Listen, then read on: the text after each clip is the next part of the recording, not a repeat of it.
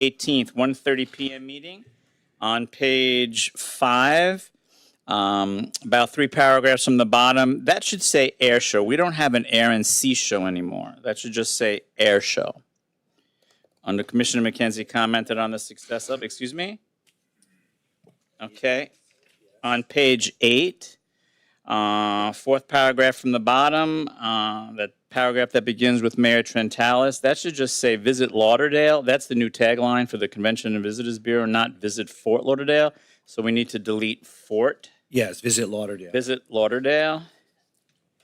And on page 12, 2nd paragraph from the bottom, 4th line down, it should say the working group's goal is to involve as many county municipalities. Just have to add the word is.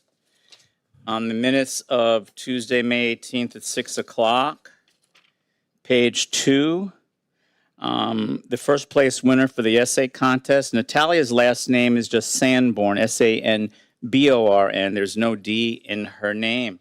And that's it for me, and I'll move the amended minutes. Second. Second. Okay, so the agenda as amended, the agenda and the minutes as amended have been moved and seconded. Please call the roll. Commissioner McKenzie, not present. Commissioner Sorensen? Yes. Vice Mayor Moritas, not present. Commissioner Glassman? Yes. Mayor Trentalis? Yes, and the minutes as amended and the agenda are now approved.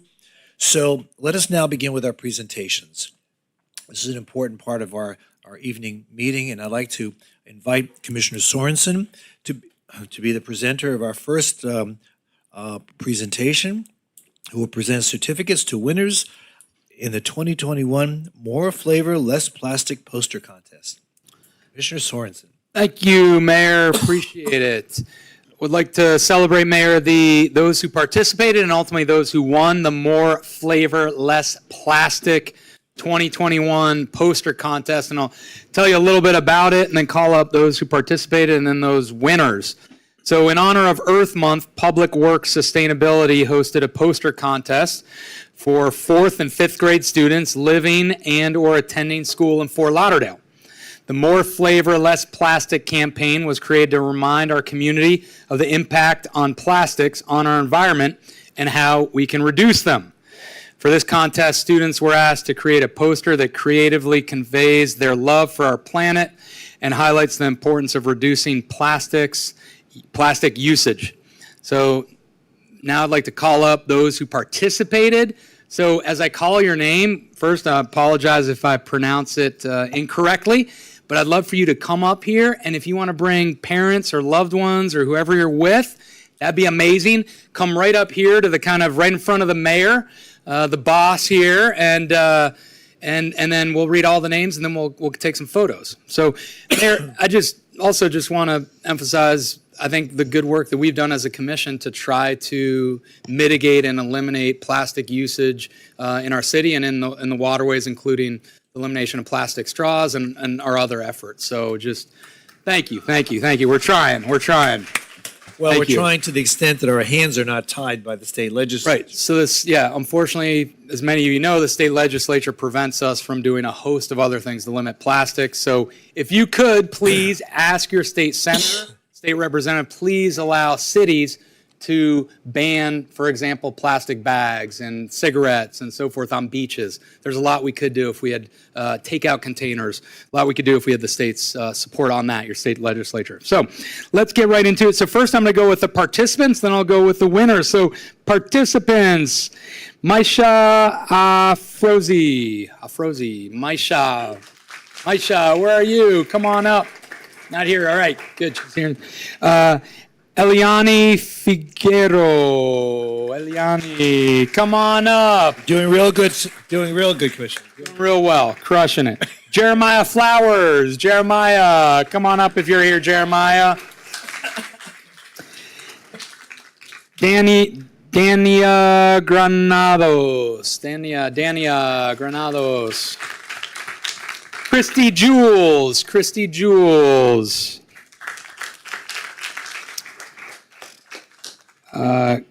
Kamya Kelly, Kamya here, Kamya. Say it again. Kamaya? Kamaya, thank you. Kamaya, I apologize. Kayla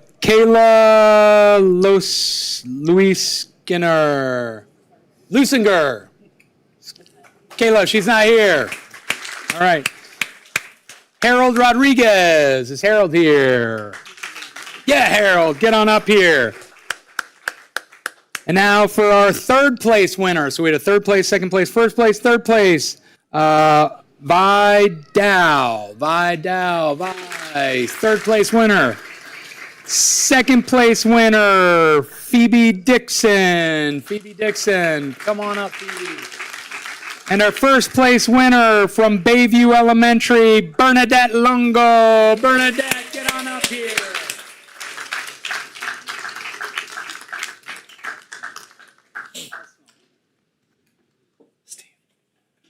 Come on up here, and you know what? I'm going to hand out the certificates.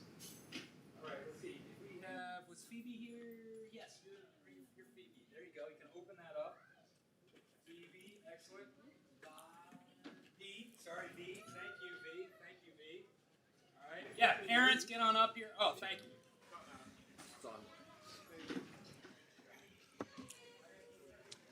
What's your name? Kamaya. Kamaya.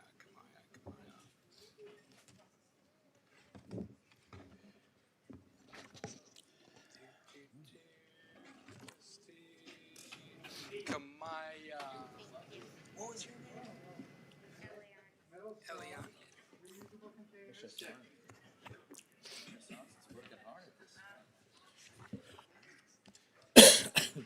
We're getting there, Mayor. Half hour more. I'll be ready. I'm a little slow. It's been a while. Awesome. Tell me your first name again. Harold. That's right. Harold. Come on.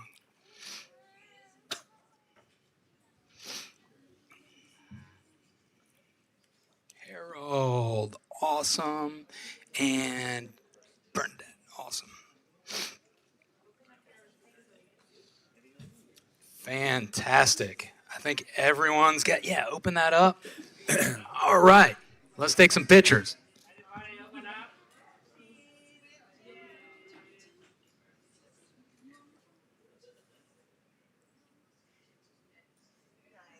Awesome. Thank you all.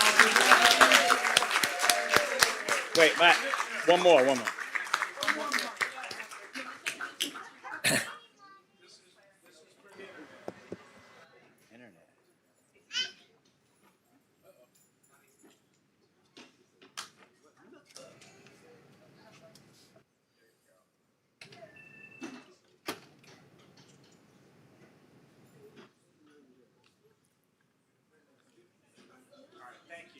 Thank you all. Thank you.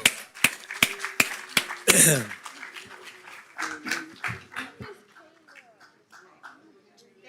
you. You're welcome. Thank you. Thank you for being here. How you doing, beautiful? How you guys doing? Good? So our next presentation, I will have the honor of welcoming the following people regarding a proclamation that we will be presenting tonight regarding the Pinecrest boys basketball team. So I'd ask if the following people can stand down in front of the dais: Dr. Dana Markham, Jeff Johnson, Joseph Walters, Isaac Smith, Essie Hollis, James Bartholomew, and then the team members: Ben Brodsky, Eros Carpio, Luke Fatovic, Leo Galoni, Amen Thompson, and Auser Thompson. Jonathan Williams is not on here? Oh, Jonathan Williams, come on down.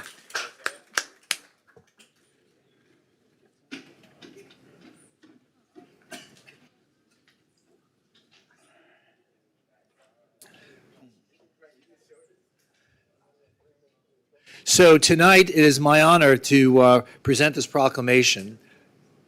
Do you want me to do it up there? Is this mic? It's on? Okay. Excuse me. To present this proclamation in recognition of Pinecrest School's boys basketball team, Class 4A state champions, right? Congratulations. Whereas Pinecrest School was founded in 1934 by Dr. May McMillan with a vision to foster academic excellence, athletic achievement, and cultural appreciation.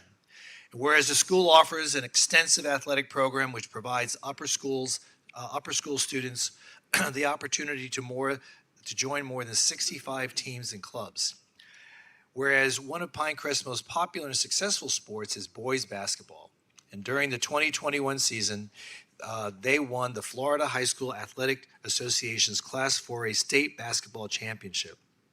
The team's character, tenacity, and school spirit were evident throughout the Panthers' nearly flawless season. And during an exhilarating game that went into double overtime, Pinecrest defeated Santa Fe High School with a score of 90-83, earning their fourth state championship in Pinecrest history. And finally, the city of Fort Lauderdale is proud to recognize the Pinecrest boys basketball team, their athletic director, Jeff Johnson, head coach Isaac Smith, assistant coach Essie Hollis, and assistant coach James Bartholomew, as well as every member of the team, obviously. We, therefore, as the city commissioners of the city of Fort Lauderdale, Florida, do hereby proclaim today, June 1st, as Pinecrest Panthers Boys Basketball Team Day. Yes, all day. All day. Here in the city of Fort Lauderdale, and encourage all neighbors to join us in congratulating Dr. Dana Markham, president of Pinecrest School, and the Panthers boys basketball team on winning the Class 4A state championship. Signed June 1st, 2021 by myself, Dean Trantalis, mayor of our city. Congratulations. Who wants to say a few words? Who's the spokesman for the team? They're all pointing. Mr. Johnson, here you go. Okay, you getting all that? Mr. Mayor and the City Council and everyone here, thank you so much. On behalf of President Dr. Dana Markham and Upper School Head Mr. Joseph Walters and our basketball team in the athletic department, we cannot thank everyone enough for their tremendous support throughout the course of the year. But I will say it ultimately comes down to our tremendous student athletes. We have tremendous student athletes at Pinecrest, and they are exactly that, students before athletes. So if we do things the right way and we win a few games, we get to come to this presentation, and we thank you very much for that. So thank you.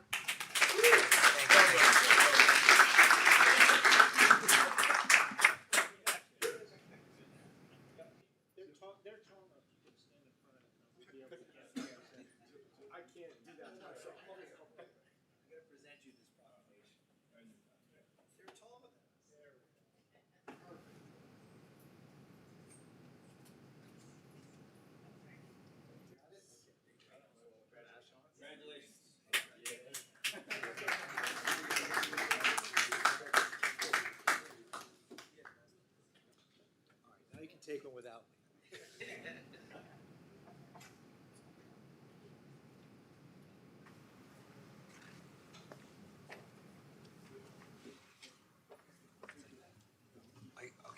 I got another presentation.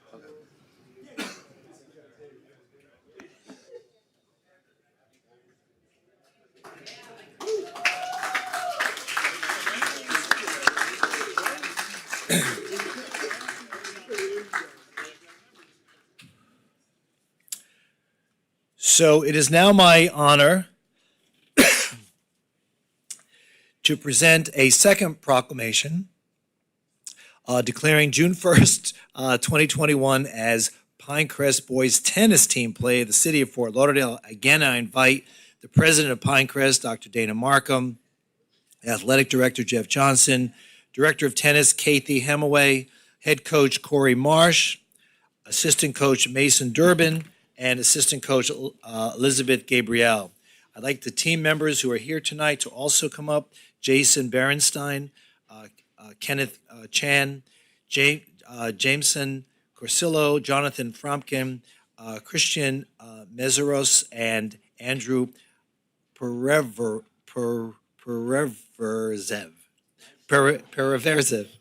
Sorry.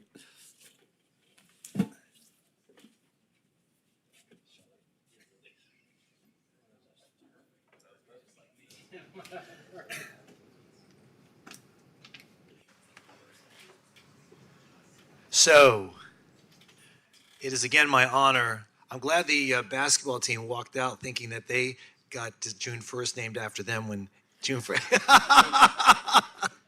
Because they're going to share today with you, okay?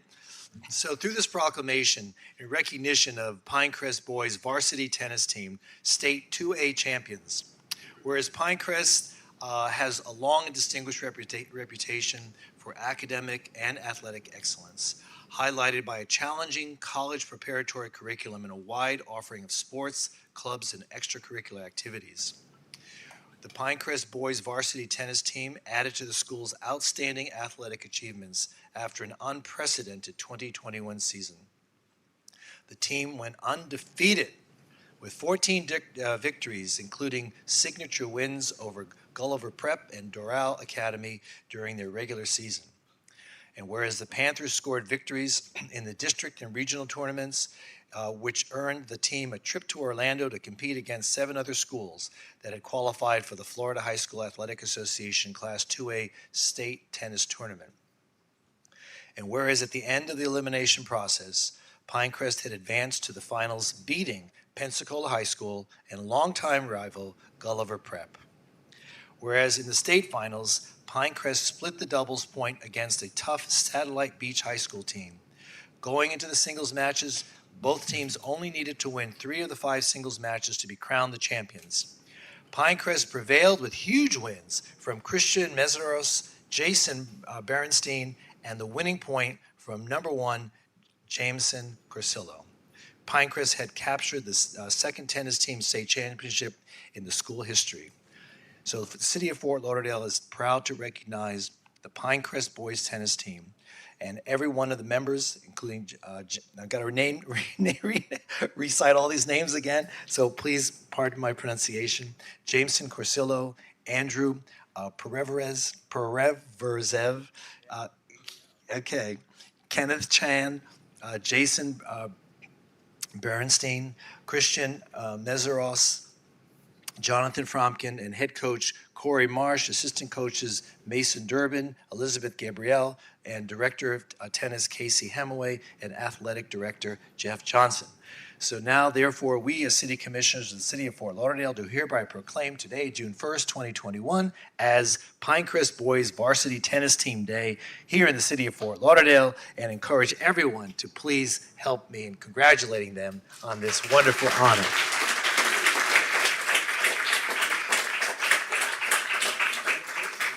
Dr. Dana Markham. Please accept this on our behalf. Would you like to say a few words? Actually, I'd like to pass it to our Coach of the Year. Thank you. Well, first off, thank you for having us here today. We appreciate it, of course, quite the honor. Corey Marsh, head coach.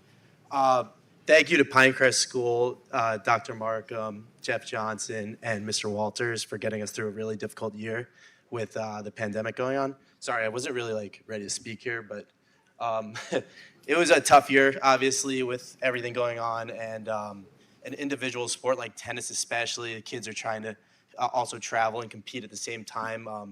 Everyone kind of had to take that individual mindset and turn it into a team mindset for 2.5 months, and that's what we asked of them, and they really delivered. So thank you, boys, for a season we'll always remember, and these guys deserve all the credit and a big round of applause because they had an unbelievable season. Thank you. Well, thank you. You make us all very proud. Tennis is my game also. It's the only thing. And so I really appreciate the rigors you have to go through in order to win. So congratulations. So why don't you come out here in the center? Don't be shy.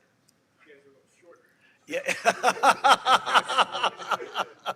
Yeah, right?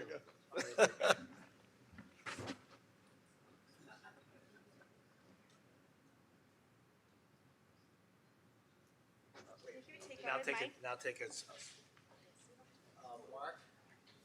I'll take a shot just over to you. Sure.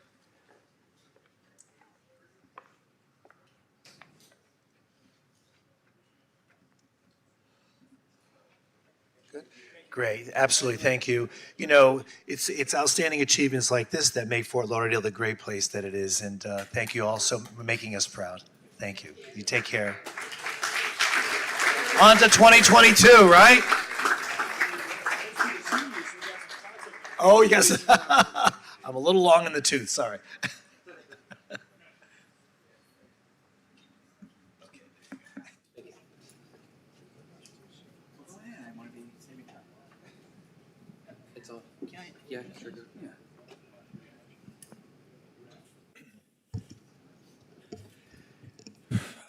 Our next presentation is my honor to recognize Commissioner Glassman, who will present a proclamation declaring 2021 as Pride Month in the city of Fort Lauderdale.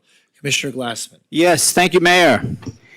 Before I begin, I'd like to call up to the well, please, from Pride Fort Lauderdale, Mike Martorell, Kevin Clevenger, Sean Palacios, Sean Manning, Ashley and Morgan Mayfair. You'll see how, unlike my colleagues, I practice the names first before we go. Mayfair is really difficult. Well, I'm just saying, Mayor. I'm just saying. You just can look at it a little bit before, a little rehearsal.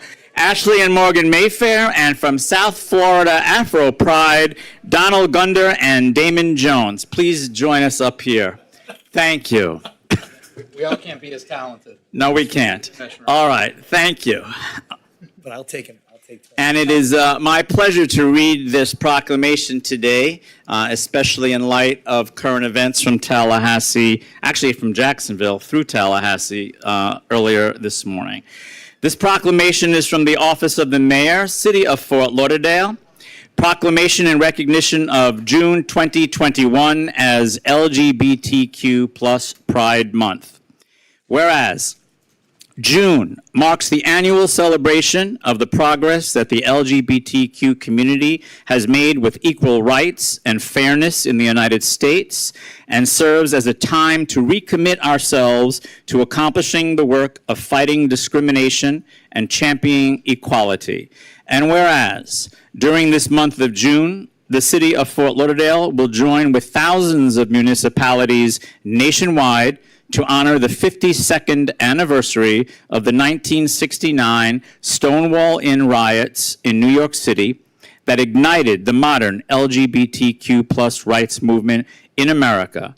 And whereas this year also recognizes the 44th anniversary of the first Pride commemoration in South Florida, which occurred in 1977 to celebrate the lost fight to repeal a Miami-Dade County ordinance protecting members of the LGBTQ plus community from discrimination. And whereas Greater Fort Lauderdale is privileged to be home to three of the world's historic LGBTQ plus institutions: the World AIDS Museum, the only museum in existence dedicated to telling the story of the disease; the Stonewall National Museum and Archives, the largest LGBTQ plus circulating library in the United States; and the Sunshine Cathedral, one of America's largest metropolitan community church congregations.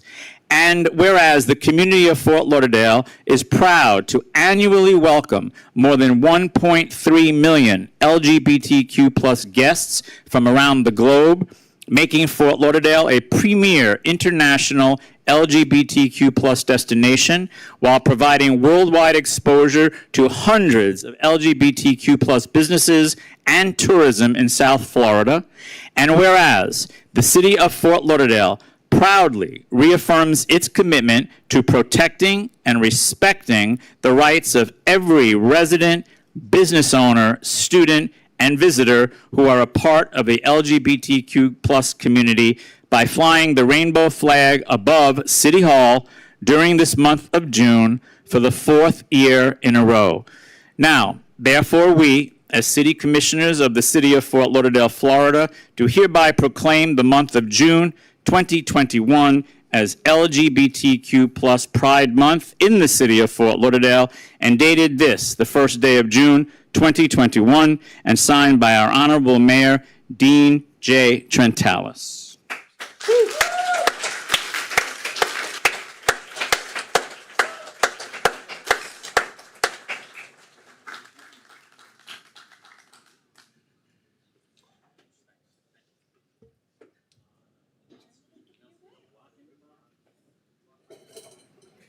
Blocking me.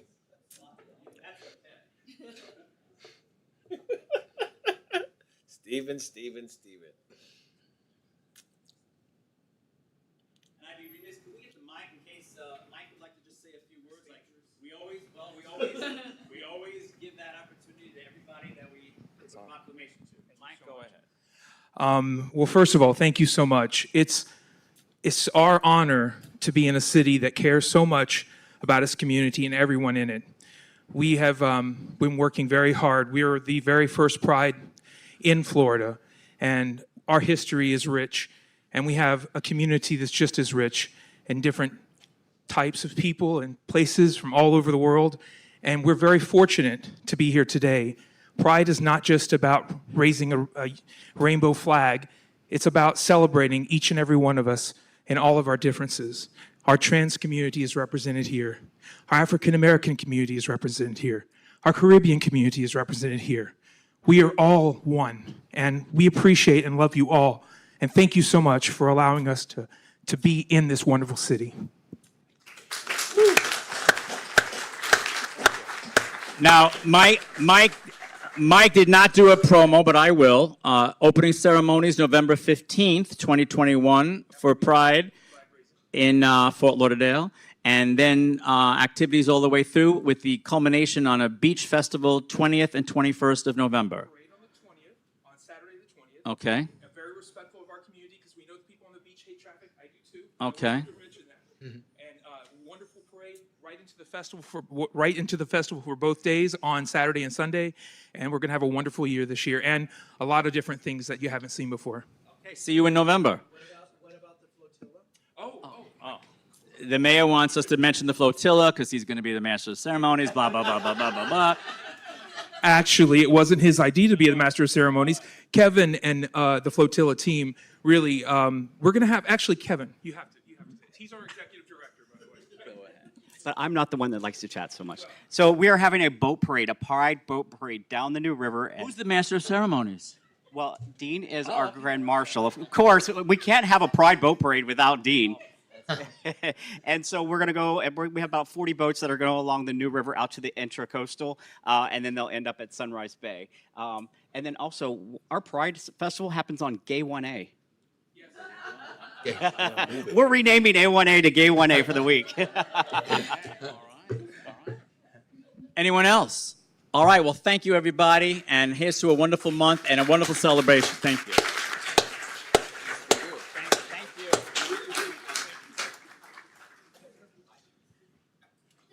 All right, take care.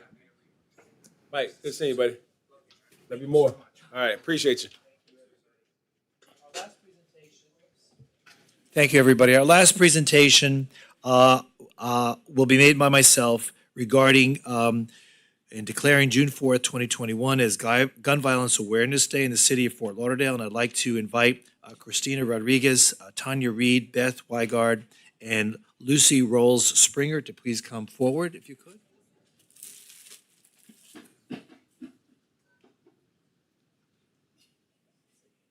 How are ya? Thank you. You got it? Not a problem. We'll put this on right now. Teamwork makes the dream work. Oh. So you'll notice that we're wearing orange, which is Gun Violence Awareness Month and color. So we ask you all to remember this month as important as it is. And as a result of this, we are presenting a proclamation tonight from the Office of the Mayor of the City of Fort Lauderdale. This proclamation in recognition of National Gun Violence Awareness Day, June 4th, 2021. Whereas in the U.S., 100 Americans are killed by gun violence every single day on the average. And there are nearly 13,000 gun homicides every year and 100,000 gun injuries annually. And whereas firearms are the second leading cause of death for American children and teens, and access to guns increase the risk of death by suicide by almost 300%. And whereas to honor those whose lives were taken by gun violence and the countless survivors who are injured by shootings every day, a national coalition led by Moms Demand Action and numerous partner organizations and supporters have designated the first Friday in June as the 7th National Gun Violence Awareness Day.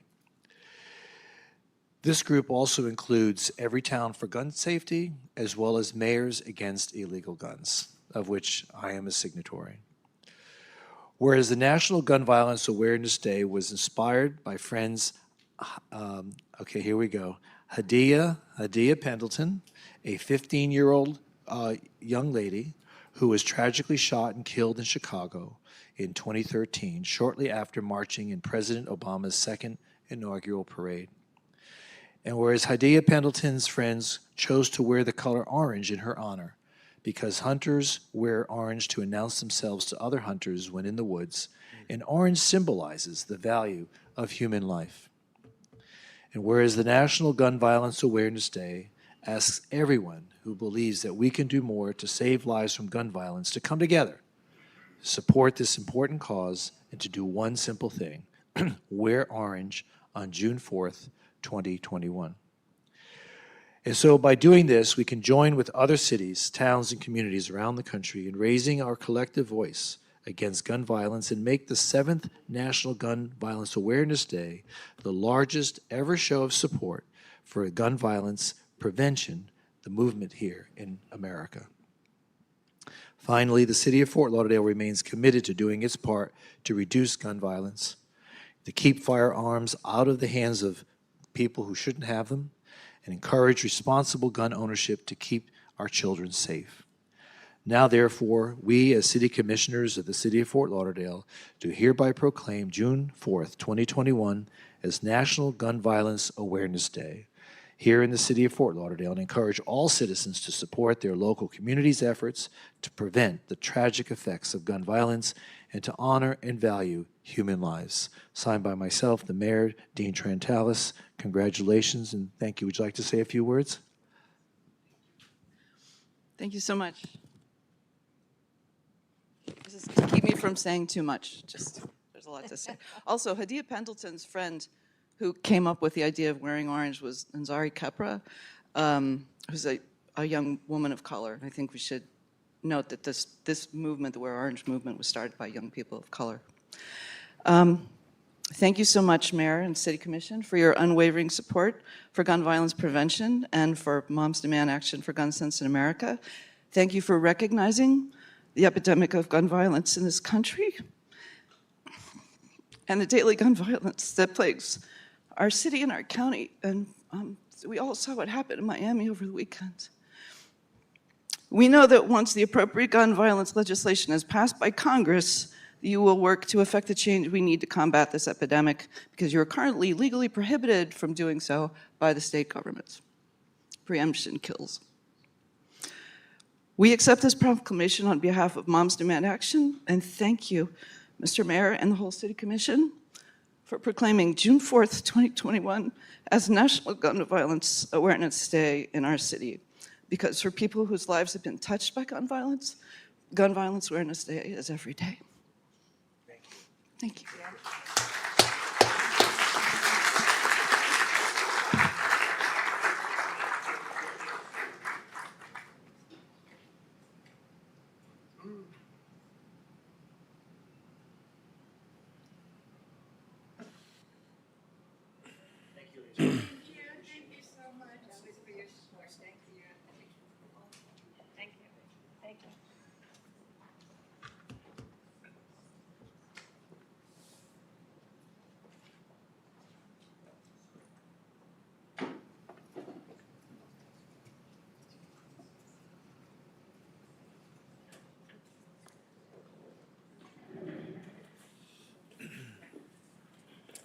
Okay, thank you all for your patience.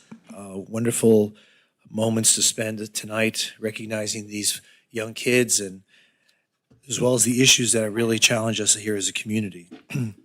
As I had indicated earlier, we will now proceed with the agenda, and I will ask any member of the commission if they have any items from the consent agenda list that they would like pulled. So Commissioner Glassman? Actually, Mayor, I did see Vice Mayor Moritas on the screen. I know you like to start with her, but I think Is she's she with on the us screen? now. Oh, think I didn't she's see with her. us now. Okay, all right. Can I hear you? Yes. Okay, great. Hi, Commissioner Moritas, Vice Mayor. Do you have any items you'd like to pull from the agenda tonight? I do not have any items, thank you, Mayor. Okay, great. Welcome.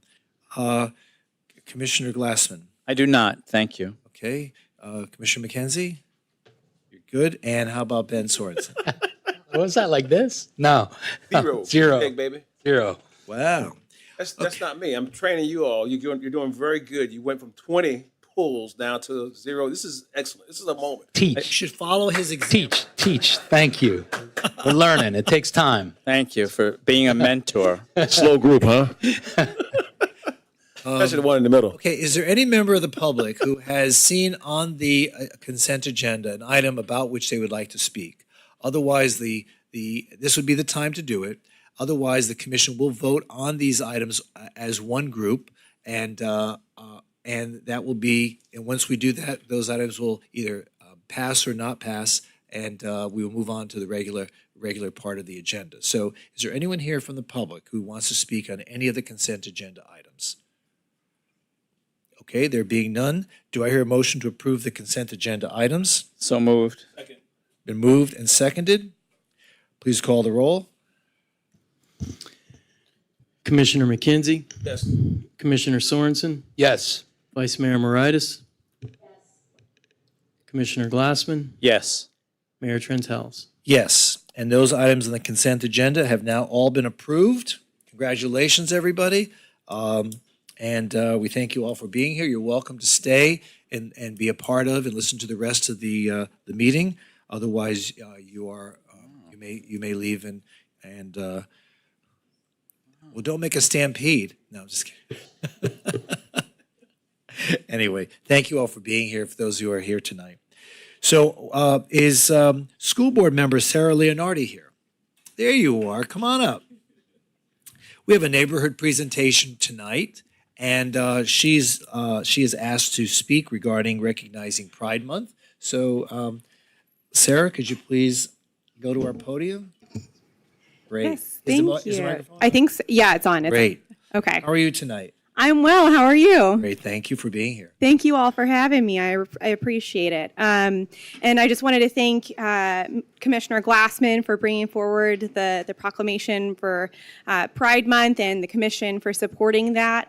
The city of Fort Lauderdale has really been a leader in Broward County and in the state when it comes to standing with our LGBTQ community.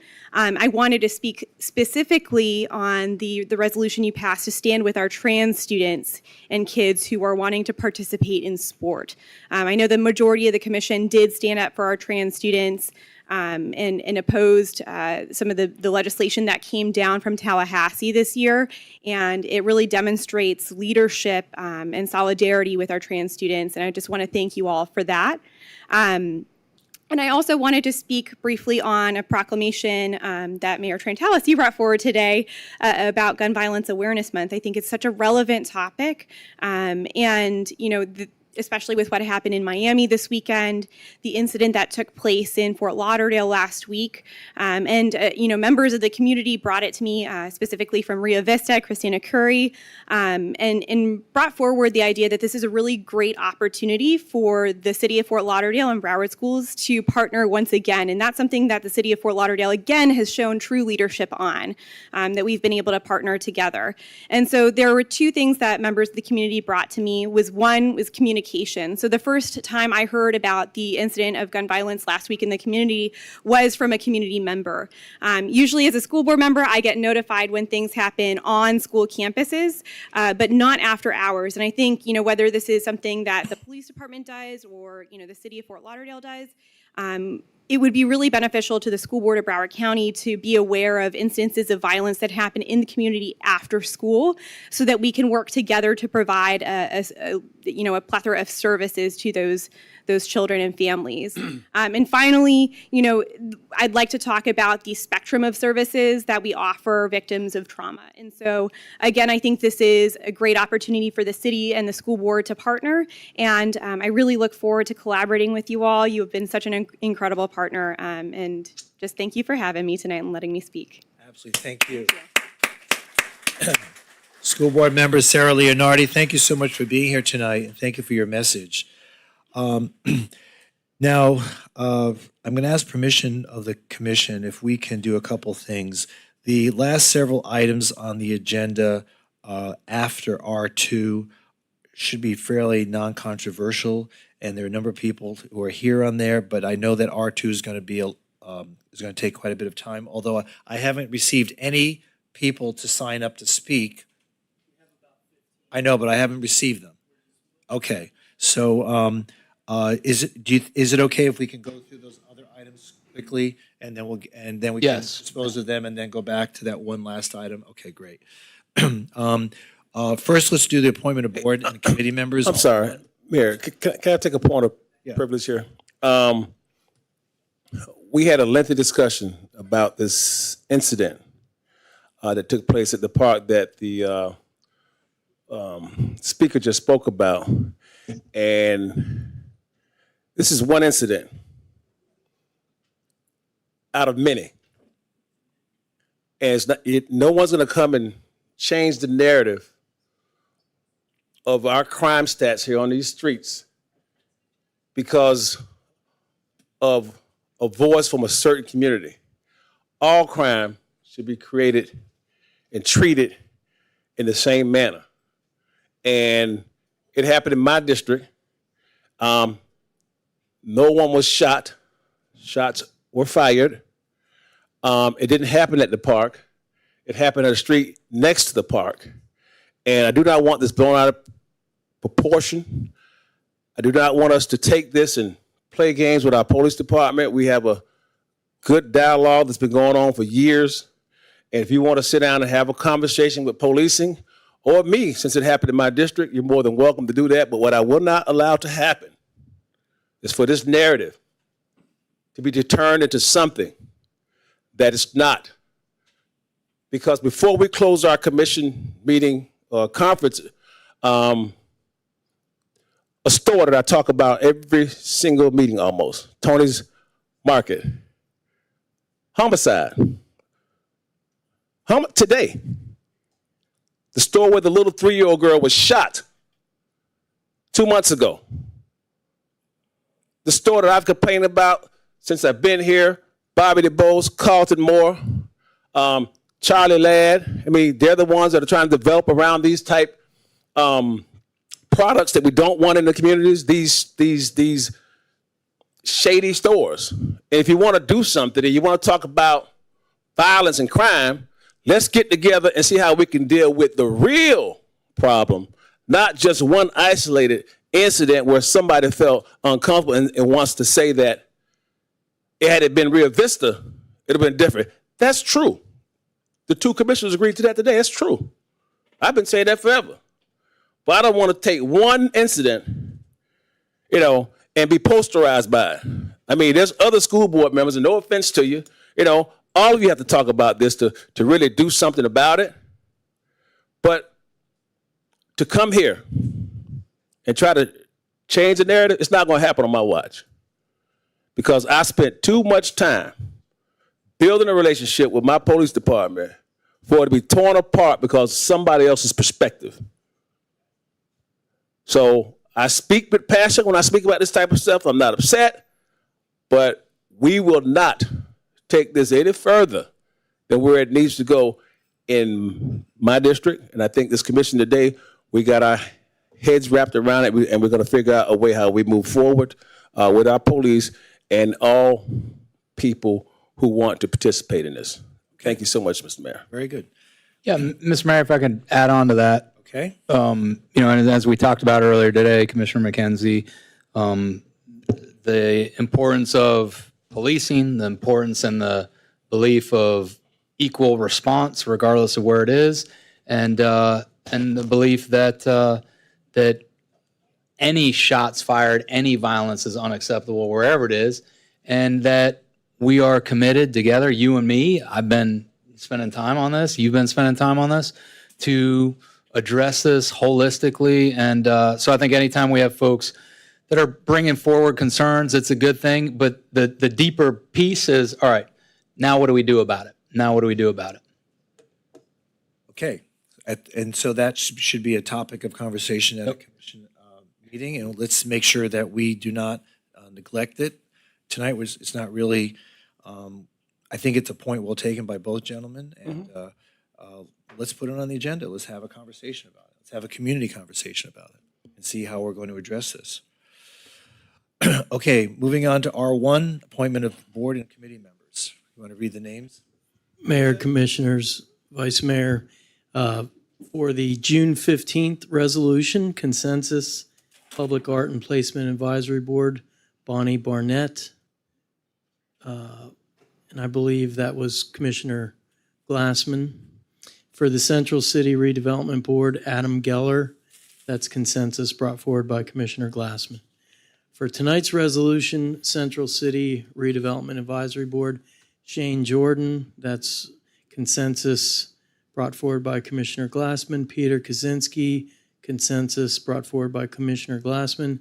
Citizens Police Review Board, all three of these appointments are appointed by the Chief of Police. Officers Sabrina Byer, Sergeant Bernard Beck Osteen, and Lieutenant Avery Figueras.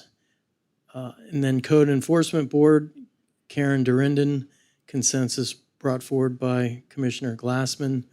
Education Advisory Board, Rochelle Coetzee, brought forward by Commissioner Glassman. And Public Art and Placement Advisory Board, Robin Vegas, consensus brought forward by Commissioner Sorensen. And that rounds it out, Mayor. Okay, great. Would someone like to introduce the resolution?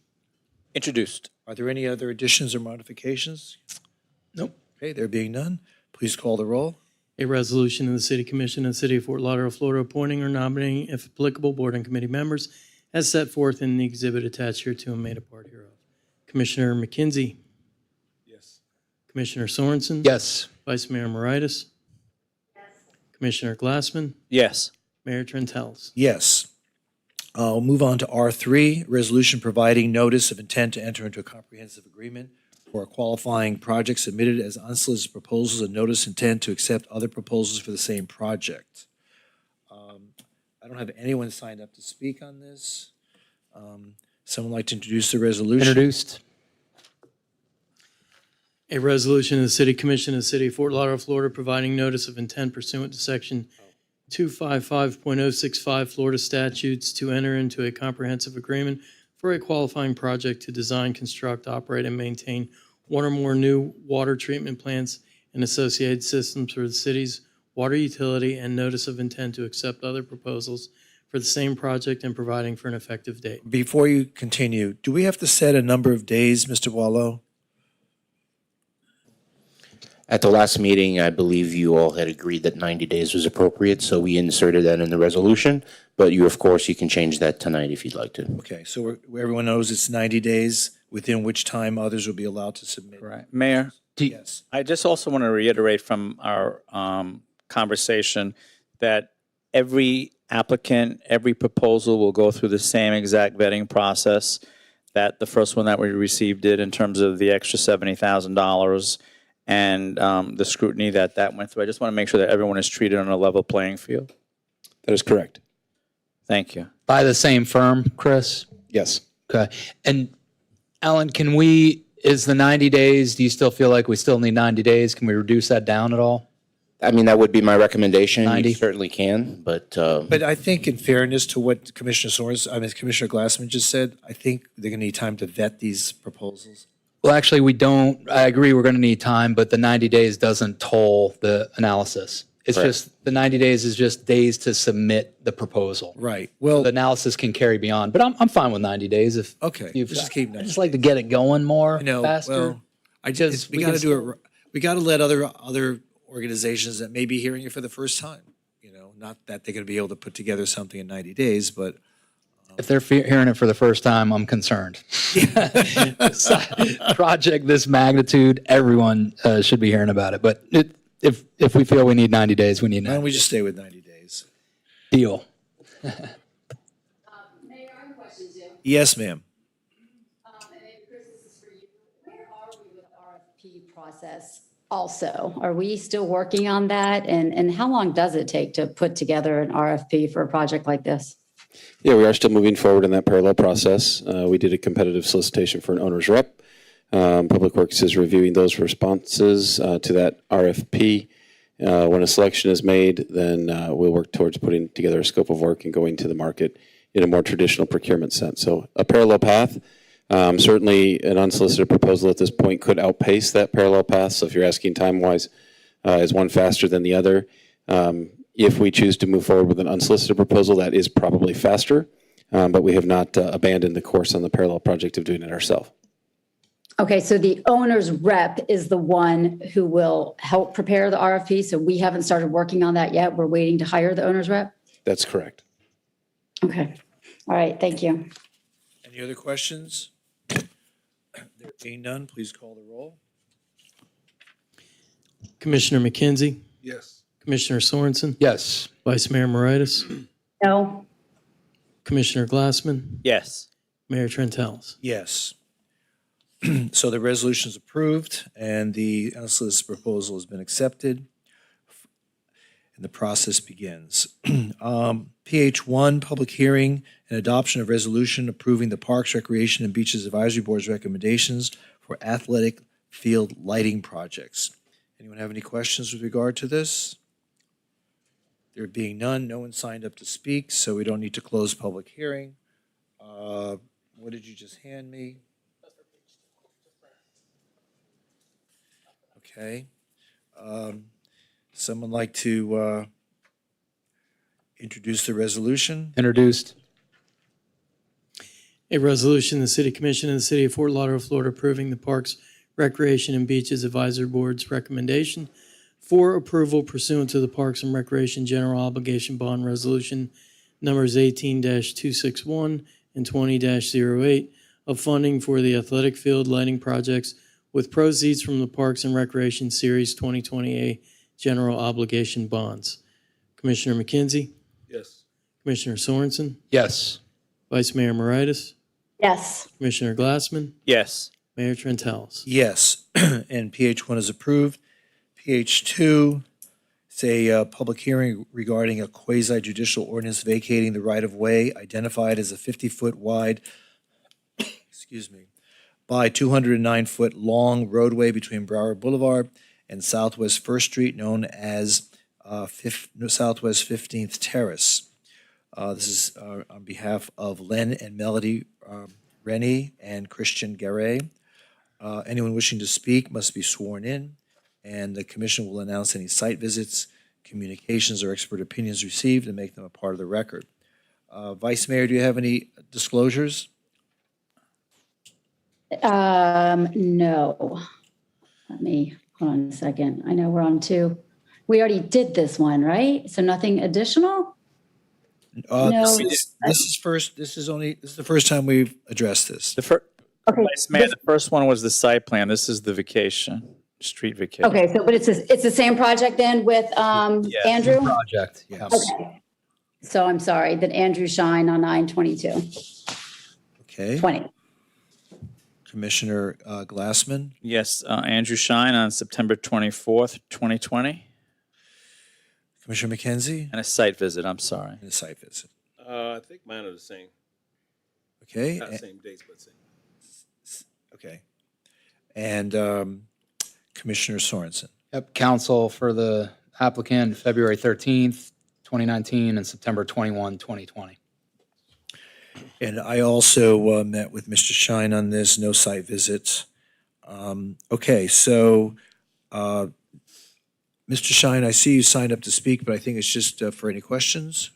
Okay. Anyone else wishing to speak on this item? And Mayor, I did just have a question when, Well, let's close public hearing first. move to close public hearing? Do I hear a second? Moved and seconded. Please call the roll. Commissioner McKenzie? Yes. Commissioner Sorensen? Yes. Vice Mayor Moritas? Yes. Commissioner Glassman? Yes. Mayor Trentalis? Yes. Public hearing is now closed. Someone like to introduce the ordinance? Introduced. You have a question? I do, thanks. Andrew, just two questions briefly. I did notice a letter that was, I requested, it was not in the backup from the Sailboat Bend Civic Association, and it did address the actual site plan, which this commission took up previously, but there was nothing specifically addressing the street vacation. So I just wanted to make sure that that was part of the discussion with the neighborhood association. Also, I think you're aware of it, but that letter that we did have on file was not signed. So that's always a good thing to just have it signed. But I just wanted to find out if the vacation, which is in front of us this evening, was actually a part of that discussion with the neighborhood. Yes. Good evening, Commissioner Glassman, Mayor, the rest of the commissioners. Andrew Shine with Lockery and Chakas representing the applicants. Yes, not only the vacation, but the rezoning and the site plan was all discussed. We had also discussed the Historic Preservation Board hearings that we were going to have for this project. As to why it's not signed, I'm not sure if Sailboat Bend Civic Association had signed their support letters in the back, but it was addressed by their president, yes. Okay, thank you. Just want to make sure they were also involved with the vacation of the street. Thanks. I'm good, Mayor. Thank you. Okay, so the ordinance has been introduced. Any further questions of Mr. Shine? There being none, please call the roll. An ordinance vacating a portion of Southwest 15th Terrace, line adjacent to Blocks 1 and 6, amended plat of River Highlands according to the plat thereof as recorded in Plat Book 15, page 69 of the Public Records of Broward County, Florida, located south of Broward Boulevard, north of Southwest 1st Street, west of Southwest 14th Avenue, and east of the North Fork New River, all said land situate, line, and being in the city of Fort Lauderdale, Broward County, Florida. Commissioner McKenzie? Yes. Commissioner Sorensen? Yes. Vice Mayor Moritas? Yes. Commissioner Glassman? Yes. Mayor Trentalis? Yes, and the the ordinance is now approved. OSR 1 is an ordinance on second reading, quasi-judicial ordinance approving a rezoning from residential multifamily low-rise, medium, high-density district, RML 25, district to community business, CB district with .227 acres of commercial flex allocation and conditional use for marina sales and service facility. Anyone wishing to speak must be sworn in, and the commission will announce any site visits, communications, or expert opinions received and make them a part of the record. Vice Mayor, do you have any additional disclosures? No. No. Commissioner Glassman? Nothing additional. Commissioner McKenzie? None, sir. Commissioner Sorensen? None. And none for myself. No one has signed up to speak, so, excuse me, one person did sign up to speak. Mr. Shine? But you're just here to answer questions, right? Okay. Well, I guess because he did sign up to speak, we have to close public hearing. Someone move to close public hearing. Moved. Second. Moved and seconded. Please call the roll. Commissioner McKenzie? Yes. Commissioner Sorensen? Yes. Vice Mayor Moritas? Yes. Commissioner Glassman? Yes. Mayor Trentalis? Yes, and public hearing is now closed. Would someone like to introduce the ordinance? Introduced. An ordinance amending section 47-1.6.b of the City of Fort Lauderdale, Florida Unified Land Development Regulations through the revision of the official zoning map of the City of Fort Lauderdale and Schedule A revised compilation attached thereto and by a reference made a part thereof so as to rezone from RML-25 residential low-rise multifamily medium high-density district to CB community business district through the allocation of commercial flexibility Lot 4, Block 1, and a portion of the west half of Southwest 15 Terrace, adjacent to said Lot 4, River Highlands, according to the plat thereof recorded in Plat Book 15, page 69 of the Public Records of Broward County, Florida, and approving an associated site plan located south of Broward Boulevard, north of Southwest 1st Street, west of Southwest 14th Avenue, and east of the North Fork New River, all said land situate, lying, and being in the city of Fort Lauderdale, Broward County, Florida. Commissioner McKenzie? Yes. Commissioner Sorensen? Yes. Vice Mayor Moritas? Yes. Commissioner Glassman, Yes. Mayor Trentalis. Yes. And the ordinance is now approved on second reading. Congratulations. Okay, heading back to R2, a resolution accepting the Las Olas Boulevard Vision Plan. Before we begin, I assume there's going to be a presentation by city staff. But before we begin, I've been looking through the the people that signed up, and I was also sent an email today from Mary Fertig, and indicating that there were several people from a group from her neighborhood that wanted to speak also, none of whom are in this pile. So are there more? Okay.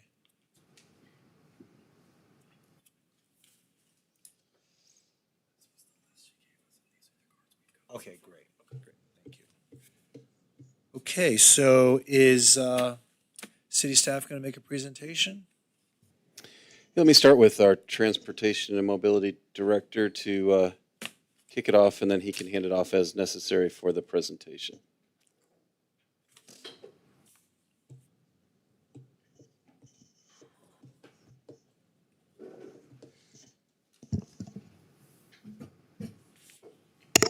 First of all, before we begin, I know that this presentation tonight was preceded by at least 2 years' worth of public engagement. We had a consultant, and two of our commissioners spent a lot of time on this. I want to thank everybody who participated in this. I know it was a long and often arduous process, and I'm not sure what we're going to be able to decide tonight, but whatever we decide tonight, I know that it was not done without a lot of community input, and I want to thank the commissioners for all the efforts you guys put into this. And we all know that ultimately we're all looking out for the best interests of our city, the best interests of each of our communities, and trying to make Fort Lauderdale even better than what we have today. So I want to thank everybody, and as we proceed with the public part of this. I know that we all understand that even though we may sometimes disagree, in the end, we all agree that we're trying to make Fort Lauderdale a better place to live. So thank you, and Ben, please proceed. Good evening, Mayor and Commissioner. Ben Rogers, Director of Transportation Mobility. Mayor, very well stated. You took all my talking points and introductory thunder. So this project stole them, by the way, from me. So this project did start, 18 months ago for the formal working group, and we met on a regular basis with Commissioner Glassman and Commissioner Sorensen. During that time, we procured the Cordino Group to lead the public outreach efforts and really put together this vision plan. And what this vision plan is really the roadmap for the future. It's really so that we can make the next decisions on what's next and how we can adapt and work that in and understand that the commission supports that vision and let us move forward in either bits and pieces or in totality. One thing that has been somewhat confused or we get caught up on is that this is the construction plan or this is the design plan and that we're going to break ground tomorrow and this is it. That's not where we're at right now. This is the first step of many to come. And so with that, staff has no formal presentation as we release the documents about 7 to 10 days ago, so that way the public would have enough time to read and digest it themselves. Okay, so would you like to talk about any of the salient features, or maybe either Benjamin Sorensen or? Yeah, if I could defer to both of the commissioners, then we could bring Cordino Group up to give an overview of the plan.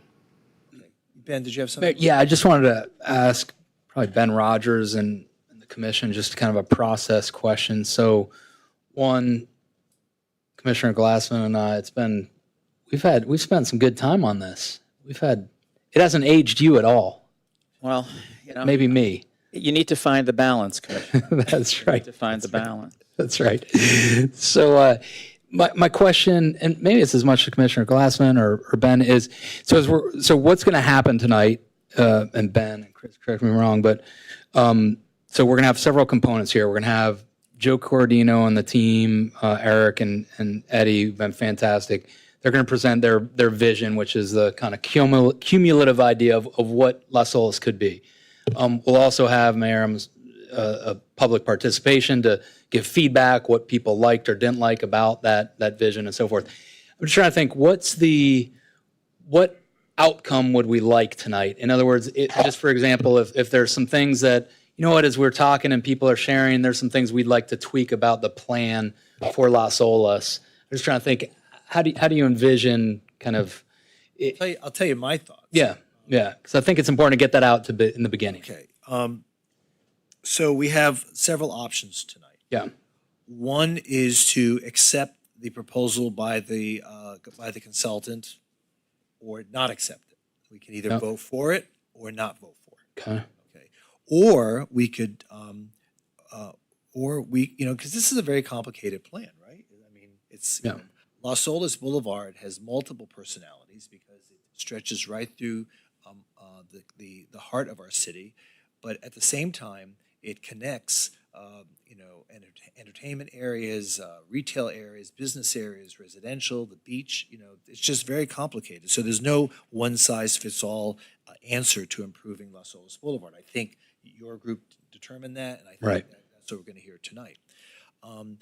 Because it's so complicated and has many moving parts, as I keep looking at this and I look at all the different design guidelines and the options and the suggestions, I hate to prejudice the end of this, but my feeling is that after we hear the public and we hear all their ideas, I would like the commission to create a workshop amongst ourselves to go in detail as to what's good, what isn't good, because I'm finding it difficult to think that we're going to be able to come up with some kind of comprehensive approval of this plan in a forum like this. It's just very cumbersome, and once we hear the public, I think we're armed with a lot of information that we can then take to a workshop and really try to isolate the areas of Las Olas, one area at a time, what's good, what's not good, and then come up with a final conclusion that I think best befits the purposes for which this working group was intended. That's one way. I mean, there are other solutions. Maybe Robert McKenzie has something else. Maybe Commissioner Glassman or the Vice Mayor may have different thoughts. But I'm finding it difficult to think that we are. I know that I'm not so talented that I can digest everything that's going to be said tonight and then say, okay, we're going to take 1, 2, 3, 8, 9, and 11, and we're going to, you may say we want 7, 12, and 15. It's going to be hard to blend all of our thoughts and our ideas, in one setting like this. But I do think tonight's exercise is really important because now, while you two had the benefit of being part of the working group, we did not, and we don't know everything that was said. And tonight we're going to hear from the public. We have about 25 people who have signed up, and so we'll see. Maybe we can agree on everything.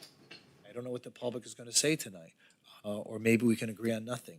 But I know that there's some really good components to this recommendation tonight. So we're not throwing the baby out with the bathwater, but I do think that there's a lot of good, and I'd like to hear from the public to see how we can fashion it into some kind of plan that maybe tonight we'll vote on one segment of it, and maybe we'll save other segments for another night. Let's just see what that makes sense. Yeah, let's just see what the public has to say, and then we can go forward. Great, I'm good with that.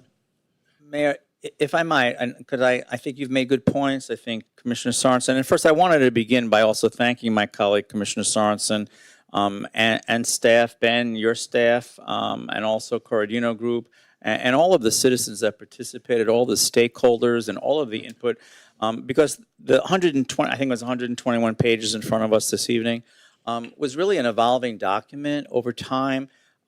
And I know, to answer your question, I myself actually have some questions, because what I found was even in this 121 pages were some things that we actually had not discussed as a working group or at a commission meeting. So I myself actually have some questions that I wanted to ask tonight as we went through this. I've tabbed them all. It shouldn't take that long, but you can do that before or after the public input. Wait till after the public presentation. No problem. Yeah. But what I wanted to say was, I wanted to reiterate what Ben Rogers just said about this being a conceptual plan. This is a conceptual plan. So even if we adopt a conceptual plan, and it might not be tonight, it could be after that workshop that you talked about, but even if at that such time that we adopt a conceptual plan, we still have to identify a funding source to actually just even hire a design group, let alone construction. So they're still identifying a funding source for a design group. Then there's still a funding source to identify for actual contractors. And each step away along the way, there's a bid process. And so this is not going to happen tomorrow.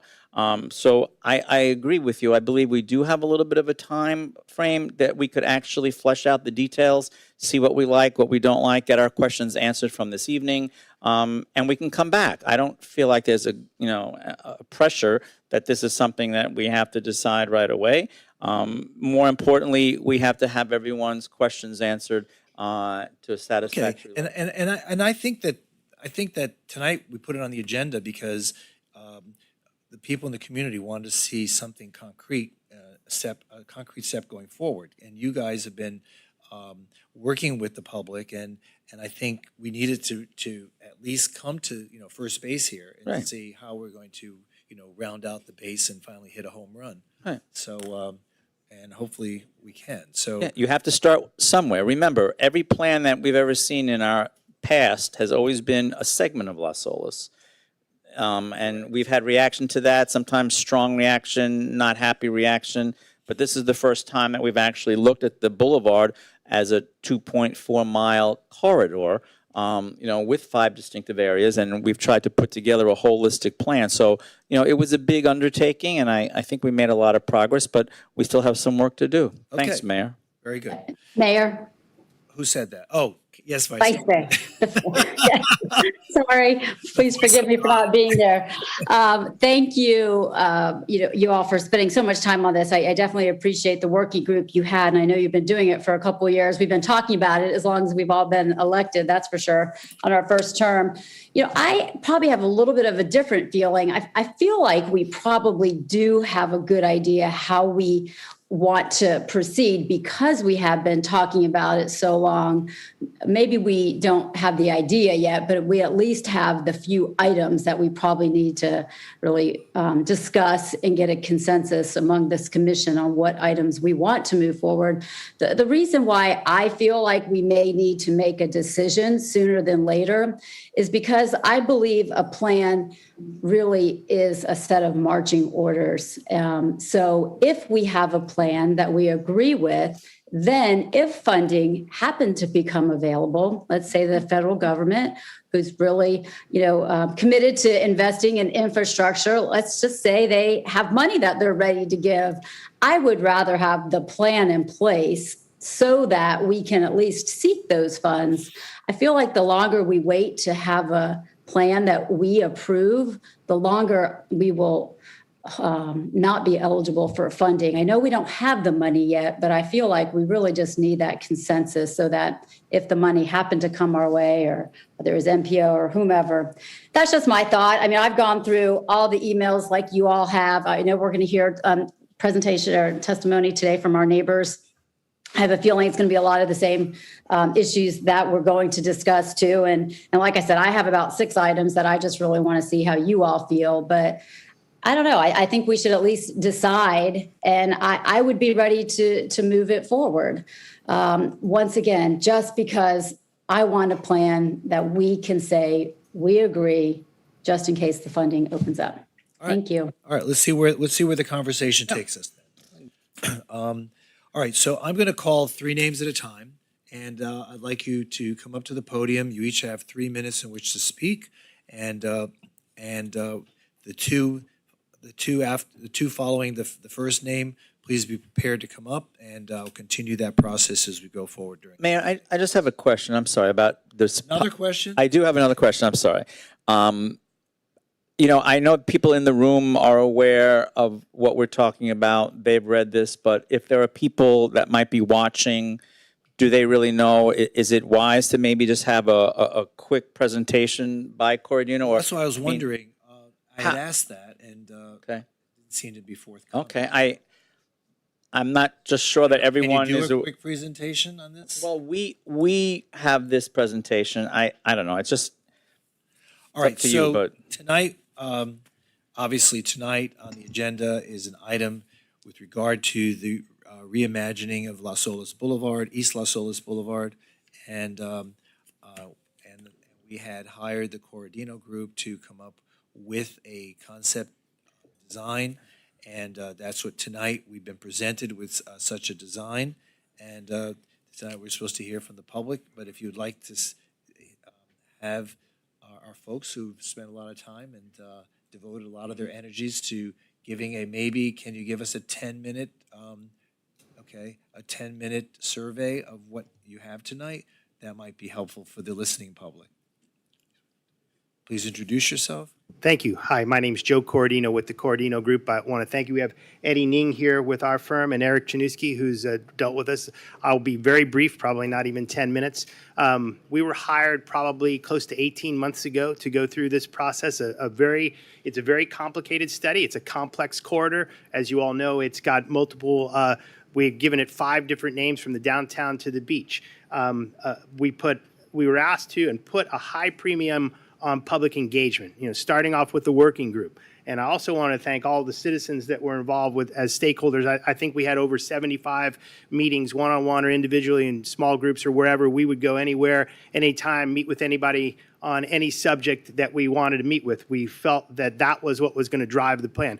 We kind of put of course, we started off, we did a lot of data collection, looked at the street for what it is in its existing condition, looked at a lot of the problems that we would have out there, and then did extensive public engagement to figure out what the neighbors wanted. And we listened, but at the same time, we had a team of designers that were thinking about the premium design for the corridor.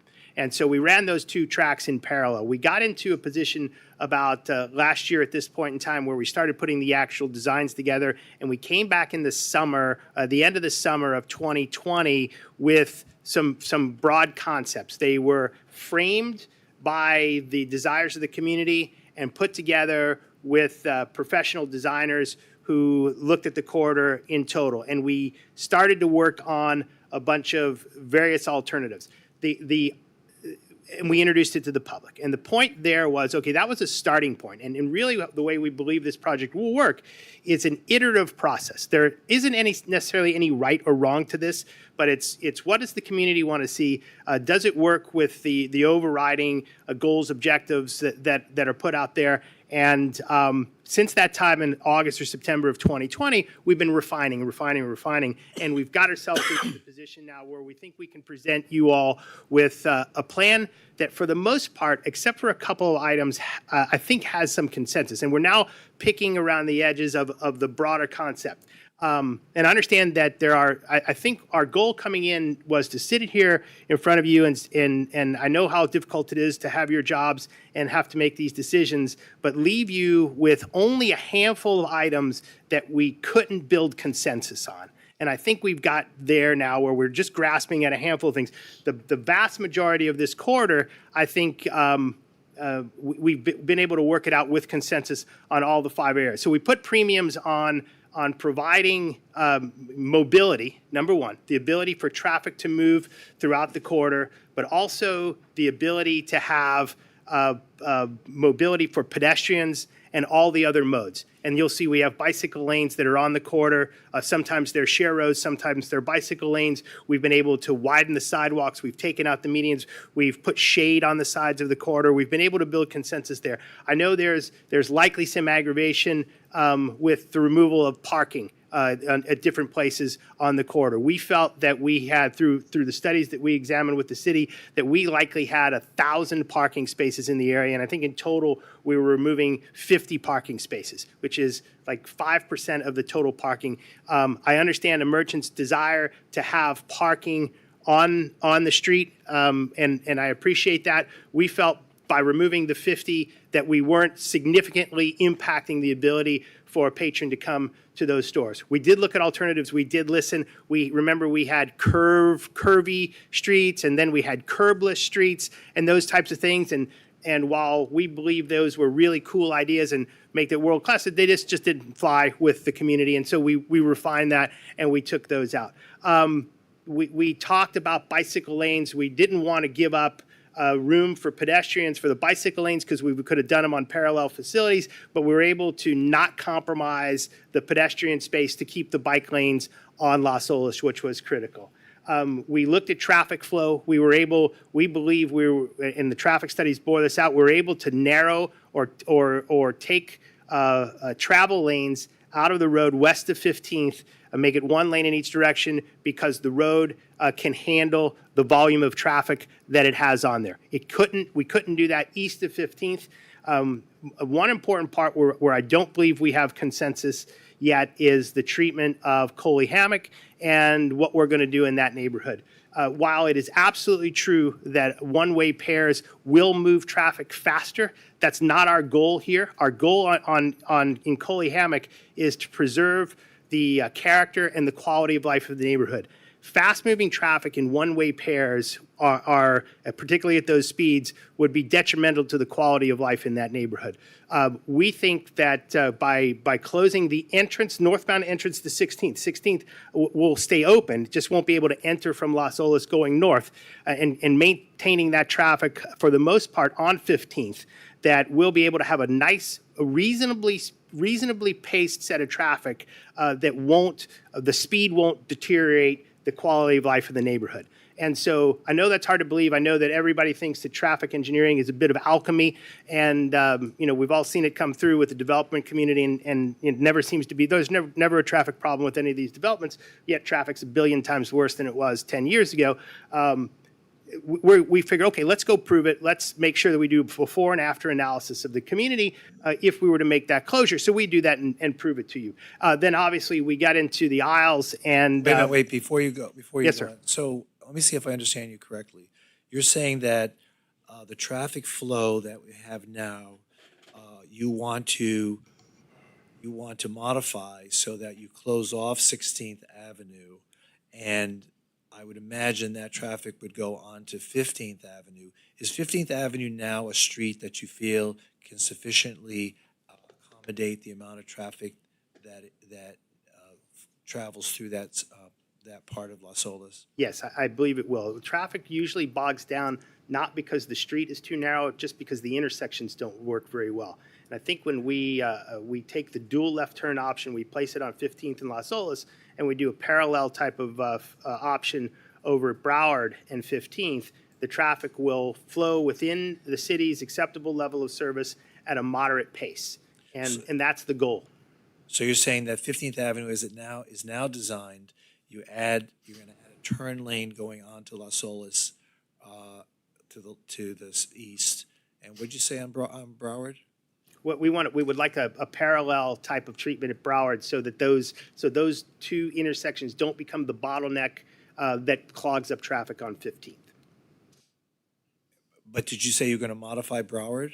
It should be modified. I think the county's working on that right now. We need to get involved and make sure that they do something that makes the traffic flow there as well. It should be modified, yes. Okay. Because that's the bottleneck to the north, right? So once you get onto 15th and go up there, if the intersection at Broward and 15th doesn't work, it will back up traffic, right? It's rarely the fact that the road is too narrow. It's usually the bottleneck at the intersections that create the problem. So we want to give it more capacity at the intersections, and it will flow.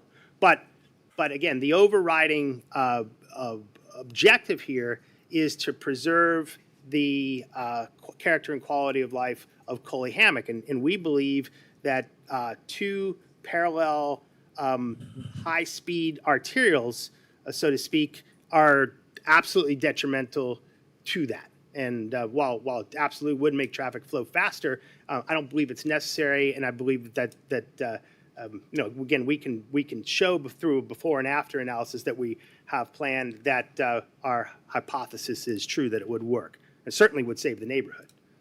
Okay. So, if you will, go back to this intersection, and I know you use fancy engineering words of what you're going to do there, but explain that to me if I was like a 2-year-old. what are you going to do there? Like, Okay. Eric, I'll start off in my best. Let me find the picture of it here so I can speak to it. Well, Chris, while Joe's doing that, walk us through. We come up with a vision for Las Olas, and there's majority on the commission at some point, hopefully soon, that hey, this is a vision we'd like. What then happens? Right. So what's on the agenda tonight? And it's intended, very intentional with the word accept versus approve or adopt. That this is being presented at the end of a study in hopes that the commission at some point will get enough questions answered that they're willing to accept this as the vision for the Las Olas corridor going forward. As Ben Rogers articulated very well, it then is an approved and accepted concept that we then move through a design phase. And the design phase will likely move into a phasing phase, and ultimately it has to be built if it's ever to be made real. And when it's to be built is when we have to close the funding gap as well. And so if you are looking at this plan tonight, and I've seen cost estimates for the entire plan's implementation north of $100 million. That's a fairly significant investment in a 5-section street in the city, a very prominent street.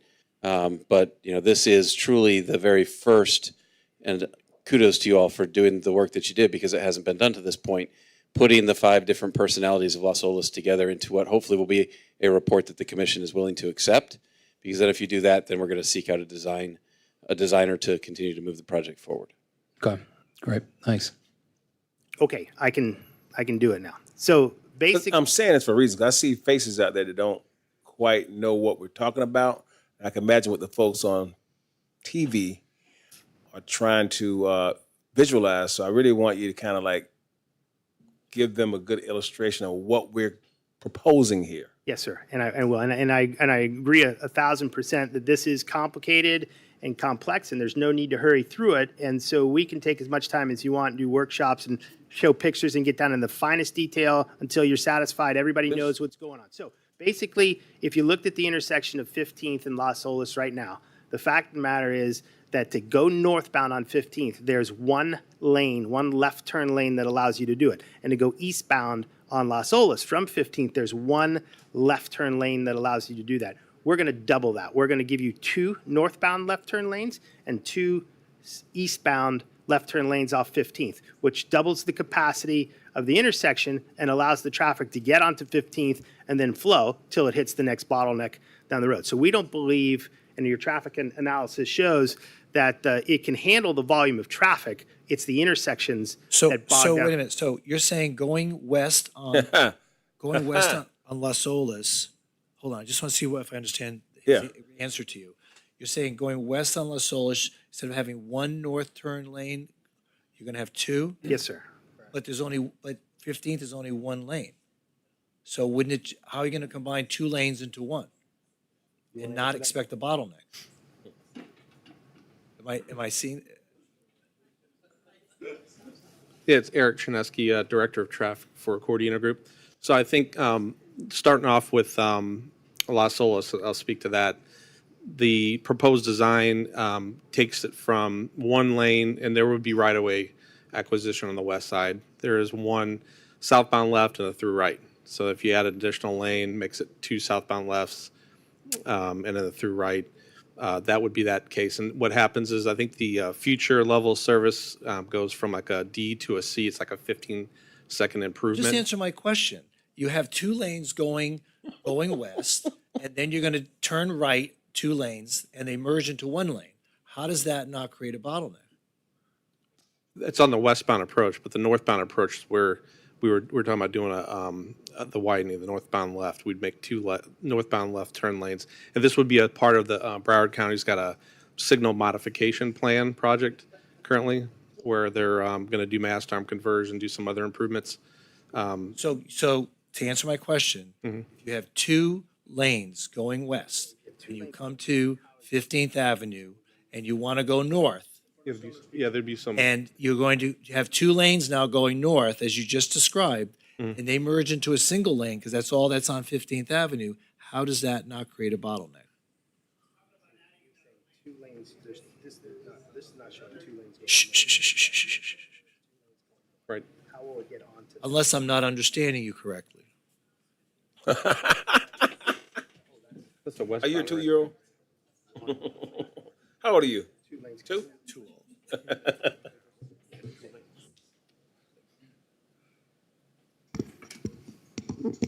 All right, so Mr. Mayor, let me see if I can understand the concern. If you're coming from the beach westbound, you come to 15th, there's a single right-hand turn. Right now, there's a single right-hand turn. That would- They're recommending a second right-hand turn. No, they're recommended a single right-hand turn lane as it is today.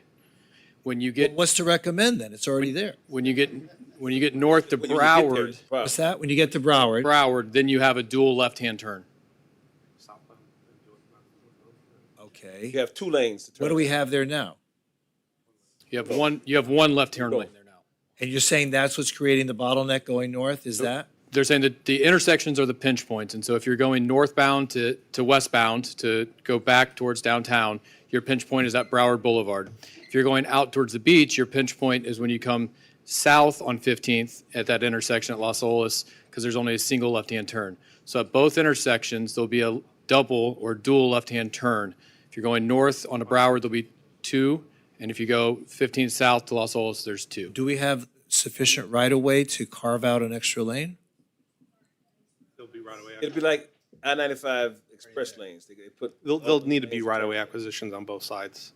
I'm sorry, I didn't hear There'll you. be right away acquisition needed for both intersections. Just to clarify, So we have to buy. so we dual have to- southbound left and then dual northbound left is what I So- was talking about on 15th, not on Las Olas. So when you say buy right-of-way acquisition, that means we got to buy the sidewalk? Yes, sir. Yes, sir. We have to take, we need space on the road to do that. But gentlemen, I've traveled there a couple of times since I've lived here, okay? There is no land there. Those houses come right up against the sidewalk, and you'll completely eliminate the sidewalk. And I know the people that live there, and they're much richer than you or I, and they're certainly not going to allow this to, you're not going to be able, are you suggesting that we condemn their property in order to take the right-of-way? No, sir. We'll be able to show you, I guess we should show you a graphic of the exact land that would need to be taken to accommodate that. I need to Okay. pull I'm that sorry, up. I didn't mean to interrupt your presentation, but it's just, Why not? I'm not understanding this. But Okay. how many times have you heard this though? It's the first time? No, we've heard it before. Yeah. Whether someone's. But I given haven't to heard us, an answer yet. But Okay, I'm sorry. So we have to acquire right-of-way. So I am correct. There isn't sufficient right-of-way as we speak today, and we would have to widen the road by taking up the sidewalk that exists there today. Yes, sir. Mayor, and I did want to just mention also that for a long time, the original proposal that was just not accepted by everyone on the working group was a roundabout at 15th and Las Olas. And this is the, he's right. well, I want you to have the whole picture, So it went from Sure, the Butch roundabout. Samp is going to appreciate No, that. it went from the roundabout to the dual left lanes. So please understand the progression of all of that. Okay. Thank you. Thank you. I'm sorry. I didn't mean to interrupt you. That's okay. And show me. I'm just trying to, as I'm hearing this, I'm just trying to picture. But now, so what I'm thinking is correct. Then we don't have the space. We have to buy up, which I assume is going to be part of the cost of this effort, and we have to buy up enough land to widen 15th Avenue. Okay. Yes, sir. You would have to do that.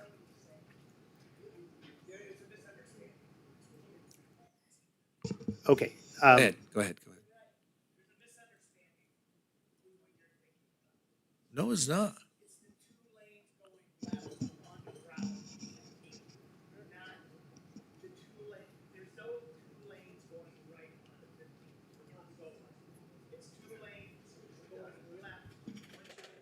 Yeah, I understand that, but there's also 2 lanes going east, coming south on 15th, that they need to acquire additional right-of-way.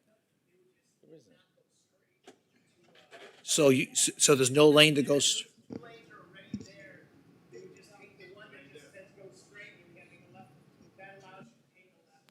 Is that correct? My analysis, I can't hear, Mayor. I can't hear the comments from the All chamber. right, you know what? Instead of my interrupting you guys, why don't I just let you make your presentation? Because it's really not clear. on one of the corners, there's 97 square feet of land that we would need to take and widen. So it's more of a corner clip that we would have to do instead of wholesale widening of the road. Again, so This is at Broward and 15th, right? this is at Las Olas and 15th. Las Olas and 15th. Okay. South, northeast.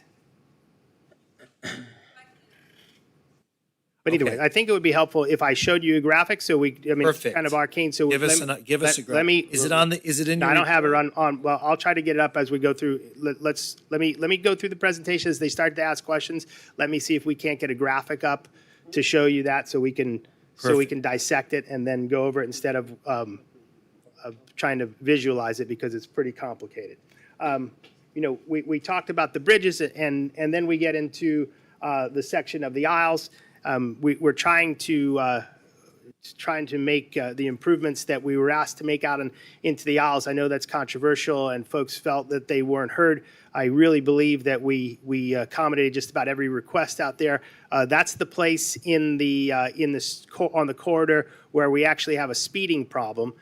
And so what we tried to do was mitigate that speeding problem with a little bit of traffic calming, and that traffic calming was done primarily through a lane narrowing. We narrowed one lane, I think it was down to 10 feet, one of the inside lanes there. That would do it.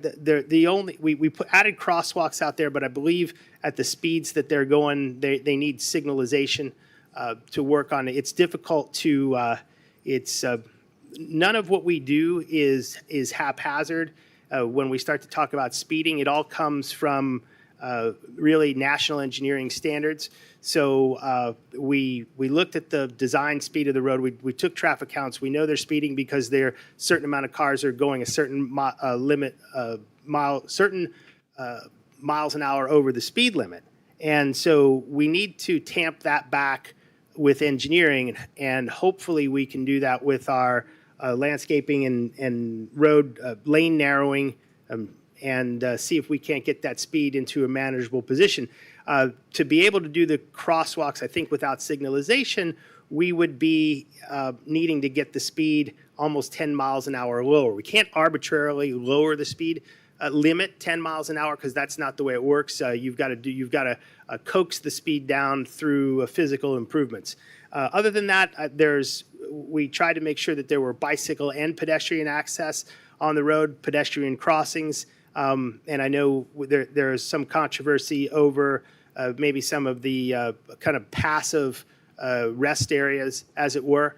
And so that's something I'm sure we'll debate tonight as well. When you say signalization, you mean like flashing lights at the crosswalks. Right. So how many crossings are you I recommending? think we have 4. 4. So you want 4 traffic lights installed along Las Olas in the residential area? Yeah, they'll be flashers, or will they be red lighters?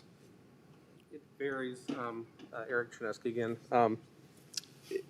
Depending on once you do the speed studies along there's, we've done preliminary, I think a couple of years ago, the counts were done, but it was, I think 41 miles an hour, which is posted at 35, so you're at about 6 miles an hour over. Generally 35 miles and under, there's certain criteria for putting either a rapid flashing beacon in or a pedestrian hawk. Those are the 2 options. A full signal obviously would be an option, but with spacing of signals, you don't want to put so many signals that could be somewhat gridlock on Las Olas. So depending on the number of pedestrians crossing in these pedestrian zones, you do a pedestrian study. Just like 20 pedestrians crossing in an hour is usually like the general rule of thumb with the Florida Traffic Engineering Manual. If you get those, you then put in the treatment that best fits either the speeds after you do the speed study. So spacing those out, there's only so far a pedestrian will walk, I guess, when there's not a pedestrian crossing. So you want to have some at specific spots along the facility. So to answer the question, how many you want 4 crossings and you want signalization at each crossing, and will they be full service signals or will they be flashing? That's what we're going to have to find out when we do the speed and pedestrian volume analysis. So right now, believe the neighbors wanted the pedestrian crossings. The speed is very high, and there's likely to be some type of signalization out there when you install these crossings. I got someone handed me a study of how many cars go, like over 60, over 80. I mean, I mean, I've never witnessed it myself, but there are people there that really speed. So, Oh, yeah. So if it comes down to the point where we find that quite a few people on a given day speed, will it ultimately mean to your recommendation that we should put red lights there? If you want pedestrian crossings, you're going to be based on the speed of the road, the average speed of the road, and the number of pedestrians and the spacing, the signals. There's likely what we're seeing now. There's some type of signalization that would be warranted to let the driver know that pedestrians are there. So likely, yes, and we'll be able to determine that when we actually get into the pedestrian counts and those types of things in more of the design phase. Okay. And again, just for a little context, and I thought we were getting a presentation, then we were going to do questions later. This is different You're right. now, but I'm sorry. trying to figure out the flow here, so it's hard for me to try and tell you what the work's been up to this point and what we need to do from this point. But just so you understand, this is something I was going to bring up later because we actually had not seen a discussion of 4 crosswalks. Crosswalks are very important. They certainly can't wait till this plan eventually gets initiated, and I'll talk to Ben about that later because he has identified, and I mean Ben Rogers, he has identified some funding for at least 1 crosswalk, which we have to get started. But what was just said about the speeding, obviously speeding is a real problem, but yet also people want traffic to flow. So that's a little bit of catch-22. So you have to understand. But in the study says 40 mile per hour. I believe it's 35 miles per hour speed limit on Las Olas, not 40. So we have to correct that. No, but if you sir. go down to 30, if you go down to 35 and we change that, that will change what we might have to do, I think, in terms of signalization, because I don't think traffic signals will work. I'm much more inclined to see what we have on the beach now with you press a button, the lights flash, and that's sort of a little bit more on demand. But Mayor, just to answer your question, though, that's what we're looking at. But this is the first time really that any of us in the working group have seen the proposal of 4 crosswalks with full signalization. So that was one of the things on my list to actually discuss later when we got to questions. Okay. So why don't we let Ben, okay. Go ahead. I've probably said enough, right? Shut up. I didn't say anything. I'm sorry I asked for a presentation, actually. I'm going to take it back. I was thinking out loud. Go ahead. Joe, can you just do a favor? Just pull up, and I've got, but you tell me, I've got page 74 of 126 on the exhibit showing the Las Olas and 15th Street, just to get. 15th Avenue, you mean? Sorry, 15th Yeah, Avenue. I don't have it on this computer. Give me a couple of seconds to Yeah. transfer it over to Yeah. this computer. We'll put it up. You mean the diagram of the intersection? Exactly. So what the mayor was talking about. Okay, that's what I said. Well, if you want to start the public comments, we'll Perfect. work Let's with do it. staff, pull that pull thing that up, up. and then we're good to go. I've got it 774 of 126. Okay. Yeah, I see. I You know what I'm saying? Yep. Yeah. It's a drawing. It's a drawing, yeah. So anyway, well, once he can pull that up. All right, it'll- I'm working on Okay, yeah, that. take your time. Go ahead, Mayor, if you want to start bringing folks up. Are you able to put it up there, Chris? Okay, great. You see it? And Joe and Eddie and Eric, my questions for That's it. yeah, I'm seeing it now. Can you see that? Okay, there we go. Can you see that? I can see it. So I had thought this wouldn't require any taking of 15th. So Heather, can you see that? Okay. So you're saying, Joe, walk us through what portion of 15th are you talking about cutting out the curb? Yeah. All right, so on the northeast corner of that intersection. Can you speak into the microphone? Yes, sir. I'm sorry. Northeast corner of that, and there's a little box that says impact area. Yep. Right? And, Yes. And so as we try to make that northbound turn, there's a little bit of an impact area there. And you see on the west side of the road, there's an impact area as well. Eddie, can you point that out to me? That area is also an impact area? That's correct. It's approximately 2,700 square feet. So what does impact area mean? That's the area that that we would need in order to make this work. So you're talking, so right now, the black line where it says impact area 2,322.15 square feet, that black line is the existing edge of the road? That's correct. And you want to go a little bit to the left, which I assume is the sidewalk? Yes, sir. correct? Right now, we would end up taking, as it says there, and I can't read that number, but 2,300 square feet of land to get that to get that extra lane width. to Okay, work. so now, is that the sidewalk? How wide is that impact area? You go ahead. Mayor, the impact area was designed by the engineer to be the 10 feet required for the We turn can't lane. understand. Hold on. Oh, sorry, Do something, yeah. sorry. So it's 10 feet wide? It should be 10 feet wide in order to accommodate the lane, and that was done in the vision on purpose in order to retain the sidewalk. We would still have a sidewalk and therefore had to accommodate for just what was needed to create the turn lane on its own. Well, isn't there just a sidewalk there? And then there's the boundary line of the property? Yes, so you would, what you see in the crosshatch in red, sir, would be the shift over. And that way, when it's reconstructed, it would have both the sidewalk and new turn lane at that new width. So in order to create a turn lane, you would have to shift the sidewalk over to the left, right? Yes, sir. And does that end up on a private property owner's land? Yes, so that is all accounted for in the crosshatch you see on this image. That is the red diagonal line. So that when that's shifted over, that entire section, pretend the black line shifted over from the right side of where the red crosshatch are to the left side. That will become your new right of way. I get that. With that So- shift, it will have the sidewalk and the turn lanes.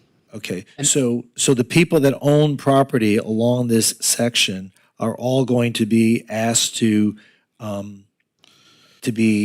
concede 10 feet of their land in order to accommodate a new sidewalk?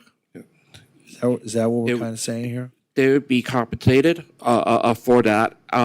We would also note that it's only needed on this block. There will be nothing north of the next street over. So it is restricted to just this block. It's not a complete widening all the way up. It is only this block. But for the duration of the block. For the duration of the block. And that is to provide for the appropriate transitions and a continuity of the pathway. Okay.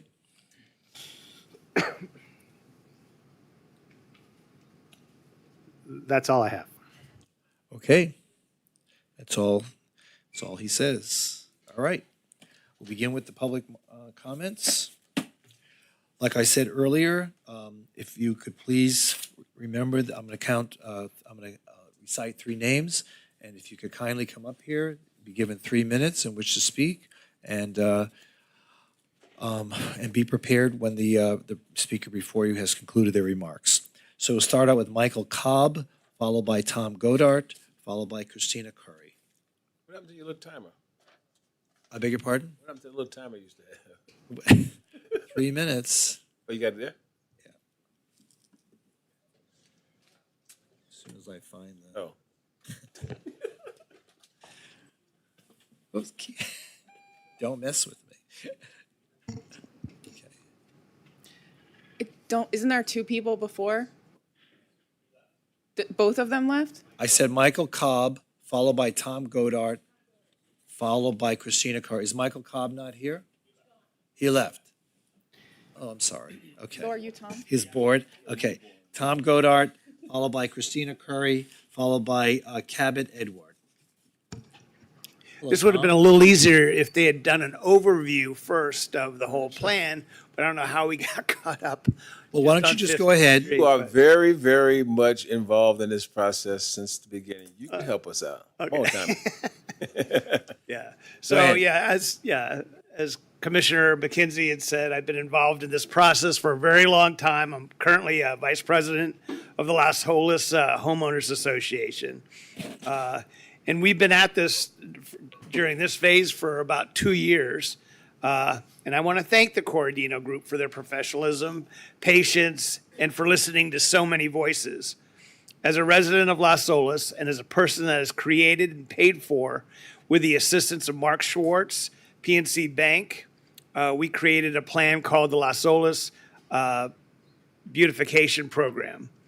And I've been advocating for the creation of a streetscape plan that meets the mission statement that the Las Olas Mobility Plan currently has, which is connecting residents and visitors of Fort Lauderdale through the enhancement of an iconic corridor representing our history and future.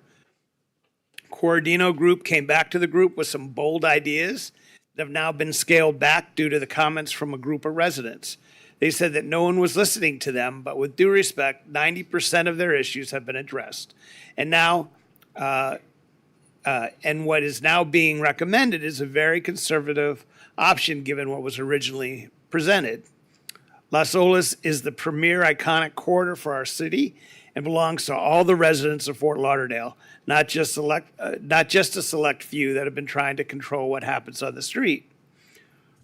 For instance, the entire city deserves to share in the beauty of our neighborhood and enjoy the view vistas by utilizing, the streetscape that is being proposed. People walking, jogging, bicycling, and parents pushing baby carriages should be able to enjoy our scenery and our view vistas. When we first started this process, I had my own plan that I was pushing. The city decided to hire outside consultants at a considerable expense to provide expertise through their unbiased process. If we were not going to listen to the advice of traffic engineers and the Corradino Group, we should never have begun this process. The overall plan was started by a committee of which I was a member that had stakeholders from 5 distinct areas through this 2.1 mile corridor.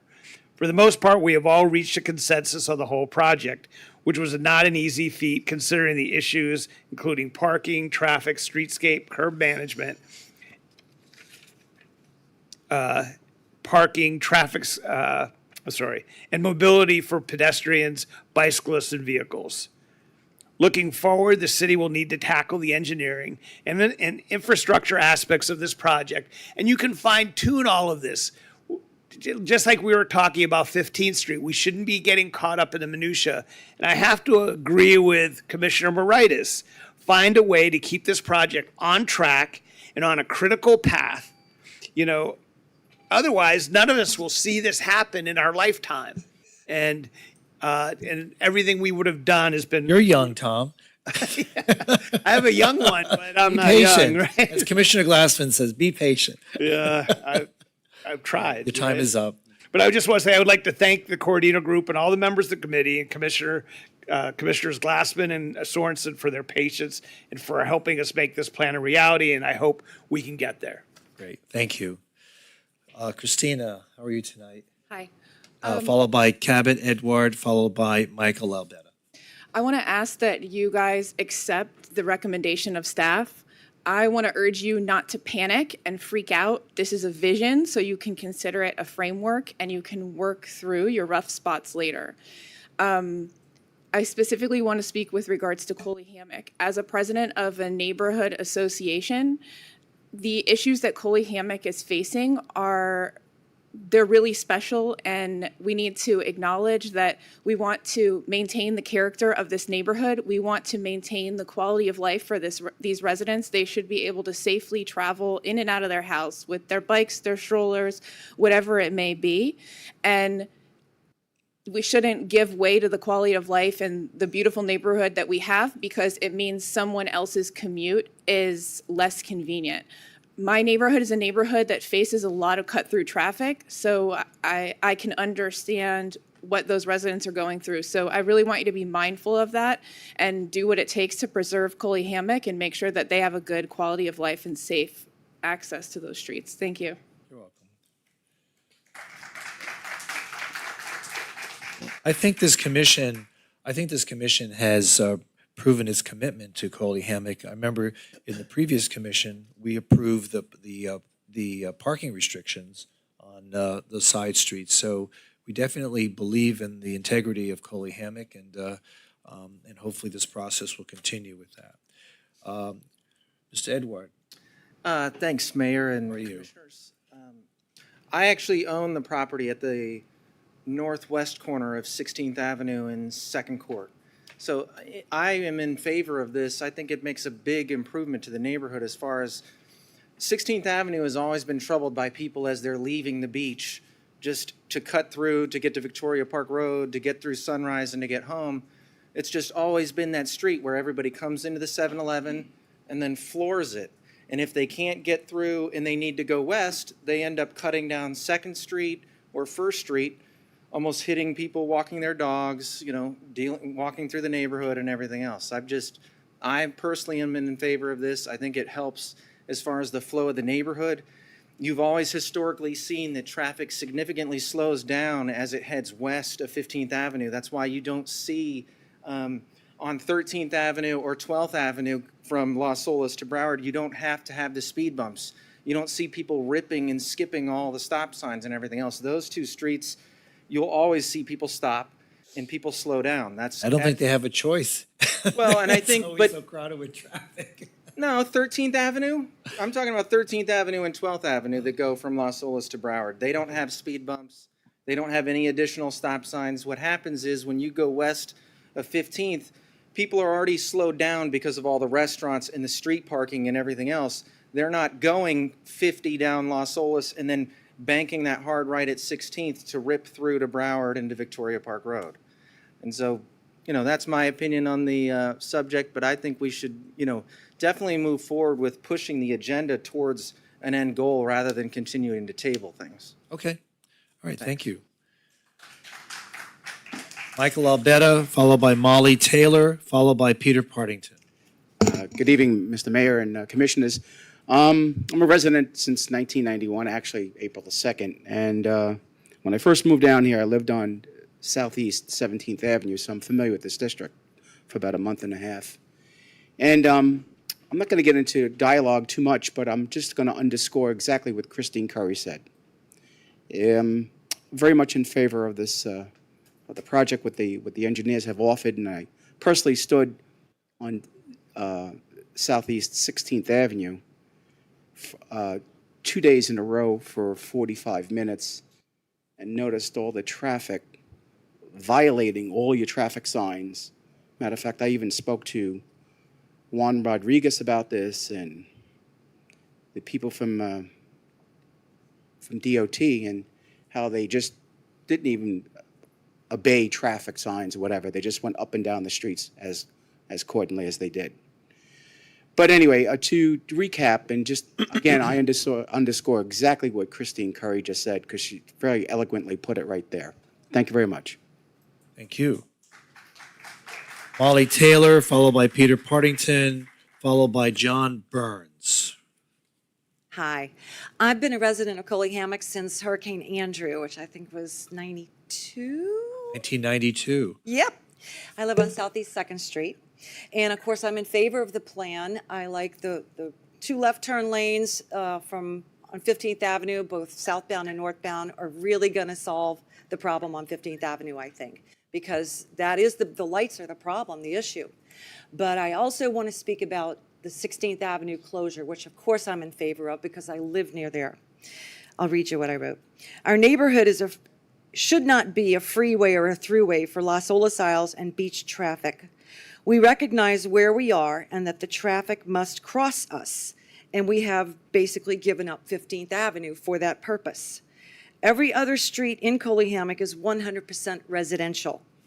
All over our city, neighborhoods are recognized as vital parts of our town, and the city has done a lot for other neighborhoods to protect them from outside cut-through traffic. Sailboat Bend, Lake Ridge, and Shady Banks are just a few examples of how blocked streets protect the residents from cut-through traffic. And everyone has learned to live with it. No one in Las Olas Isles would want their quiet residential streets used as cut-throughs to the beach. It's unthinkable. But The Las Olas drivers coming from there seem to feel entitled to use and abuse us in their desire to save 3 minutes by speeding through 16th Avenue to reach Broward. Coley Hammock from 1916, one of the oldest neighborhoods in Fort Lauderdale, is overrun by cut-through traffic, endangering not just the pedestrians, the dog walkers, the bikers, and the baby strollers, but the entire character of a neighborhood that must be protected. The very nature of this traffic on 16th Avenue, the people who cut through and are in a hurry, often ignoring the stop signs, makes it especially dangerous to our neighborhood, which is well loved and used by many residents as a walking neighborhood. The end. All right, great, thank you. Peter Partington, followed by John Burns, followed by James Carlson. Mayor, Commissioners, Peter Partington, city resident, and I was formerly city engineer for the city of Fort Lauderdale. So I joined the engineering department 35 years ago, and the main initiatives that the engineering department was working on at that time was the revitalization of the beach and the reconstruction of A1A, the Riverwalk, and the neighborhood master plans and the implementation of those, and the revitalization of the Las Olas Boulevard corridor. Now, can you tell there's an odd man out in that list there? Nothing has happened on Las Olas corridor. Please accept this plan and move forward. I'd also like to emphasize the importance of the neighborhood master plans that were done all those years ago and the implementation of low traffic neighborhoods that has made the neighborhoods in this city such desirable places to live, work, and play. I don't see any reason why Cooley Hammock is any different from, for example, Beverly Heights, Sailboat Bend, Victoria Park, Lake Ridge, in wanting a low-traffic area. None of those neighborhoods would agree to remove any of the measures that have been in place for a number of years. Any plan that proposes to increase traffic on neighborhood streets is going in a different direction to what the city has done over the course of the last 30 years. Please take this opportunity and move forward with this plan. I too would like to see something before I die. Thank you. Thank you. I know, Mayor. Everybody's dying or going somewhere. What is this? Huh? Maybe they know something we don't. I don't know. Good evening. My name is John Burns. I'm a beach resident, and I'm going to talk about east of the bridge, because at this point in time, this proposal and the plan stops really at the bottom of the bridge on the east side. And there really needs to be a connection particularly between the end of the bridge and Seabreeze, because the sidewalks there are already very, very small. And with the increase in pedestrian traffic coming from the new garage, the sidewalks really need to be improved. There was no mention of a bike path coming up. If you added the cantilevers on the bridge, then the bike path just there's no discussion in the plan about where a bike path would be on the street. In Merrill-Fogg Park, again, the plan shows just a sidewalk going through a park. This is the perfect place to do a promenade along the water. In the aisles, the question is, since the report said the speed limit was 40 miles an hour, on Seabreeze, or A1A and Seabreeze, going from the Bahia Mar to 17th Street, that's a 30-mile-an-hour street. Now, I know people don't go 30 miles an hour there, but it is posted at 30 miles an hour. Why can't Las Olas be 30 miles an hour, too, to slow the traffic down? 15th Street, I think there's going to be a lot of talk about that. I'm not sure if this plan resolves the traffic. I think in terms of talking about the one-way pair wasn't even discussed in the plan or wasn't even considered in the plan. I think a 4-block area, even if you did that, you wouldn't have horribly or high-speed traffic because it's really only 4 blocks. It's not like Las Olas where you have a mile and a half or so. So I think there's some more work that needs to be done on the plan, particularly on 15th Street. We need to fix that. Mayor, Mayor's not here. I'm the acting mayor. Please. How you doing? Please, Commissioner. Go All ahead. right, all right. Thank Got a you. little nervous there. Commissioner, if I may, I just want to. Did I shock you? You did shock me. Actually. And I got appointed as mayor until he returns, so you refer to me as such. I will. Well, Honorable mayor, I think. honorable acting Appropriate. interim mayor. I'm going to call. Your time is up. Thank you very much. Thank you. I appreciate it. No, I just want to let John know, and also the mayor and commissioner, that actually Mayor. east of the bridge was not within the scope. Correct me if I'm wrong. Was not within the scope of this project. That does not mean that we're going to not address it, because I think Transportation and Mobility has already started to meet with folks on the beach, and I'm sure we're going to continue those conversations to address all of the issues. Thank God that we're going to have. Mayor, don't do that again. Don't disappear on us like that. All right, thank you. Anyway, I think that we are going to address those issues, John, and that's going to be done with Transportation and Mobility. Mayor, I was just saying that east of the bridge, what John was addressing was not in the scope of the work. That's all. Thank you. Okay, You're welcome, sir. thank you. James Carlson, followed by Paul Daly, followed by Steve Hudson. Good evening, Mr. Mayor and Commissioners. My name is James Carlson. I live at 1601 Southeast First Street. So I live in one of the carve-outs. I live on Southeast 16th Avenue and the intersection. You're of right at Ground Zero. Southeast First Street, yes, sir. And being at Ground Zero, I've seen the speeders. I've seen the pedestrians get hit. I've seen the issues with the traffic cutting through. My dog's been hit by a car. I've had a car T-boned and it skidded across my lawn right up to my front step. And if we were out there, we would have got hit.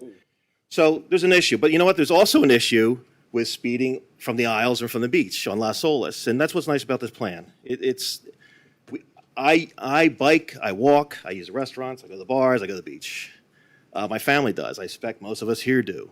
This plan is huge. It's 121 pages. It's taken a year and a half. It's holistic.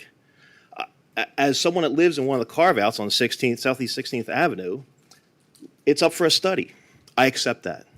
So let's see what the traffic engineers say. You can't do something on 16th without doing something on 15th.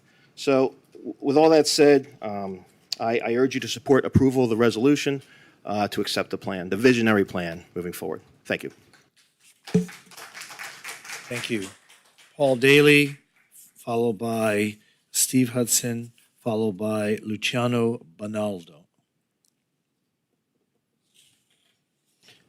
I walked into all this new covering. I thought I should say, "Bless me, Father, for I have sinned," before I start. But I do take issue with this plan very seriously. When I first saw the plan and living east, addressing primarily the area from 15th Avenue east to the bridge, because the downtown is a totally different conversation to this evening, in my opinion.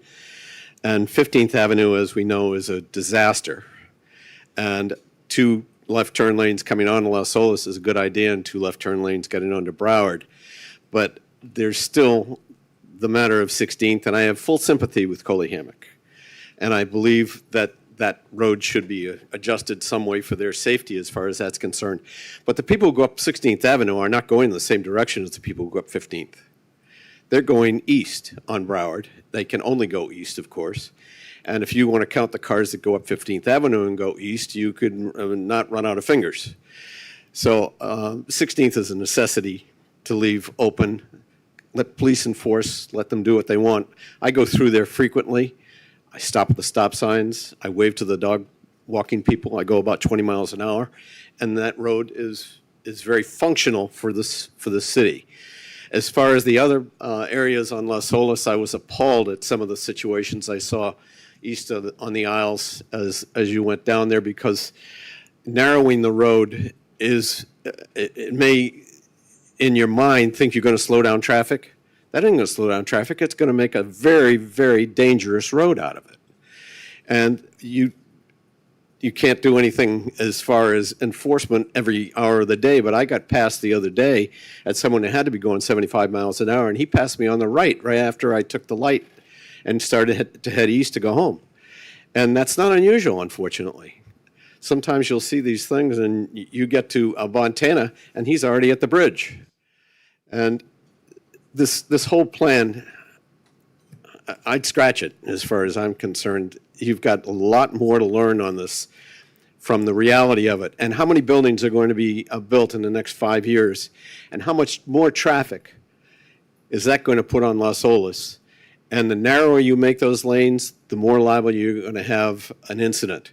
You've got people taking left turns going east, is particularly dangerous, and going west, they're very frequent.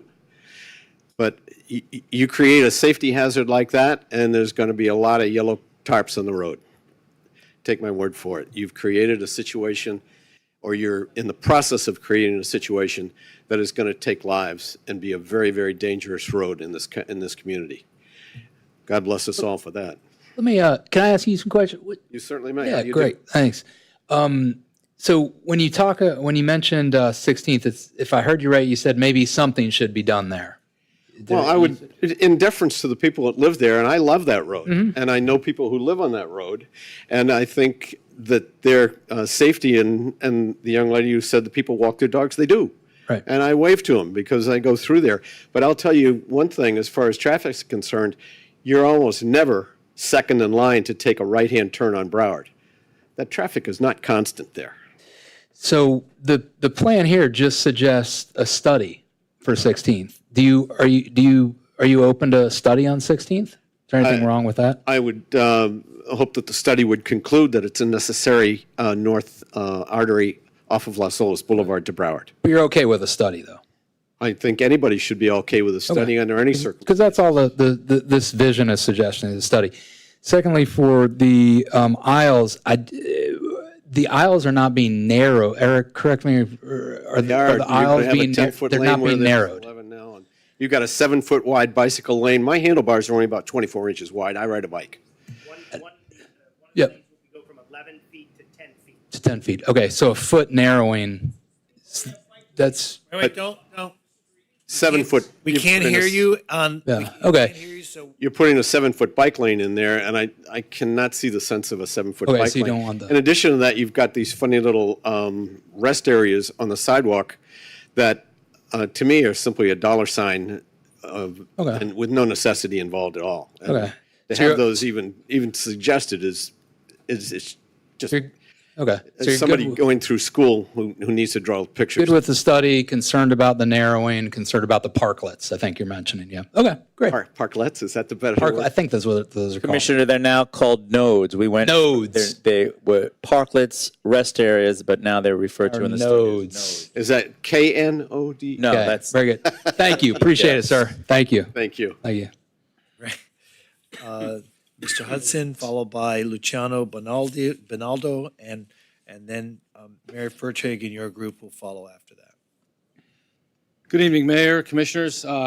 First, I'd like to thank Commissioner Sorensen and Glassman. We spent a lot of time together, and a lot of time with all you folks in the neighborhood. As a business owner, a lifelong resident, sometimes the businesses and the individuals don't always see eye to eye, but we all really came together on this. We still may not be all walking in the same line, but there was a ton of work that's gotten us to this point. So my first point would be, let's have a workshop on this, get all of the commissioners completely up to speed on everything the Cordina Group did, because they did an amazing job, right? We wanted the professionals to do their job, and they did their job. Now, I don't agree with everything they've done, and I'm going to speak specifically to the shops district.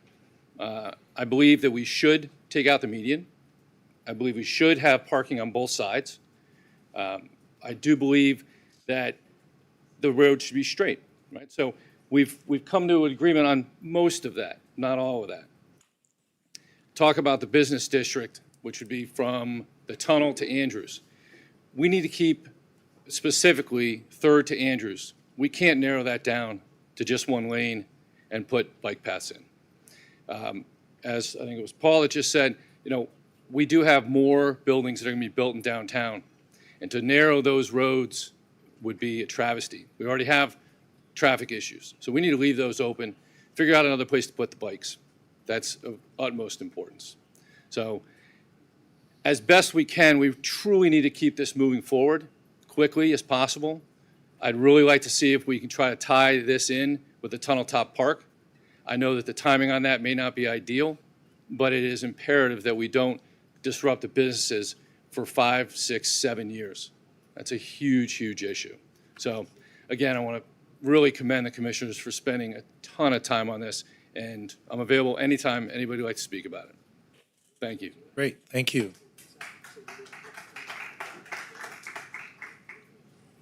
Chano, followed by, well, let's just start with that right now. How you doing? My name is Luciano Bonaldo. I live in 1710 Southeast 2nd Court.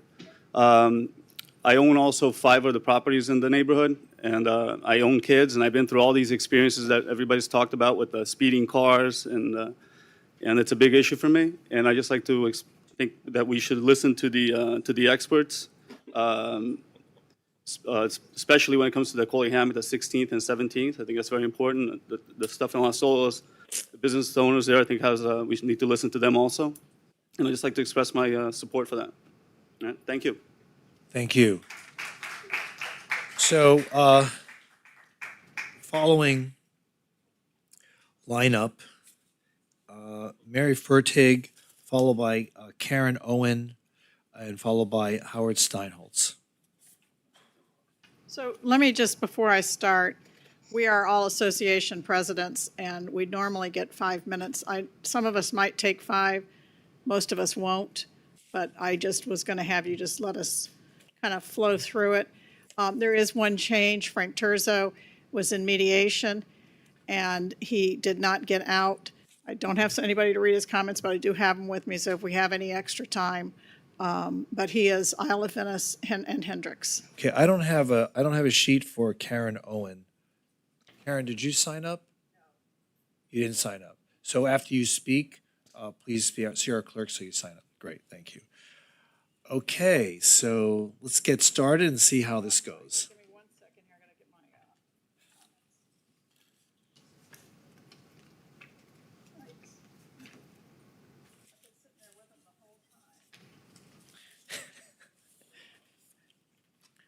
I'm sorry, your 5 minutes are up. Yeah, 5 minutes. Good evening. I am Mary Fertig. I'm here on behalf of the Idlewild Improvement Association, founded in 1926. We join other associations in the... Please speak into the microphone. Okay, did you hear the first part? Start again. Okay, I'm starting again. I'm Mary Fertig. I'm here on behalf of the Idlewild Improvement Association, founded in 1926. We join other associations in the Isles, Riviera Isles, Seven Isles, Marine Tower, Nurmi Isles, Isle of Venice, and Hendricks Isles, and opposing portions of the plan brought before you tonight. 8 years ago, representatives from our association and others in our region met together to seek solutions to some long-standing issues. Specifically, we sought to address, 1, traffic congestion, particularly in the season, particularly on weekends. It often meant we could not get out of our homes or go to work or the grocery store or anywhere. Next, bike paths inconsistent. Today was, as it was 8 years ago, there are at least 5 different plans for bikes in this 2-mile stretch. For years, we sought connectivity through a path that would run north and south of Las Olas from Andrews on Riverwalk through Coley-Hammock, and then take up the bike paths and the Isles to the beach. This plan is not before you tonight. Walkability with sidewalks that would connect the beach with the shops at downtown and Riverwalk. EMS response times from Coley-Hammock through the Isles, which then and now are among the worst in the city. With traffic congestion and narrowing of roads, the problem is not about location, it is about mobility. We actually have an EMS station across the intercoastal from Idlewild, but due to traffic congestion, the response time is unacceptable. Evacuation routes should be maintained not just for hurricanes, but for other emergencies. Traffic is now backed up on both Broward, waiting to turn right on 15th, and Las Olas heading west, as well as when you get to Broward to turn onto 15th, it's backed up. We know how backed up it gets on regular days. We know how backed up it gets on special events. And we fear the gridlock that would occur if we ever need to evacuate thousands of people in the Isles and on the beach. And finally, sea level rise and flooding. Since we began meeting in 2012, this has become increasingly important. In fact, the Corradino report states, and I quote, "It is expected as part of the drainage improvements and roadway constructions, the city may elect to raise the roadway on the south side as well, which also will necessitate drainage and roadway improvements on the roadways to the south of Las Olas Boulevard. Knowing this, we can't help but wonder why you want to spend $46 million in the aisles on this section before you've even figured out whether the road needs to be raised. Joining with our neighbors in Riviera, Marine Towers, and the other associations that I mentioned, we are here tonight to request one of several actions. Either remove the Las Olas Isles from the Corradino proposal, or defer this resolution until you can address new proposals and concerns, or amend them to exclude, amend them to keep northbound Southeast 16th Avenue open, address the gridlock on northbound Southeast 15th Avenue, remove the proposal for 4 to 5 crosswalks with traffic signals in the aisles between Riviera and Cespiro, and take those funds and spend them this year on the one crosswalk we've been asking for 10 years. Remove the Corradino proposed viewing seating note areas, prioritize addressing EMS response times, address the need for more road capacity for residents in the aisles and on the beach, explore other options to reduce speed rather than narrowing lanes, address the blind spots on the bridges on the northern aisles in this year's budget, not in 10 years when it's in the plan, and delete the narrowing of the bike lanes from Sunset Drive to Poinciana Drive. Or you could just vote against it. Or you could go with your idea of a workshop, which I think is a good way to go.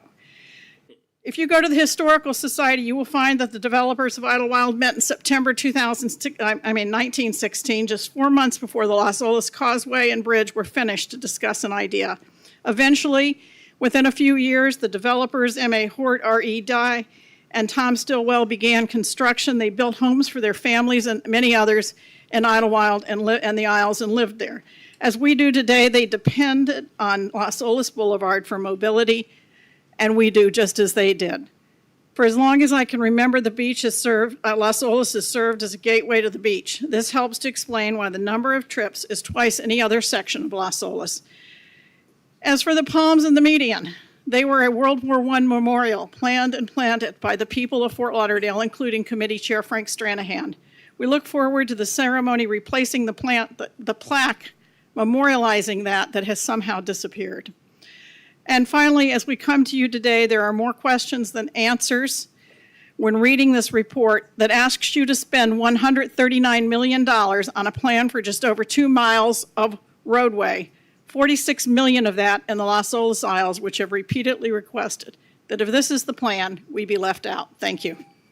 Mary, can I make a couple comments, sir? Go right ahead. Sir, thanks for your comments. So for, and fair concerns, so for the EMS, for the response times, Yes. I know you know this. Yes. We're working on that, Yes, right? I We're do. working on a substation with some great public-private partners here. So that will help. I'm not saying that's going to cure everything. And my point will on that, help. and I appreciate Yeah. your asking that question. Yeah. My point on that is that it's not just the location. We Right. have I get it. solutions. They cannot physically, particularly during the season and special events, they cannot get through to get to our homes. And once they get to our homes, they cannot get people to the hospital in time. Go to your city. They've provided the information. We have one of the worst response times, and we know that because we've watched what's happened to our neighbors. Yep. Fair. The other idea about, 15th, some of the proposed changes in this plan, the intention obviously would be to help 15th, right? In terms of. I understand north- that. And you know, there's a lot I couldn't say, and I know it's. I get it. But you know, they looked at one intersection. Come on, there are at least four major intersections on Las Olas. There's Andrews Avenue, there's 3rd Avenue, which is critical to the downtown business community. There's 8th, and there's 15th. Oh, and let me add the final one that's really important to all of us. That's A1A and the beach. And yes, we did have representatives, including John Burns, who sat on our working group from the beach. Yep. So. And the idea of possibly bifurcating this too is, I think, a fair suggestion too. If there are certain areas that we have good alignment on, then maybe we can move forward with those, and then maybe have workshop the other ones that still need more time. And just so you know, and I'm really glad you asked this question, we didn't start out over 15th. We started off as Las Olas and other parts was being narrowed, and we had less road capacity to travel. Yeah. Now, with your plan tonight, not only are some of those narrowed permanently, which we always ask to have flexibility, and you know the difference. But not only that, but you're going to close 16th. So we're going to be left with one lane one lane. I don't care how many arrows you put or how much land you're condemning, unless you're condemning the whole thing, which I don't think you can do. We have one lane to get thousands of people. And I don't mean just residents, and I don't just mean I mean, it's everybody. People from all over Broward County come to the beaches. And that's good, and we want that because that is important to our economy. And that is important to the life of this community.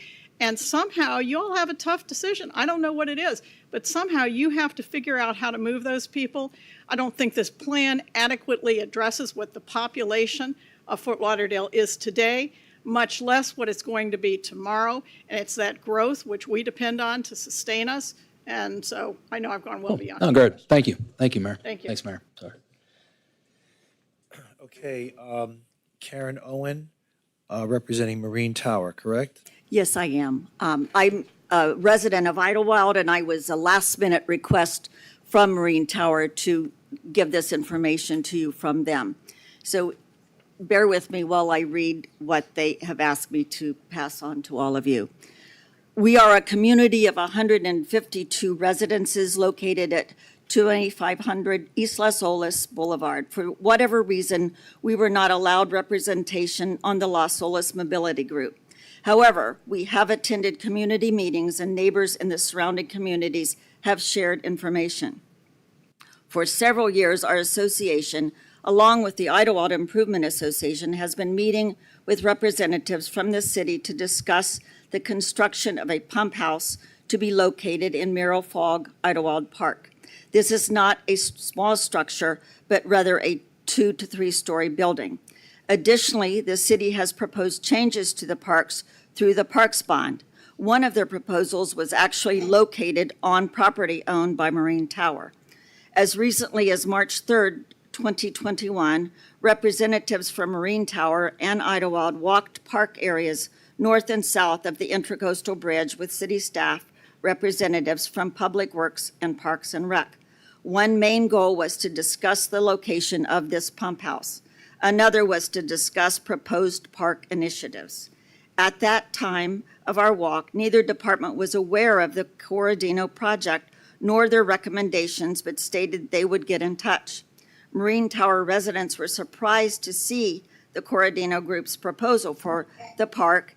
It could potentially negatively impact the other two proposals for this property.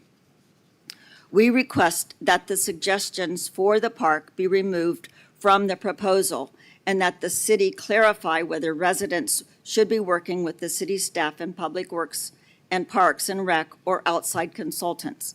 Additionally, we support the request from the other Isles area associations to remove Las Olas Isles from the plan or defer the discussion pending resolutions to issues like the one above and are to amend.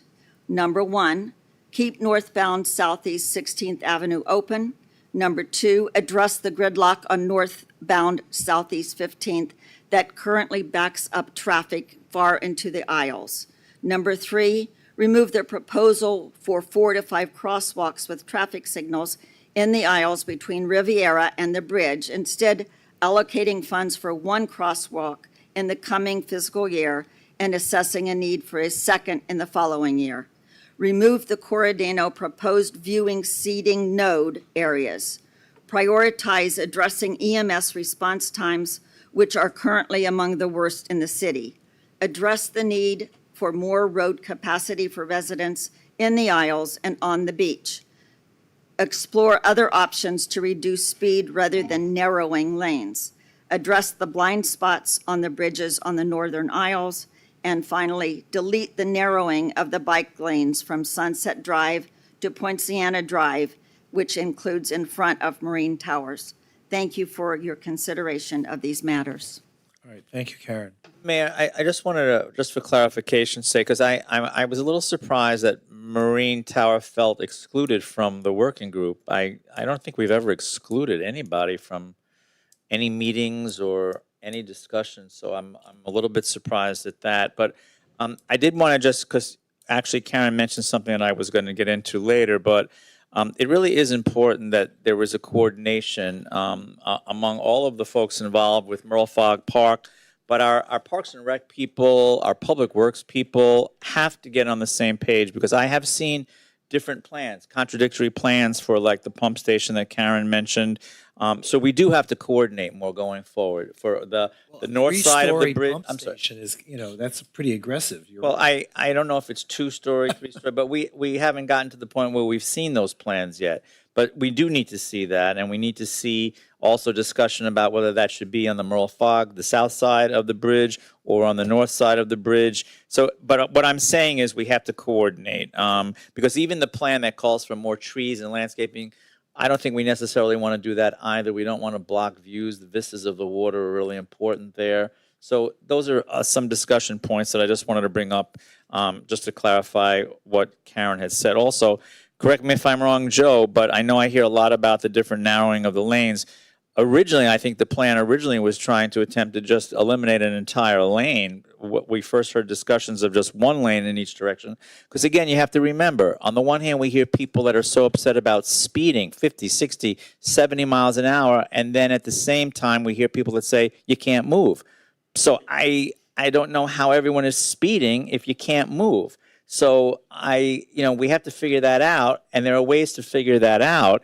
But I think what the plan ended up doing was, instead of eliminating one lane in each direction in the aisle section, we're keeping one lane at 11 feet, correct? Correct. And we're narrowing the other to 10. Correct. And those are acceptable. Correct me if I'm wrong. I'm not the engineer. I'm not the designer here. But I need to know for sure that those are acceptable standards, and you believe that those are traffic calming measures as well. Yes, sir. So the fact is that we need the 2 lanes out there because of the volume of traffic that is on there. So we kept the 2 lanes. But we knew that is the place in the corridor where you have a speeding problem.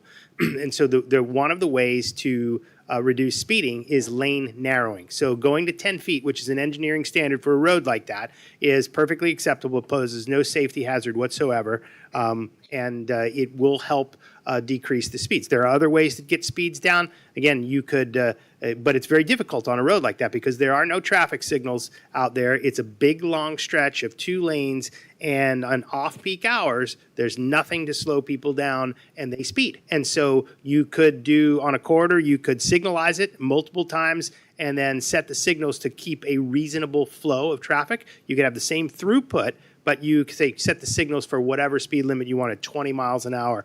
All right, you get on the corridor, you flow in a direction, and you get green lights if you go 20 miles an hour. If you go 25 miles an hour, you would stop, wait, and then start going in. So there are other ways to do it. We felt this aligned with the community desires most. Again, it poses within engineering standards, would be acceptable but nationally, and it will help. And how did you choose which lane would remain at 11 and which would go to 10? How'd you pick it? On both directions. Sorry. We utilize the same standard that FDOT uses, so pretty much the simplest answer is we follow the lead of peer agencies. No, but I mean, just to explain to people, you obviously have 2 lanes in each direction. How did you decide which lane will stay at 11 and which will go to 10? I mean, there's an interior, there's, you know what I'm saying, there's inside lane, outside lane, left lane, right lane. To clarify, actually, just to bring you to the actual cross-section on page, that way it's easier to look at it while we Well, just tell us. You could just, explain the methodology. Huh? Yeah. Okay, so the easiest way to answer that is on the outside lane, you still need to consider vehicles like buses, for example. And when you consider that on the outside, it gives you a little bit better width. You have intruding traffic on the outside lanes, so cars or vehicles coming from the side streets and making their turns, and we felt that having the extra foot there, or taking the foot away from the inside lane, it doesn't get as much impact of traffic moving out onto it, say making a 90-degree turn to go in a certain direction. So it's better to have the width on that side. Okay, and I'm sure we can hear about this from Transportation and Mobility if you don't have the answer, but when the city did take over control of Las Olas Boulevard from the state, not that long ago actually, Does that give us the ability now to actually go in and change speed limits, which now is 35, not 40, which is in the report, it's 35, but then could we actually go, like was mentioned tonight, to 30? Yeah, the point of clarification is that what we meant in the report was that's the speed the traffic is going, right? So that's a communications issue on our part. The speed limit is 35. The traffic's going about 41, and that's why we made that reference to 40. And yes, you can change the speed limit, but you can't change it arbitrarily. You need to follow the standards for how to change the speed limit. So, for instance, it's very doubtful that you would be able to say, I'm just going to change the speed limit from 35 to 25. You got to do a speed study and then a formula that goes into how you set the speed limit on the design and design speed. And if you were to then need the speed to go down further, then you need to put engineering measures in it that would reduce it. So when you study it again, you can drop the speed limit to the level you get to. So you can't do it. You can't just arbitrarily pick a speed limit, but there are standards for that. Okay, understood. Thank you. Thank you. Thanks, Mayor. And Mayor, point of privilege, Karen Owen is the mother of one of Fort Lauderdale's finest firefighters. So she's an awesome Which one? Mikey, who's a wonder. Is he a captain? Captain now? He's a captain. So Chief Curry, Mikey Owen is one of your all-stars. Yeah. Thank you, Mayor. Thank you. Okay, Howard Steinholtz, followed by Michael Ruddy, and followed by Susie Bailey. Now, is someone reading for Mr. Terzo? So let's just go at Howard, followed by Mike Ruddy, followed by Susie Bailey. Good evening. Good evening. We're here on behalf of Hope Seven everybody's Isles. happy. On behalf of Seven Isles. Commissioners, I'm here to tell you that Mary Fertag took all my everything out of me. Okay, let me tell you, we have a great homeowners association group on Las Olas. We've worked hard to try to make sure the community is working well and people are living well. And I understand what Cordinos, they've been really good. I've been following them for a long time. However, much of what they have said to us, I don't think we can do. And much of that is because our homeowner association, and we have not 11 homeowner associations. I'm only going to talk about my homeowner association, which is Seven Isles.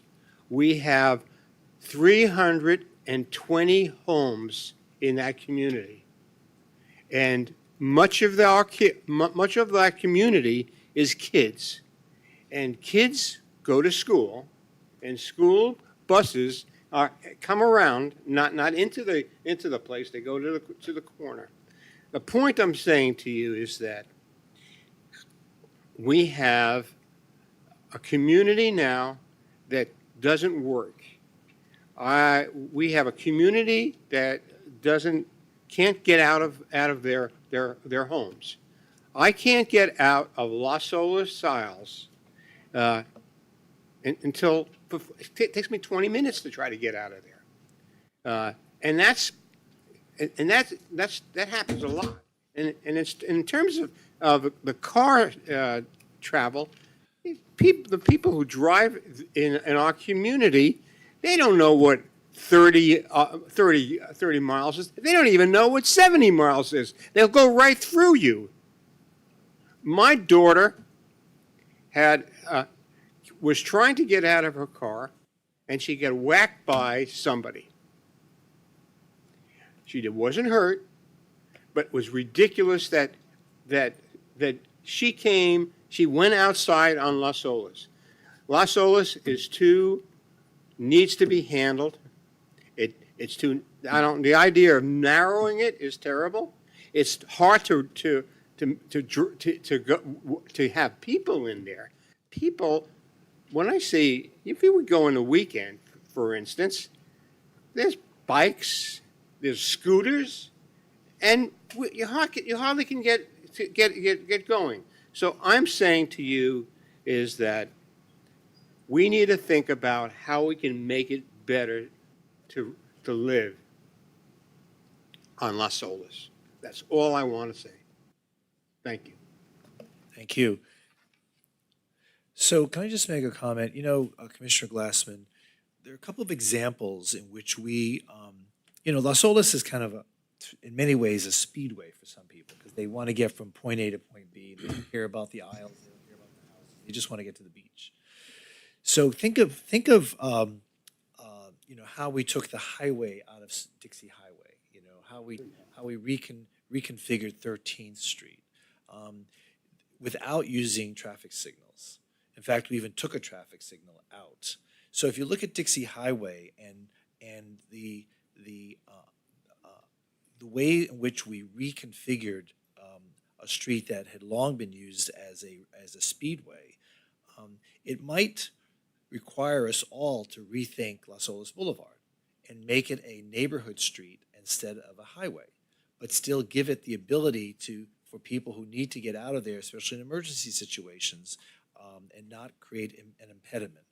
And so there are ways in which we could redesign the street and still accommodate the need for access. So I just put that out there because there are many tools in the toolbox that traffic engineers have provided to us that have been successful in our city. And as we move forward, we may have to consider some of those in a way that we've never before thought about Las Olas Boulevard. So, Well, I agree with you, Mayor, 100%. In fact, I think what we can still flesh out in the detail here is how exactly those crosswalks would look, how that would be traffic calming.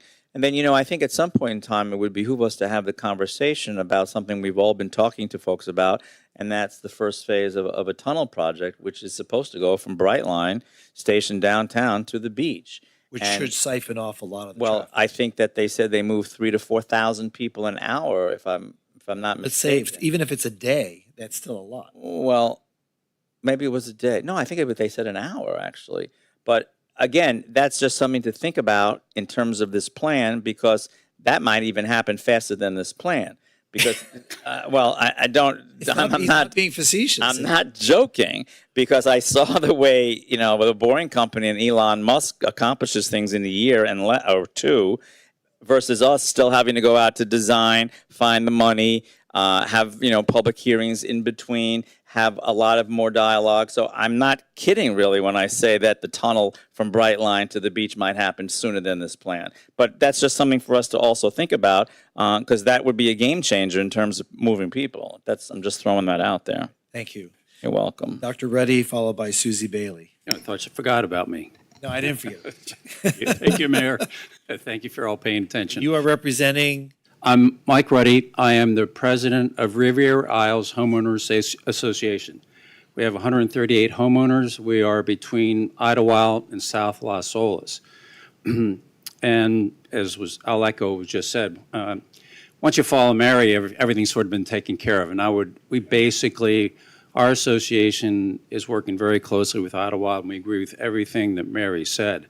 I actually hadn't thought about this speeding issue the way Commissioner Glassman was talking about this. My belief, I've been there for 38 years, so I know the traffic. I know what goes on.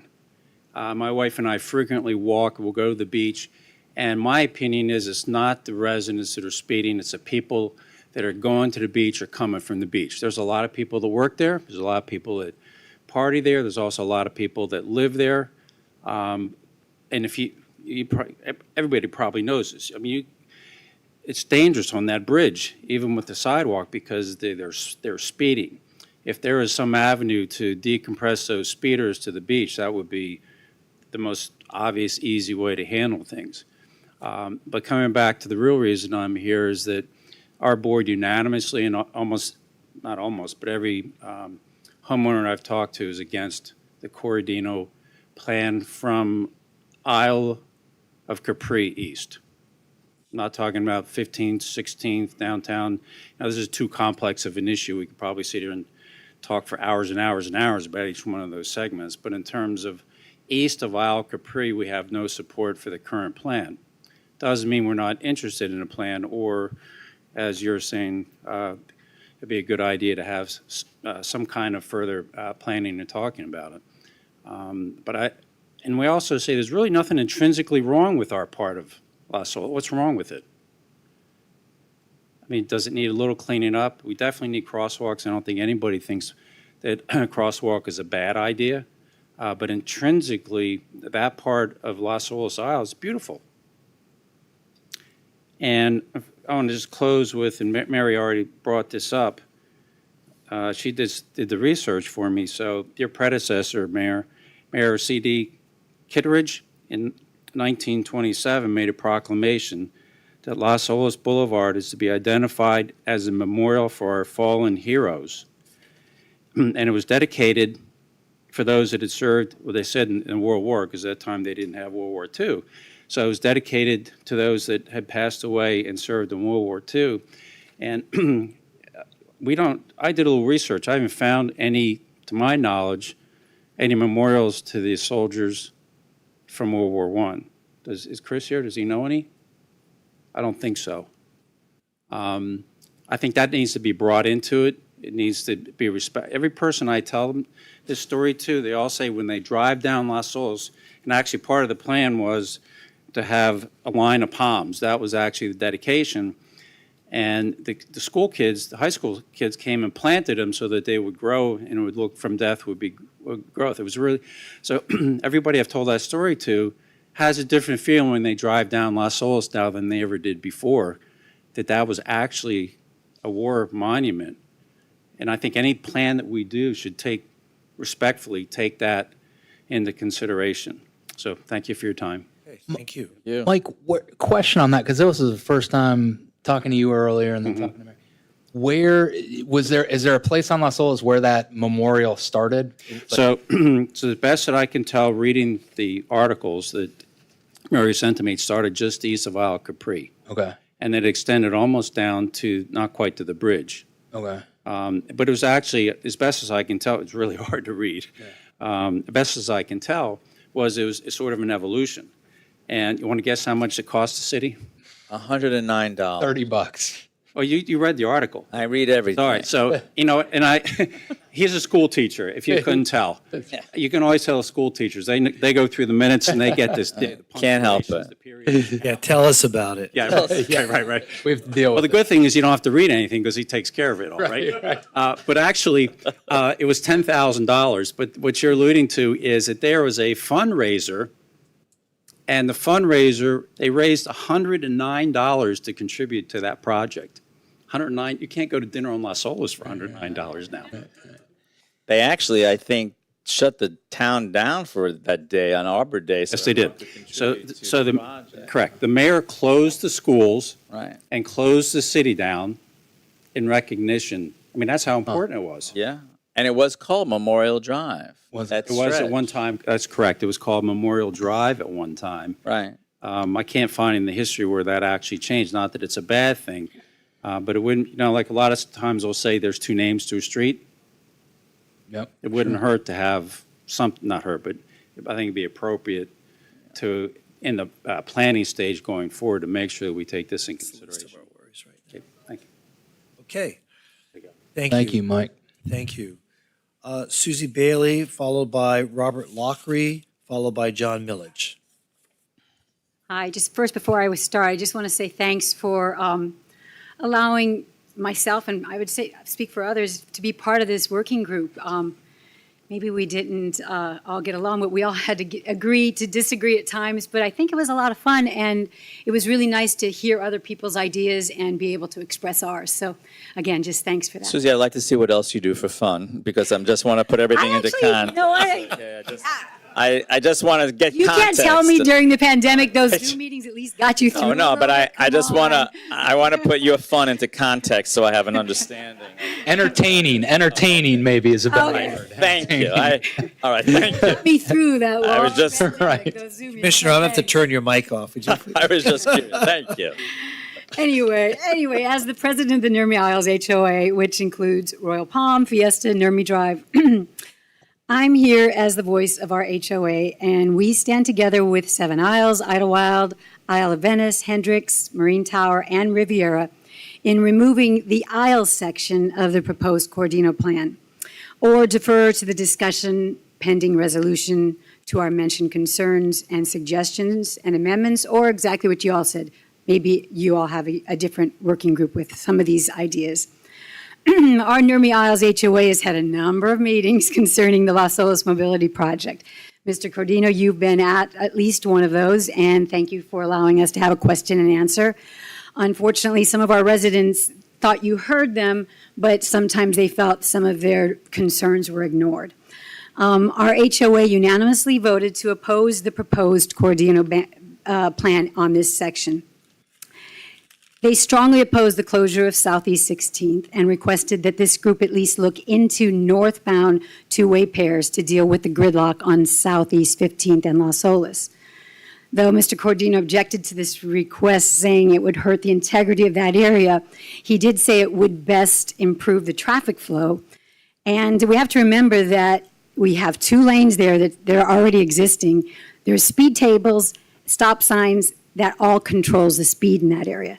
So, and the same in 16th, because I travel 16th and I have to go slow over those traffic bumps or whatever you guys call them. We also unanimously voted for a less is best approach that was stated by our group here tonight. We are in favor of addressing the extremely important issues of infrastructure repairs, flooding issues, and the dangerous safety concerns on this eastern section of the plan, which we can't wait for this plan to be put forth. These include speeding, which we've all been talking about throughout these meetings. Many have requested that the Cordino group bring forth other options to control the dangerous speeding in this section of the Isles. Though we may have heard it tonight, we've only received one option, and that's to narrow the northern and southern side of the boulevard 3 feet on each side. This option could present major obstacles for large vehicles like EMS trucks, fire trucks, large service trucks that are trying to navigate through that center island. If anybody walks this area, you'll know that sometimes they have to stop traffic, they have to back up, and to make a left-hand turn into the northern Isles or southern Isles. This is with the way they are now. Now you take 3 feet on each side away. We have EMS times in the red already. What's that going to do with, emergency vehicle times if they have to go like down to Riviera, make a U-turn, come back around? I have to tell you, this could be life-threatening. Also, crosswalks. There are no crosswalks from Southeast 15th to Riviera Isle. It's about a mile in that area. Complete streets suggest about 1 crosswalk per every 1/8 of a mile. Mayor, you remember me when you were the commissioner at District 2 asking for this, and Commissioner Glassman, you've heard us many times asking for just at least 1 crosswalk in this area. We didn't ask for 4 to 5 crosswalks with stoplights, but we have been requesting at least 1 crosswalk. Also, thirdly, we've been constantly asking the city to fix those dangerous blind spots that we inherited when the Northern Isle bridges were reconstructed about 7 years ago. Again, with no success. All of these safety issues are critically dangerous. Just ask the family of Michael Lyon, who was fatally hit by a speeding vehicle when he was leaving Hendricks Isle at around 6 p.m. to go pick up a friend. He was killed. For the safety and welfare of all who travel this area by car or by foot or by scooter or bike, we ask that these life-threatening safety issues be taken off the proposed Cordino plan, which may not break ground for at least 3 to 4 years, according to the city's Director of Public Works, and that we can please address these issues immediately. Public safety is depending on your approval of funding for these hazardous issues in your 2022 budget. We hope we can count on your support for the need to promptly address these critical concerns for all of those who travel this iconic corridor of Fort Lauderdale. Thanks, guys. Thank you. Robert Lockery, followed by John Millage, followed by Jenny Morahone. Good evening, Mayor, Vice Mayor, Commissioners. Robert Lockery tonight on behalf of Stiles and some other folks whom we know I represent in the Las Olas Shops area. It's interesting. I think the first meeting I ever went to that was a City of Fort Lauderdale meeting was on this topic. I think I was just graduating from high school, Mary Fertig and Jackie Scott were just in college at the time. And it was a very similar discussion as the one we're having tonight. What I do want to talk about for just a moment is an area that we haven't talked much about. Steve Hudson mentioned it, but it's the downtown area as well as the shops. And specifically, I want to start with the downtown, which is the area. And first of all, I do want to also congratulate Cordino on doing a great work. Congratulations to the commissioners who have worked on this and bringing everyone together. When you look at the downtown area, and I like the idea that there are different personalities, from Andrews Avenue to the tunnel. That's a very different area from some of the other areas we've been talking tonight. And the thing that we think is a flaw with this plan is it significantly reduces the capacity that that roadway could have. Specifically, right now, that roadway, as we all know, from Andrews Avenue to 3rd is 4 lanes, 2 lanes in either direction. And then from 3rd to the tunnel, again, it's 4 lanes, 2 lanes in either direction, at least until 11. And 11 in the morning, then you have on-site parking. What this plan does is take away 2 of those lanes. So go from 4 lanes to 2 lanes in the very core of our city, in the downtown core of the downtown RAC. We believe it's very important on behalf of Stiles and other property owners in that area to keep that section of Las Olas, to keep that capacity that is there. There's a lot more units. There's a lot more development that is on the future coming forward. Who knows? We heard the other day, you never know what the future may bring. There may be an arena someday in the future. Can you imagine not having 4 lanes on that section of Las Olas? We think it's imperative. There is some on-street parking between 3rd and the tunnel, but again, if that's ever if we're ever required to have that as open lanes, you could have that. Once this is done, it's permanently not there. In addition, the shops, conversely, do need that parking on the street, and I know you hear from John Millage on that as well. Thank you. I guess in my last 50 seconds, I will say, as a member of as an individual who lives on Las Olas personally and whose mom lives in Cooley Hammock, I can say we've heard good arguments for a lot of folks as it relates to that. I think it is very important to protect what is Cooley Hammock. I think it's also, though, very important to increase the access on 15th, allow that to work. And as it relates to the eastern portions of the street, you know, hopefully we don't end up with more than one. If we're going to add 1 traffic light, I would hope that would be enough. I can't imagine what Las Olas would look like with 4 traffic lights along that area. Thank you. Great, thank you. You had 14 seconds, but that's okay. Mr. Millage can take that. Thank you, Mayor and Acting Mayor. John Millage, attorney for the Emmett McTeague and the McTeague family. I'd just like to talk about an issue that was framed by Joe and Steve Hudson is the loss of the 50 spaces within the shops area. You know, that sounds like an insignificant amount of spaces, but that's a long stretch of Las Olas from the tunnel all the way to 12th Avenue. And many of those shops on that street don't have their own parking, and they rely on that street for their parking. And many of them have variances that they've acquired over the years that, again, rely on that parking. And over the years, you know, that street has become a lot more active in the uses. It's evolved over time. You know, you used to have the dress shops and the things like that.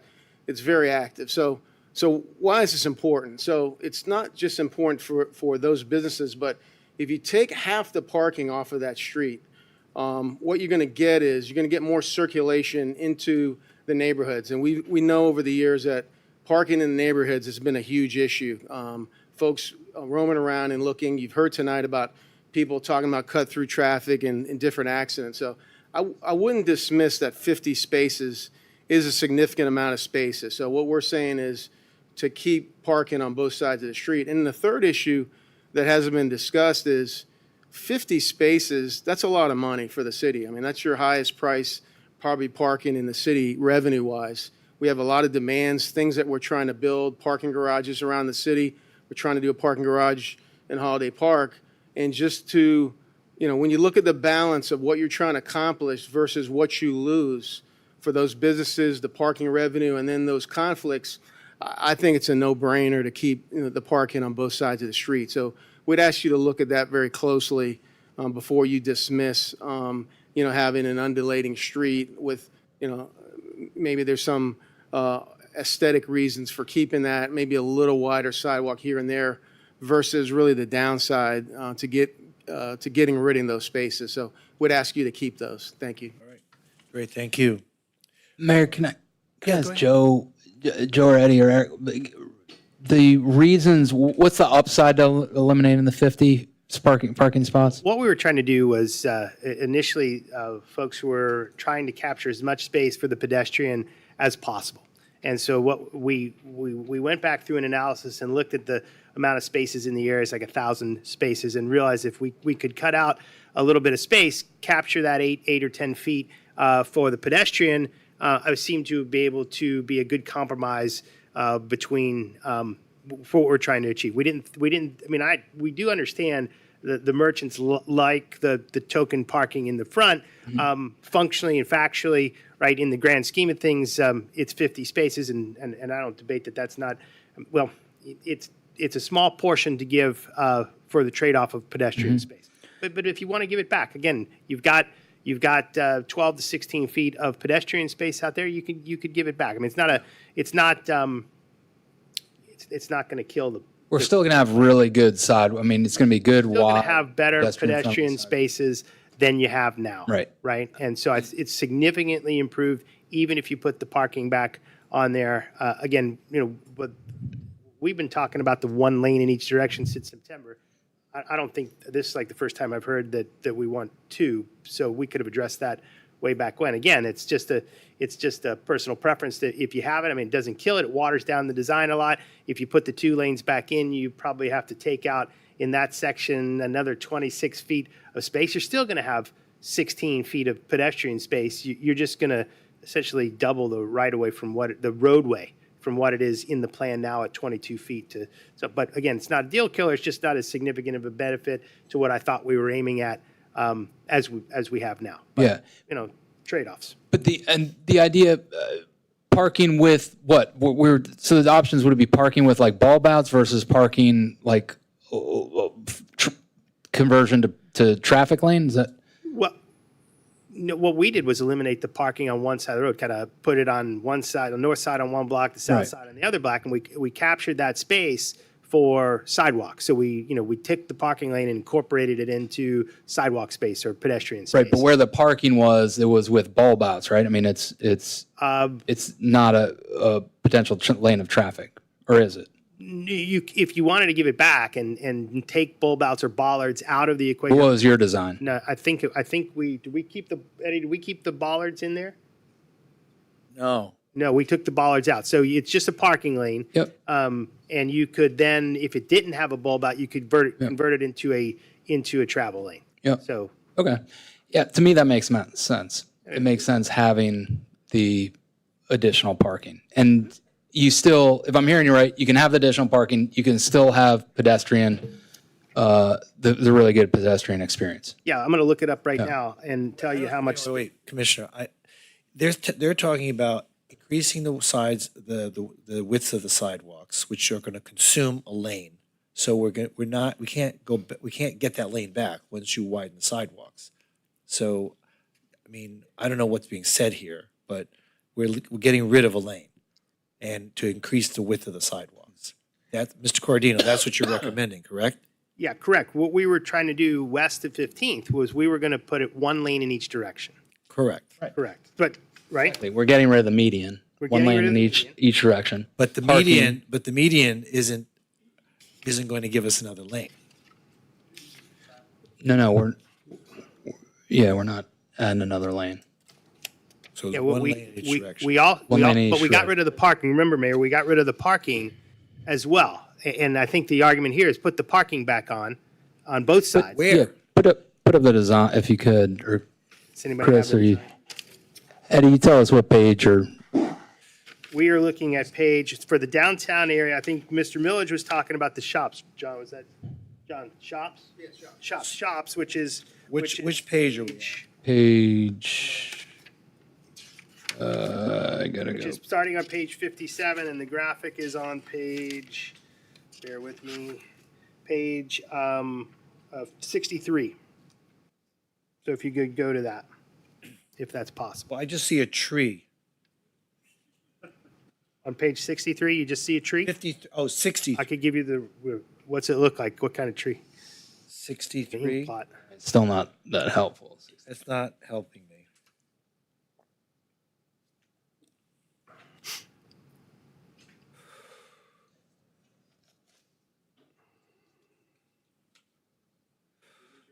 I'm looking at 61. I see a really, really wide sidewalk, and I see one lane of traffic on each side. Yeah, okay, so let's look at page 63, because I think that's most helpful. 63? Yeah. I All don't right. see, how is gonna that put it up. helping? I can't see. Okay, I'm gonna, let me explain once we see it.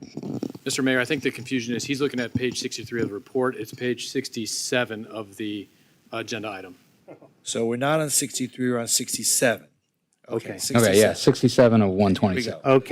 Okay, so I apologize. I'm looking at a report. All right, so this is the graphic here, and if you see on the, we'll start from the very left-hand side. You've got a 6-foot sidewalk, 6-foot planting strip, and then a variable area. Then you've got what we call curb management. That's an 8-foot lane. That's essentially parking lane.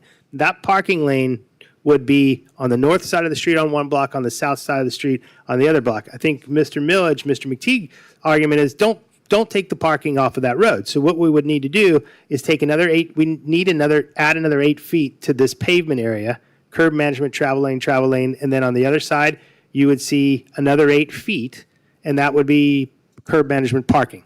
And the parking would go back on there. So you would simply add, you got to take 8 feet from the planting strips or the sidewalks, and then you'd put it on there. Wait, I'm not understanding a word you just said. So you've got 6 feet and 6 feet for the sidewalk, including the planting area, correct? Correct. Okay, and that's different than what we have now. Yeah, what we did was we eliminated a parking lane. Well, it's not a parking lane, it's a travel lane before 11 o'clock, and it's a parking lane after 11, correct? Somebody want to explain it?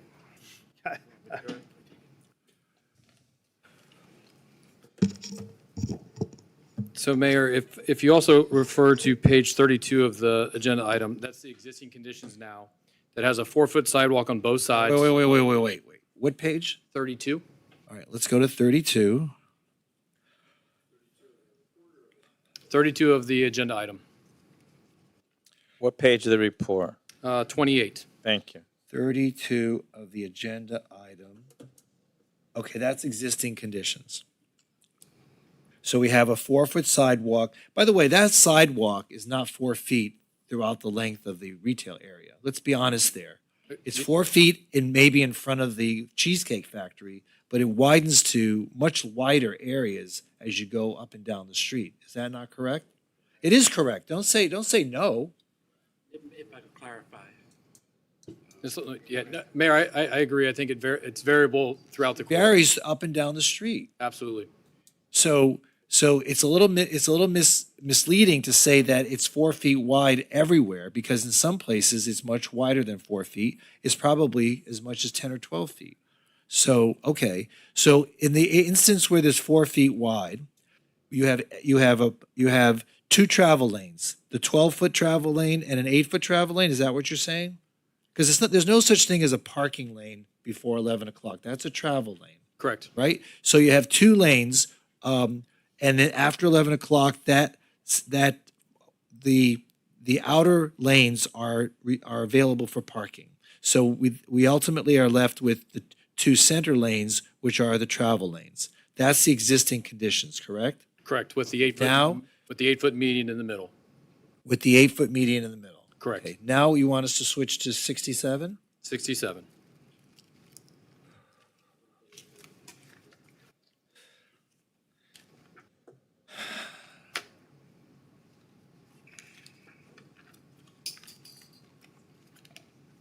So now we have, instead of a 4-foot wide sidewalk, we have a 6-foot wide and 6-foot wide landscaping zone. So that's 12 feet. Okay. So on the other page, we had 4 and 8, right? 4-foot sidewalk, 8-foot travel lane. So that adds up to the same 12 feet that you have here.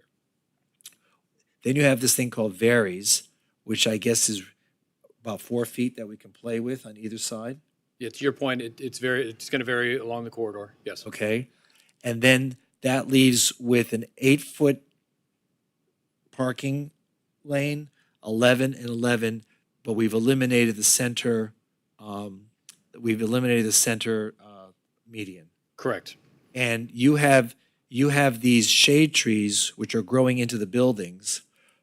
Can a canopy be created on a tree that's only 6 feet away from a building? Yes, sir. It can.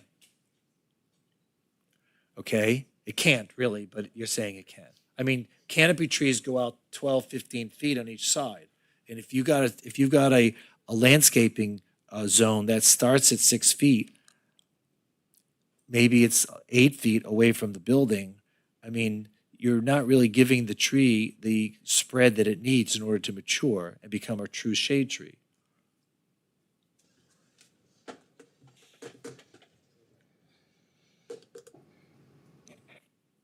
I mean, even your own diagram shows it's growing into the building. Okay. So you're going to have 2 travel lanes, one in each direction, and then one and parking on one side of the street. Is that what you envision? That's the plan. Okay. And you say as a result of that, we'll only be losing 50-something parking spaces? Yes, sir. Okay. Does that help clarify your question, Commissioner Sorensen? You remember your question? Yeah, I mean, Okay, I'm sorry. yeah, I was clear with, yeah, Okay. yeah, it's He good. was clear before that. Good to, yeah, I it's wasn't. good to talk through it. I wasn't. We're processing, we're learning. Processing. You could have been part of this working group all along, Mayor. We could have. were. I wish you were. Gift that would have been 3 amigos up there doing it. We would have been done 2 hours ago. Exactly. And this, Listen, you. that configuration, Joe, the plan would be alternating side of the street parking by block from Federal to what? To where? Which one is it, Eddie? To 12, it's in the shops.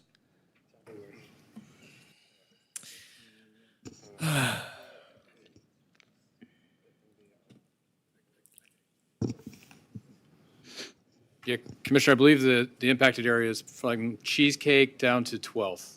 Yeah, to 12, that's what I was saying. Okay, yeah, Federal to 12. It alternates on both sides. So what I was suggesting earlier is you could put the parking back onto that road. Right. And you just take 8 feet out of You'd have that, to take- out of that conceptual design that we just had up on the screen. You'd have to take basically 4 feet from either Yeah, we side. take You're cutting down the sidewalk from, 4 feet from either side. Yeah, So 12 The to variable area, the 8. planning strip, or the 6-foot sidewall, we would take 4 feet from either side and Yep. just put it back Yeah. onto the pavement Yeah. as parking lane. That's Right. what, that's Yep. that's the difference that you would see if you wanted to add Cool. parking back on either side. So you can see, it would have an impact, but it wouldn't You'd destroy still what we're get trying to get double at. the sidewalk we possibly have right now. but- Exactly. So, So it's not Yeah. not a big deal, really, when you get down to it. We can do that. okay, possibility. All right, thank you, Joe. Mayor, we can go whoever's next. I don't- Mayor, just one question for Joe. ahead. Joe, what was the rationale on eliminating the lane of parking from Andrews to the tunnel? I think we're trying to do that for the bike lanes. Bike, it's a permanent bike path. Right. Fixed bike path. So there's no way to do both? I don't think it fits. And so, in that alternative, if you wanted to maintain the 2 lanes in each direction, I think what we would do is then start to aim at putting the bicycle paths on maybe a parallel facility. We were hoping to put the mobility all on Las Olas, right? So we wanted the wider sidewalks, we wanted the bicycle movement, and then the appropriate movement of vehicles. And east of 15th, we can accommodate with 1 lane in each direction into the level of service volume, that volume of vehicles that are on that road. But again, I mean, if we want to change directions and say, okay, it's got to be 2 lanes, then we'll have to reshift, refocus, take the bike lanes out. At that point, it's probably a better idea to put the bike lanes on a parallel facility and then just connect them differently down the side streets. And they just wouldn't be able to bike necessarily as safely on Las Olas. On that section of Las Olas, but there Correct. would still be connectivity with the bike lanes just on parallel streets. Yeah, you could connect it. We examined it on parallel Okay. streets, and it's totally workable. Our goal was to put all the mobility on Las Olas. No, and I understand, but I do have concerns about the future and about the growth of that area and the need to not eliminate lanes Okay, in that area. that's doable. We can recalibrate and go back and and put keep the 2 lane, and what you're telling me is keep 2 lanes in 15th west all the way to Andrews.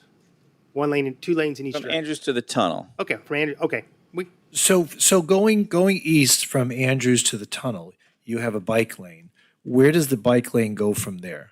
The bike lane. It stops. There's no fixed bike lane east of the tunnel. Federal on Las Olas. So to Commissioner Glassman's point, what makes more sense in my mind is keep Federal to Andrews as 4 lanes, have one of those lanes as a sharrow, and then have a better parallel biking paths parallel to Las Olas, because you're going to have to go parallel to Las Olas when you get to Federal anyway, because you're going to be down to 1 lane of traffic, more or less.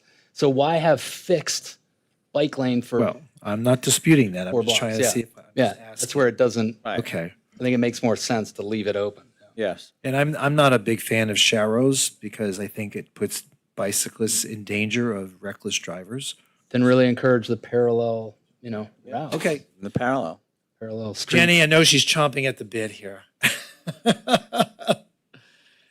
Jenny Morahone, followed by Timothy Cleary, followed by Anthony Abate. Good evening. It was actually a great lead up.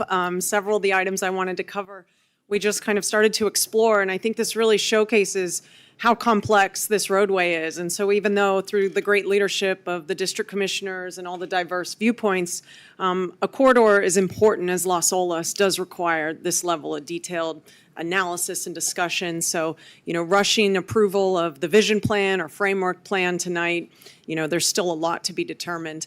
I wanted to say how, as we continue to attract not only investment, but a great experience downtown, prosperity, the public realm is the most important aspect of great cities. Those are our shared spaces, our streets, our parks, and we're making big investments here. And it's not just the shared spaces, but it's the real estate. It's publicly owned real estate that's invaluable for the future. And so taking away permanently those lanes for a dedicated cycle track that only goes 5 blocks. It can't go west either. It can't go through, the Wharf area. It can't go further east. We've often recommended Broward Boulevard. It connects all the way west to 95. It's this gateway into downtown. It goes all the way out to 15th. That's a wide road that could likely accommodate multimodal and maybe a cycle track that extends for miles and gives real connectivity. We definitely, some stats I pulled up as we were all talking. That section of Las Olas from Andrews to the tunnel is arguably the most dense street in all of Broward County in terms of pedestrian concentration. You go out there any hour of the day, any day of the week, people are walking along that stretch, crossing the intersections. There's about 3.2 million square feet of office space from Broward Boulevard to the river, from Andrews to the tunnel. That's about 22,000 employees, or about a third of today's employment in downtown. Thousands of residential units. That's only going to continue to grow with the concentration of people coming there for experience, for work, to live. And so we definitely want to preserve that right-of-way width for the travel lanes, for the on-street parking, because it's not just 50 spaces in the shops that would be lost, it's also 50 spaces in the downtown. And those are important spaces to be able to get in and out. Last comment I wanted to make is in regards to the shops area. And the DDA, from our perspective, really kind of looked at the tunnel, for the most part, west, and the great anchors of Huizinga Park and Tunnel Top Plaza as the connecting pieces. But in the shops area, you think of great streets, they have a symmetry. Both sides of the street talk to one another. And even though we've gotten rid of the curvy road concept with no curbs, if you have parking on one block on one side and then you switch to the other, you're still driving in a curve. You still don't quite know what side of the street you're looking at. And I think that would be not intuitive for the driver, for pedestrians. So taking that width and keeping it for the 2 lanes of parking on each direction in the shops is important as well. Thanks. Okay, thank you. Timothy Cleary, followed by Tony Abate, followed by Jackie Scott. Good evening, Tim Clary. I'm with the Riviera Isles homeowners. A couple of comments. If you do approve this tonight, keep in mind that that'll be like giving marching orders to your staff and the various departments. So, what we see in the plan tonight, it will almost be not set in stone, but unless we change some things, that's what the staff and people are going to think is what it's going to be. And we can see there's some confusion tonight, so we want to make sure that it isn't accepted as it is now, because it's not workable without some more effort. Mobility, that's what it was all about. And 15th Street westbound is one of the biggest problems. That backs up continuously. This plan doesn't help that at all. And I think 15th going north needs work. Originally, a rotary was planned there, but because of our input, the group found that the 2 left-hand turn lanes was much better option. They found that out too. So the work we've done in Mary's group and the other homeowners along Las Olas Isles has been important. So we want to keep in mind that we think our inputs have been good. And 16th Street, we use that to get toward the Galleria, and the public's over there now. We don't use that to get west. So having 16th Street northbound accessible is very important to us. And we don't speed through the neighborhood because we live in our own neighborhoods, and we don't speed on Las Olas, and we don't speed on 16th. So I really would like to see that remain open. And we do appreciate that there's neighbors there also, but we need that extra outlet to get to the eastern portion of Sunrise and Galleria and Victoria Park. That's all. Thank you. All right, thank you. Tony Abate, followed by Jacqueline Scott, followed by Steve Buckley. Thank you, Mayor. And I want to thank Ben in particular, as well as all the commissioners and the Cordino Group for the time and attention they've invested in this vision over the past, I would say, very unusual 18 months during a pandemic. Trying to conduct public outreach, I think, is very challenging. While there's much to commend about the plan, and you've heard some, I think, very cogent criticisms of it tonight, my purpose here is really to call attention to 3 elements of this vision, particularly referencing Exhibit 1, page 74 of 126, items 1E4 and 1E5, recommending further study to close 16th Avenue and recommending a full closure of 17th Avenue, and item 1C, retain parking on the north side of Las Olas Boulevards in that segment that crosses through Collihammock. Could you talk a little bit more into the microphone? Sure. Can you hear me now? Is that better? Sorry. Yeah. All the items I'm talking about tonight are related to the segment of Las Olas and Collihammock. The staff recommendations in the commission agenda memo for this item do not mention these specific items in their summary, although they are found in the report. These elements, in my opinion, do not fulfill Fast Forward Fort Lauderdale's goal to build a multimodal and pedestrian-friendly community as referenced under the strategic connections in page 3 of the staff report. The resolution states that business owners and property owners were included in the working group. I can only say that 5 of the businesses that I personally frequent on Las Olas in the segment between Tarpon and 15th were not aware of the final recommendations developed and presented in the plan. They were not aware that all the street parking is to be eliminated entirely on the south side of Las Olas according to that plan. It's worth noting this significant change is not called out clearly in the plan. The only language in the plan states retain parking on the north side, and then if one looks very closely through the applied color in the trees on page 77 in the rendered plan, you will see that in fact all the parking, including the drop-off and pickup zones for 2 essential neighborhood services, the Postal Service and the courier and mail shop, are to be eliminated. The traffic analysis indicates that the segment of Las Olas that runs through Collihammock currently enjoys the lowest two-way peak hour traffic volume of all the other segments on the boulevard. Further, it states the drivers heading west have an option at 15th Avenue, referred to as the heart of Collihammock. Using that analogy, I need to state that I know of no practice or treatment of congestion that recommends additional closures or blockage of any flows. Quite the opposite, contemporary urban design practice encourages increased opportunity, more choices for enhancing the flow of people across all modalities from vehicles to pedestrian modes while implementing measures to slow down speed and enhance safety. The report also correctly states that Collihammock, the neighborhood which surrounds 15th, is extremely sensitive to the traffic volumes and speeds that cut through it. Then it goes on to... But you can't. I'm done. Jeez, Can you just finish? Wow, okay. Just all right. Well, try to conclude if you can. Yeah, well, I would just have to say that those are the segments of the plan that I think need further study. Thank you. Okay, thank you. Jackie Scott, followed by Steve Buckley, followed by Adam Peterson. I started getting concerned that you forgot me, Dean. Oh, I wouldn't forget you. Thank you, thank you. Good evening. Just wanted to make sure you stayed through the whole meeting. Exactly, my punishment, right? First of all, I want to thank Commissioner Sorensen, Commissioner Glassman for hanging with us through this entire process. Had they had more experience of what we did 30 years ago, they would have run in the other direction, trust me. But anyway, we really thank you, and I think Cordino Group did a great job communicating to everybody, and I wanted to thank them. During this process, Coley Hammock took the posture agreeing that we needed to protect Coley Hammock. We needed to stay out of everybody else's business as it relates to the corridor. We don't challenge others what they want to do in regards to this plan. However, we will fight and defend our quality of life along with advocating the need to survive the growth and the success of the beach and the iconic boulevard. Everyone knows the biggest and most difficult issue is how you connect Broward and Las Olas. In 1990, Coley Hammock designated 15th Avenue in our master plan. That was adopted by the City Commission. 70% of the neighborhood favored it. It was voted upon and adopted.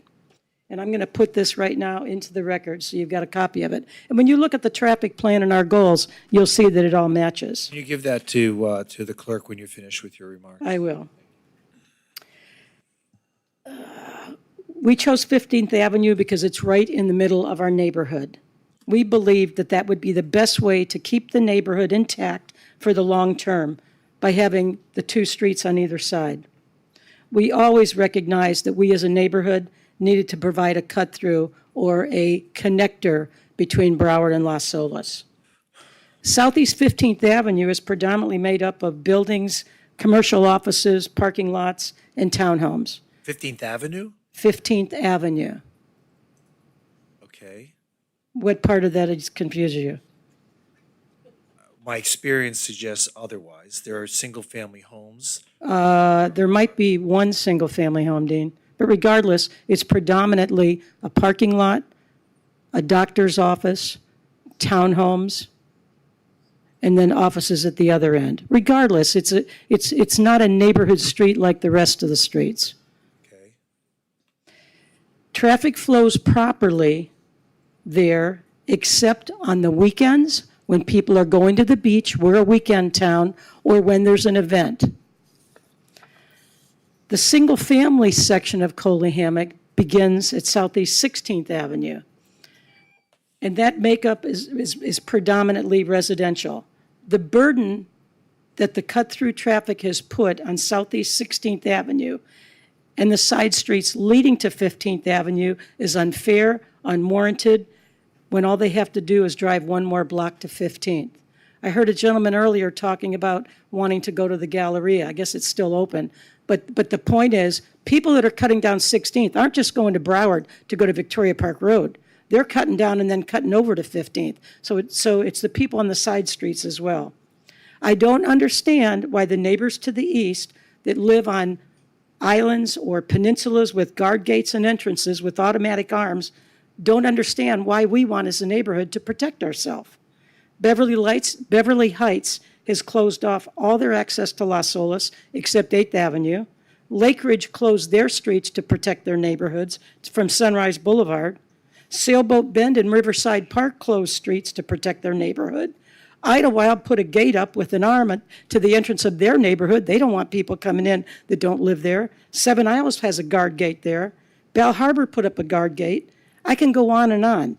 That is what the neighborhoods do to protect themselves. We agreed years ago Southeast 15th Avenue was the connector. I want to make it clear that Coley Hammock has no intentions of closing Southeast 16th Avenue. In our opinion, and what we want is for that to remain a two-way street. We just need to limit the access from Las Olas so the people on 16th and the side streets can walk their dogs, let their kids ride their bikes, pull safely out of their driveways. Southeast 16th Avenue should remain a two-way street. You just can't enter from Las Olas. I think the area will continue to flourish. We'd like to see this plan adopted and move forward. Everyone has gotten most of what they want. And all Cooley-Hammock has wanted from the beginning of this process is to be protected. Protect us. We're an iconic, historic neighborhood. Cooley-Hammock HOA supports this plan. We paid professionals to create a plan. We need to listen to them and move forward. Now let's talk for a second about the boring company. Actually, you use your time up. I had 5 minutes, dear, don't I? President of Cooley-Hammock? Okay, well, you've actually used more than 5 minutes, but I'll give you another minute. Thank you, Dean. Let's talk about the boring company and this idea that we'll hopefully in the very near future have a tunnel from Brightline to the beach. That is going to be extremely positive for the city. That's going to take a tremendous amount of cars, especially on the weekends when it's the beach traffic, off of Broward and off of Las Olas and off of the cut-through. So, we look forward to that. I believe that 15th Avenue with the dual turn lanes at both ends will work, and it'll be great for the future for all of us. So please move this plan forward. Thank you. Let me ask you a question. Sure. The previous director of Transportation and Mobility came up with a design for 15th Avenue that we now have today. So what we have today is not 30 years old, it's maybe 4 years old. And that was considered to be the panacea for the traffic problems that we have on 15th Avenue. Clearly, it was not. So, and that's with 16th Avenue being an open road. Now you want to close 16th Avenue. No. Well, you want to limit the access to 16th Avenue, which I fully understand. If you live on the street, you want it to be a neighborhood street. We all understand that. But so you're thinking that all the traffic should be ushered onto 15th and then make further modifications to a road that once before we thought those modifications were going to be sufficient. What makes one think that these additional modifications are the answer when we thought that the previous modifications were the answer? Well, that's a good question. 15th Avenue was the street that everyone used, except for the people that like to bypass it, for many, many years. And then Romney Rogers decided that we'd put a stop sign at Southeast 2nd Street. Right. Now, you can't have traffic flowing and accommodating neighbors to get to Broward Boulevard if everybody has to stop. So what happened was, when that happened, we were very upset because then that puts the burden on all the other streets and people cut through even more. So when the city came up and said, okay, well, we'll remove the stop sign and make changes to 15th Avenue, naturally we accepted it. But it was never, in my opinion, the panacea. It was just an improvement. But think about this. You read our master plan. We've been trying to get this accomplished for 30 years. And you heard Peter Partington say earlier, of all the master plan neighborhoods and the neighborhoods in the city, Cooley-Hammock has been kind of hung out to get our problem solved. And now we're in a situation where you've put a garage down on Las Olas on the beach, creating more traffic. You've got the Las Olas businesses that want to improve. We totally support them. They're our first neighbors. Well, the reason for the garage was because of the elimination of parking. We didn't add more parking to attract more cars. We changed the location of the parking from the Las Olas. I agree with you, Mayor. But it becomes a traffic. It becomes a destination for more cars and more reason for people to use Las Olas because they know there's a garage there. I'm not against it. I'm just kind of going through the historic part of it. So But I'm part of the history too, a little bit. yeah, but I'm older. Okay, so No, I know you do. I'm older than no.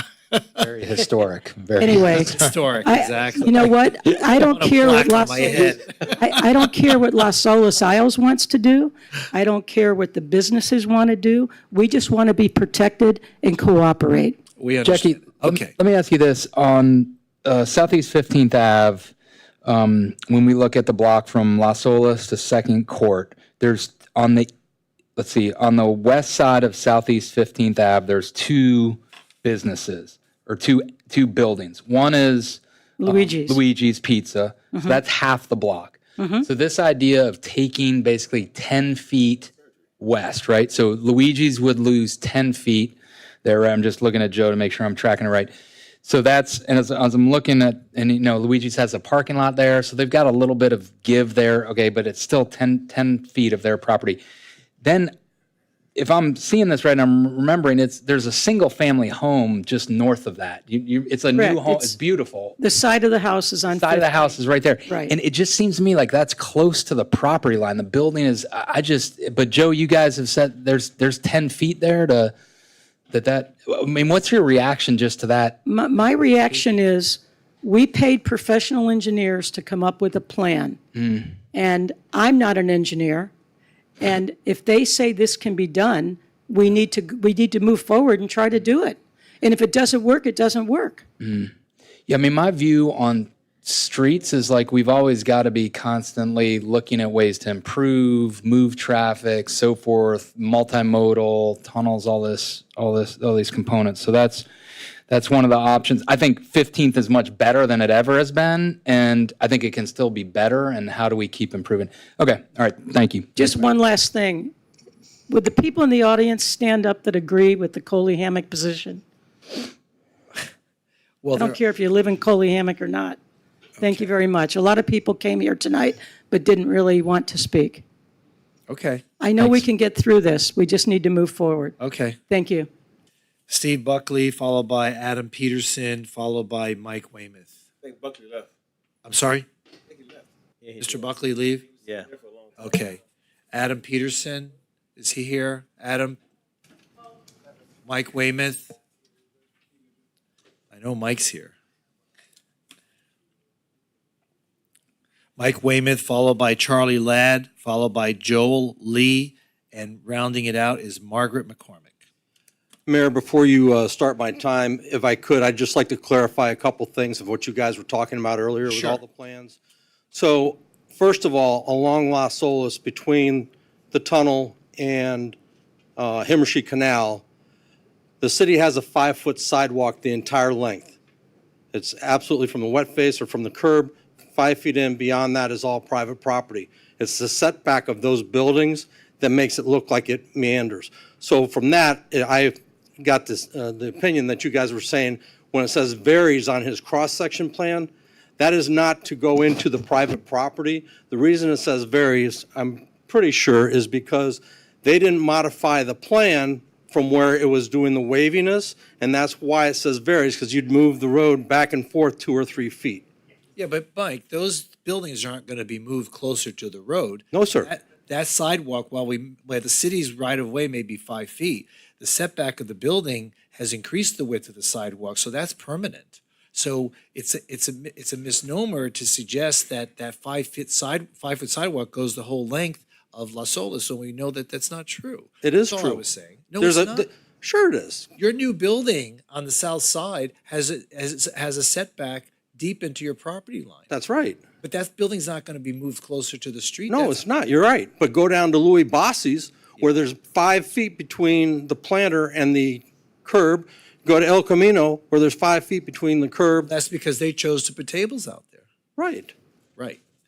So if we add 5, 8, or 10 more feet to the sidewalk, what's to say that they're not going to put tables out 5 or 10 more feet?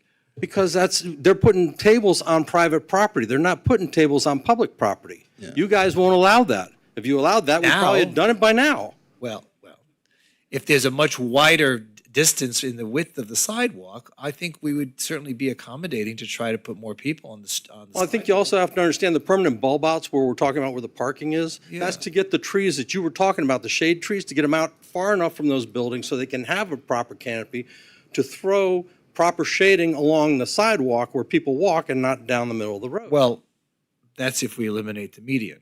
Huh? What's that? I'm sorry. That's if we eliminate the median. We need to have shade trees on the side. So I appreciate you allowing me to clarify that. So good evening, everybody. My name is Michael Weymouth. I am the president and CEO of the Las Olas Company. The Las Olas Company, my family built the Riverside Hotel, opened on December 16th, 1936. So come this December, 85 years we've been on the boulevard and have been adding to it ever since. Probably one of my first family members was on the very first working group of trying to address all this back in 1936. So They should have finished the job. thank you. They said just they one more dumped it on time. you, just one Mike. more time. What I would like to do is I'd like to recognize Commissioner Glassman and Commissioner Sorensen. You guys really have thick skin. I've said it to you a couple times, but publicly, thank you very much for doing that. To the to the Cordino Group, thank you. The staff that the city put forth towards this, thank you. A lot of people have put a lot of time into this. I am a member of the working group. I was invited to be a part of this. It started 2 years ago. And one of the things that we talked about at the time, because it was a very diverse group, is that we have to rely on the professionals. We have to let the professionals design this. We all think we know what we see, but I think even before the Cordino Group was hired, we actually commissioned, or the city commissioned, having the traffic analysis done in order to get it during an opportune time. So that was one of the important things. As Jackie said, early on there was a lot of talk and who's doing what, and I, as best I can, try to keep my mouth shut and just stay in my sandbox. I think when you look at this plan, starting from the west at Andrews Avenue, the further you get east, the more dysfunctional or maybe a little more acrimony that belongs down there. I think if you do a handful of things that are suggested from Andrews to the tunnel, and I think it sounds like everybody's in lockstep going east from there, you start getting into Cooley Hammock, it changes a little bit. I'm going to let them weigh in. They didn't weigh in on what we wanted to do. I'm not going to weigh in on what they wanted to do. So from the outset, my ask of the group was 3 things. Wider sidewalks, which are imperative. You just can't walk down Las Olas. Safety for the pedestrians. And that was accomplished by widening the sidewalks and creating some of the crossings that are there. And then the third thing is the on-street parking, which you've heard several people talk about. There's now an additional item that is imperative for me, and that is to couple this with the improvements at Tunnel Top Park. Tunnel Top Park is going to start the beginning of next year. It's a 2-year build-out. Time is fleeting. We don't have time to go back. If you need to bifurcate this from the Las Olas Isles or whatever, I suggest you do that. But to be able to develop or make the improvements either side of the tunnel in conjunction with Tunnel Top Park, first of all, will keep you guys from a black eye, because so many times there are so many projects that are done where no sooner do they get done, somebody comes and tears up the street for some other reason. So it really would look great to be able to do the whole thing all at once. I know that the Cordino Group has spoken to people at FDOT to try to help coordinate that. I don't know whether Ben's folks have or not. I would imagine he probably has, but it's imperative. These merchants cannot, especially after this year, these merchants cannot go through enduring having that whole intersection blown up for 2 years, put it back together, and then decide how to figure out how to do this, and in 3 or 4 years from now, start it all over again. They won't survive. Let me ask you something, though. Would the state permit us to, I think what you say has a lot of merit. I agree with you. We should do that in a lot of different areas around the city. But does the state allow us to come near their project if I'm not sure we can. No, but what I mean by that, Mayor, is the FDOT, the state, will do different parts of their improvements along there, whether it's the ventilation stacks or the tiles. But at some point, which is going to be the latter part of next year, they're going to start extending Tunnel Top Park. Right. And the coordination of what we want to do going both ways. Well, east towards the beach and west towards downtown, it's critical while because they're reconfiguring, they're adding 117 feet on the north side of the tunnel, and they're redoing from that northern 117th foot all the way to the wet face of Lower Ward Plaza. Yeah. So that whole area is getting blown up. For 2 years. Well, no, yeah. From 7 o'clock in the morning to 10 o'clock at night. Yeah, Mayor, agree with Mike, and we've been working hand in hand with FDOT not only to make Tunnel Top Park a reality, which is awesome, but then also lining up as best as possible, coordinating these two projects. So we're on it, and the staff's on it. Yeah, doing a taking at 15th Avenue or whatever it takes to do that, it's going to take a little bit of time, as I think you guys have all talked about. And I think in the form of an impact on all of these merchants and the different businesses along there, it doesn't have the same implication as if everything gets held up for either that or how you figure out, put in 4 lights or 1 light in the aisles or what have you. It's Yeah, agree. to get that done at the same time. Mike, you support, if I'm tracking you right, you support the idea of both side of the street parking federal to 12? Is that right? Yes, I mean, as I said, widening the sidewalks is what we've worked on forever and a day. Right. Actually, it was the catalyst of what blew this whole thing up, because a bunch of people marched in with the new commission and said, we don't know what's going on, and so this was hatched from that. But wider sidewalks, safety for these people. Right now, it's a grown-up game of Frogger, watching people run in between cars, trying to get to the median where they think it's safe haven, and then go on. So that all has changed with this new design, and then the parking on the street. All right. Thank you, Mike. Yep. Thank you. Thanks, Mike. So, Commissioner Sorensen, let me just follow up on what you're saying. So, you asked if Mr. Weymouth was in favor of parking on both sides, and obviously that's going to require the elimination of the median to be able to get the necessary width we need to have travel lanes and parking. So. It would seem that, I don't know whether they're going to, I guess the bollards are going to be eliminated. So if we have to use the parking lane as a travel lane for emergency purposes, I guess it's available for that. Right. So the ultimate question comes down to, there are actually 2 points. One is, Bless you, John. bless you. The amount of space we need to place canopy trees in the landscape zone.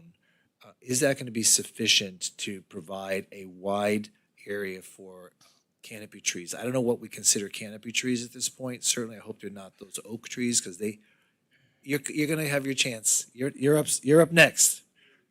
All right. So these are the questions. I don't have answers. So you're going to come up with the answers, Mr. Ladd.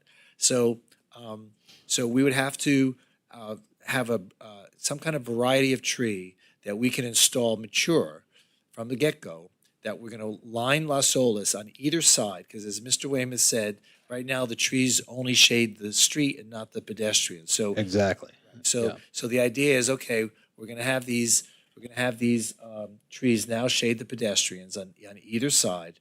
We're going to eliminate the center median, but at the same time, keep in mind that that 4 lanes of cars have often been thought of as detrimental to the safety of pedestrians. And if you look at Wilton Drive, for example, where they took the street from 4 lanes to 2 lanes, for the very reason that MPO indicated that that's the best way to preserve pedestrian safety, because now they don't have to traverse 4 lanes to go across the street.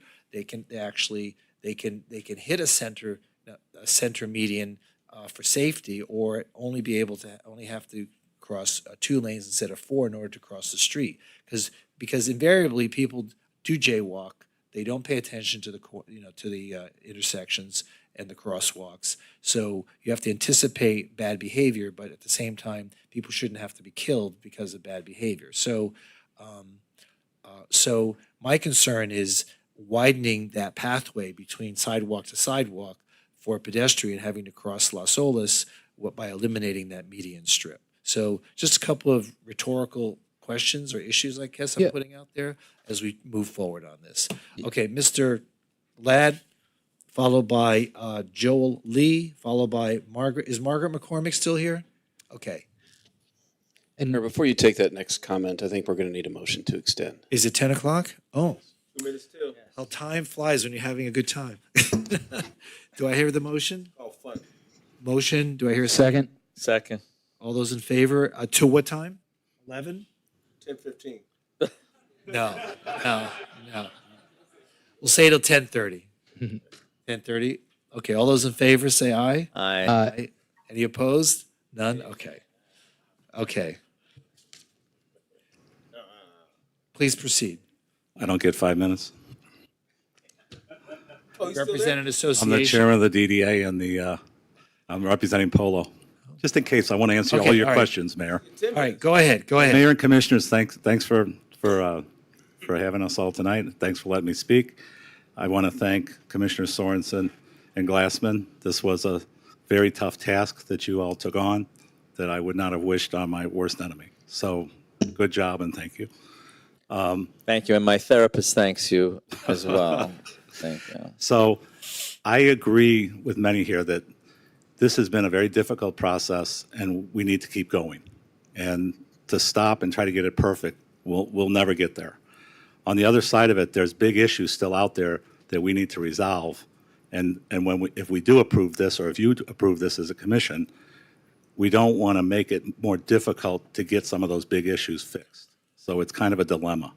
I see 2 or 3 big issues that hopefully as a commission you'll address. West of the tunnel, to reduce and lose travel lanes, I think is a huge mistake. I've got some pictures of the streetscape that's been established there, and that's one of the few areas on Las Olas that's actually finished. If you go in front of FAU, in front of the 100 Las Olas, it's beautiful. The mature trees in front of FAU, that's 25 years worth of trees that are beautiful. And if we start changing the street profile, what are we going to do? We'll rip up the trees and put new ones in? We're so close on there. And to divert that traffic to the Riverwalk streets instead of the bike traffic to the Riverwalk streets, I think it's a mistake. Then you're going to have Stein Eichelbaum back up here bitching at you. So it's better to put the bikes over there and keep the cars on Las Olas. So that's one big one. The second big one is all this issue with the double parallels. I'm sorry to make you laugh, Dean, but it's true. It's important. We need both rows of parallels on the main Las Olas, not only for the loss of parking, not only for the merchants where people think, hey, I can drive by and maybe I can get to that shop instead of parking in the back, but those parallels act as a barrier and a protector to the pedestrians. So when you've got a truck going down Las Olas at 30 miles an hour, those parallel parked cars act as a barrier. So would you agree with the concept that they've come up with tonight to have 2 travel lanes with a parking lane on either side, widening the sidewalks, eliminating the median, widening the sidewalks to create a wider sidewalk and a zone for landscaping? Does that satisfy? Yes, and I want to give you the math. Yeah, okay. The city right-of-way is 5 foot of sidewalk today from the curb to the right-of-way line. By eliminating the median and narrowing those lanes, you pick up 6 feet on each side. So you'll now have an 11-foot sidewalk. The vary goes away because you're not alternating between parallels on either side of the road. That's what the vary was. In that 12 feet, in that 11 feet, the tree is planted 2 feet off the curb. That's the distance if you go look at some of the streetscape we've done by the chemist shop, et cetera. And then you have the tree 2 feet off the curb, so you're effectively now 9 feet from the property line. The city now requires a 5-foot pedestrian easement on any new building that's built on Las Olas. Okay, so that gets you to 14 feet. What the city normally requires is a 15-foot area for the radius of the oak tree canopy. So this gets us very close to where we can accommodate oaks placed on 30-foot centers the length of Las Olas. So by doing this, we're going to eliminate 16 black olive trees and replace it with 56 oaks. And we'll have a street that looks like what we were able to do, Steve and I, at the chemist shop, which will be beautiful. Completely change the street. You do say so yourself. I believe in it. I've been doing this for 30 years. So I think those parallels on both sides are important, and I hope that that's a part of any approval. And the last item I think really needs to be stressed. The one area where we can move more traffic is 15th. If you go to 12th, if you go to these other streets, they have driveways, bunches of driveways of people that actually back out from their homes. 15th doesn't have that anymore. It's got the stoplights on both ends. So that's the place where we can most easily move more traffic. And you talked about 5 years ago fixing it. We're probably going to do this and have to do it again in 10 years. It's like I-95. You're just going to have to keep, but if we're going to grow as a city, that's where we can do it. So we should focus there. Don't be cheap. If we need to take a little land, let's do it so we can move the cars, because that's going to take a lot of pressure off everybody else. And then my last item, sorry, 10 seconds. If Las Olas Isles needs to work on this plan some more, let's bifurcate it and let them get consensus. Okay, thank you. Joel, followed by Margaret. I think just about everything has been said up here.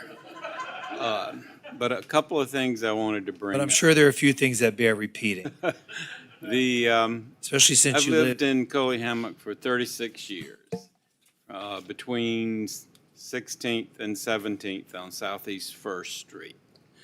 That's where we have been with our two dogs forever. We're part of the doggy walking group that exists over there that everybody keeps mentioning. But the only thing I wanted to say was I wanted to remind you all, I don't know how many of you were here, when 16th and 17th were made one-way streets, one going south, one going north. Does everybody remember that? Does anybody remember it? I'm a native. Because it was a mess. It was like a racetrack. On both streets, people were flying all the time.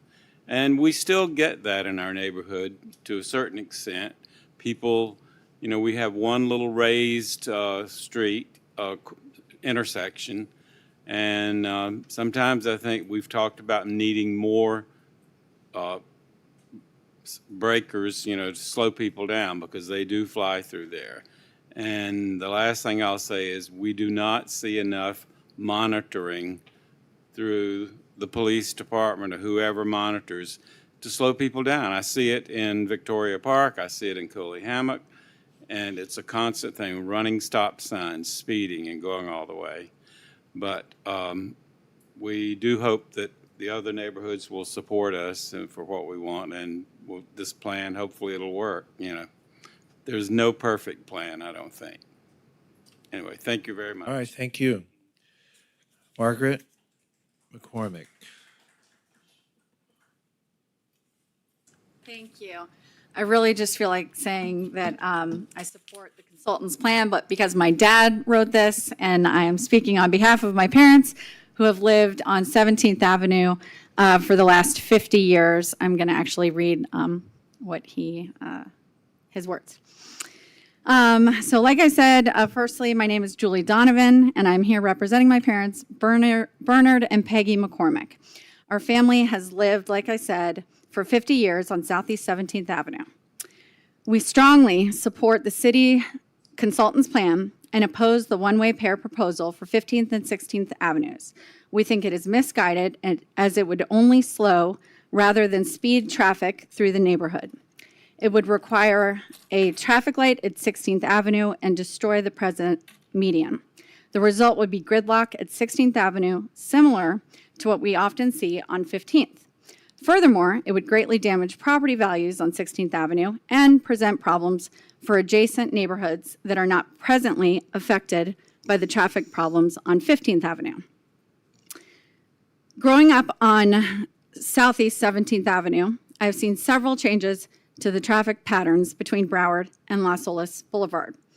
In the second grade, I actually walked door to door to collect signatures to shut down 17th Avenue during the spring break heyday in the 80s when cars, like the previous speaker said, would speed down 17th Avenue and almost kill my friends and I playing on the streets. So these changes over the years have protected our historic neighborhood, and the current city plan would further that protection. We strongly urge its approval. Thank you. Thank you. Is there anyone else who wishes to speak on this item? No one else has signed up. Do I hear a motion to close public hearing? Moved. Do I hear a second? Second. It's been moved and seconded. Please call the roll. Commissioner McKenzie? Yes. Commissioner Sorensen? Yes. Vice Mayor Moritas? Yes. Commissioner Glassman? Yes. Mayor Trentels? Yes, and public hearing is now closed. Well, we have two district commissioners here, so we'll start with District 2. Do you have any comments or recommendations, Commissioner? Well, I do, but actually, Mayor, I had some questions that I'd love for Joe or Ben Rogers to flesh out for me because there were some things that were different in this report that we had ended with our last meeting. So I just want to get some clarity on that. Sure. Ben and Mr. Cordino, can you please come up to the podium? Yeah, and I have everything tabbed off, and I really appreciate everyone's patience on this, but this is an important corridor in our city, and I'm really happy to see that we're giving it the attention that it needs. And obviously, we've been working on this for 2 years, so I know that this has been late, but I think it's worth it, and I think it's important. So thank you, Joe and Ben. I'm working off the page numbers of the plan itself, not the agenda item. I just want to make sure, because there is conflicting language in the 121-page report. On page 9, for instance, there is discussion of Southeast 16th Avenue, but the language is different from later in the plan where it says that you're recommending a study. So I just want clarity on that because on the paragraph under intersection analysis, it's a little bit murky there and it doesn't really talk about the existing conditions and it just has a little bit of ambiguity there. So I just want to know exactly what the recommendation is in our plan. Yeah, thanks, Commissioner Glassman. To clarify, the recommendation is that we would do a further analysis of the intersection to determine what the next steps would be. So staff's already collected some quotes to go to the next step of doing a data review, collection, and analysis to make that determination, but we have not moved forward because we want to have this meeting and get direction first. Okay, so basically a study will be conducted and finalized and presented. Correct. Okay, thank you. On the page 10, under speed analysis, just want to note that the report says that speeding was found to be an issue only in the aisles, and that's exactly what you feel today as well, right? Yes, that's correct. Okay. Have you looked at it then goes on to discuss other traffic calming measures for the aisles, besides the one lane going from 11 to 10 and keeping the other lane at 11, were other traffic calming measures examined? And I'll get into the crosswalks later, so we don't have to talk about that right now. Specifically in the aisles? Yes. Yeah, so we looked at a lot of different things, and I'll turn it over to Joe or Eric to give the technical response. But in short, each street has its own purpose, and that boulevard and that area is really a connector. It's connecting the downtown to the beach and has certain conditions. And as Joe alluded to earlier, if we want to change the habits, we need to design the roadway for those habits to take hold. So there were different ideas that were tossed out there. I know Joe has some examples from other projects that they put on roads similar to this. But at the end of the day, through the 25 or 30 public meetings that you hosted, this was the recommendation that came forward. Okay, thank you. On page 30, we didn't talk about this at all this evening, but there is a discussion under other considerations about the Himmelsee Canal and also the Sospero Canal bridges. And it's just sort of left up to us to figure out a way to deal with this. I think the plans that were presented for the Sospero Bridge in particular were really excellent.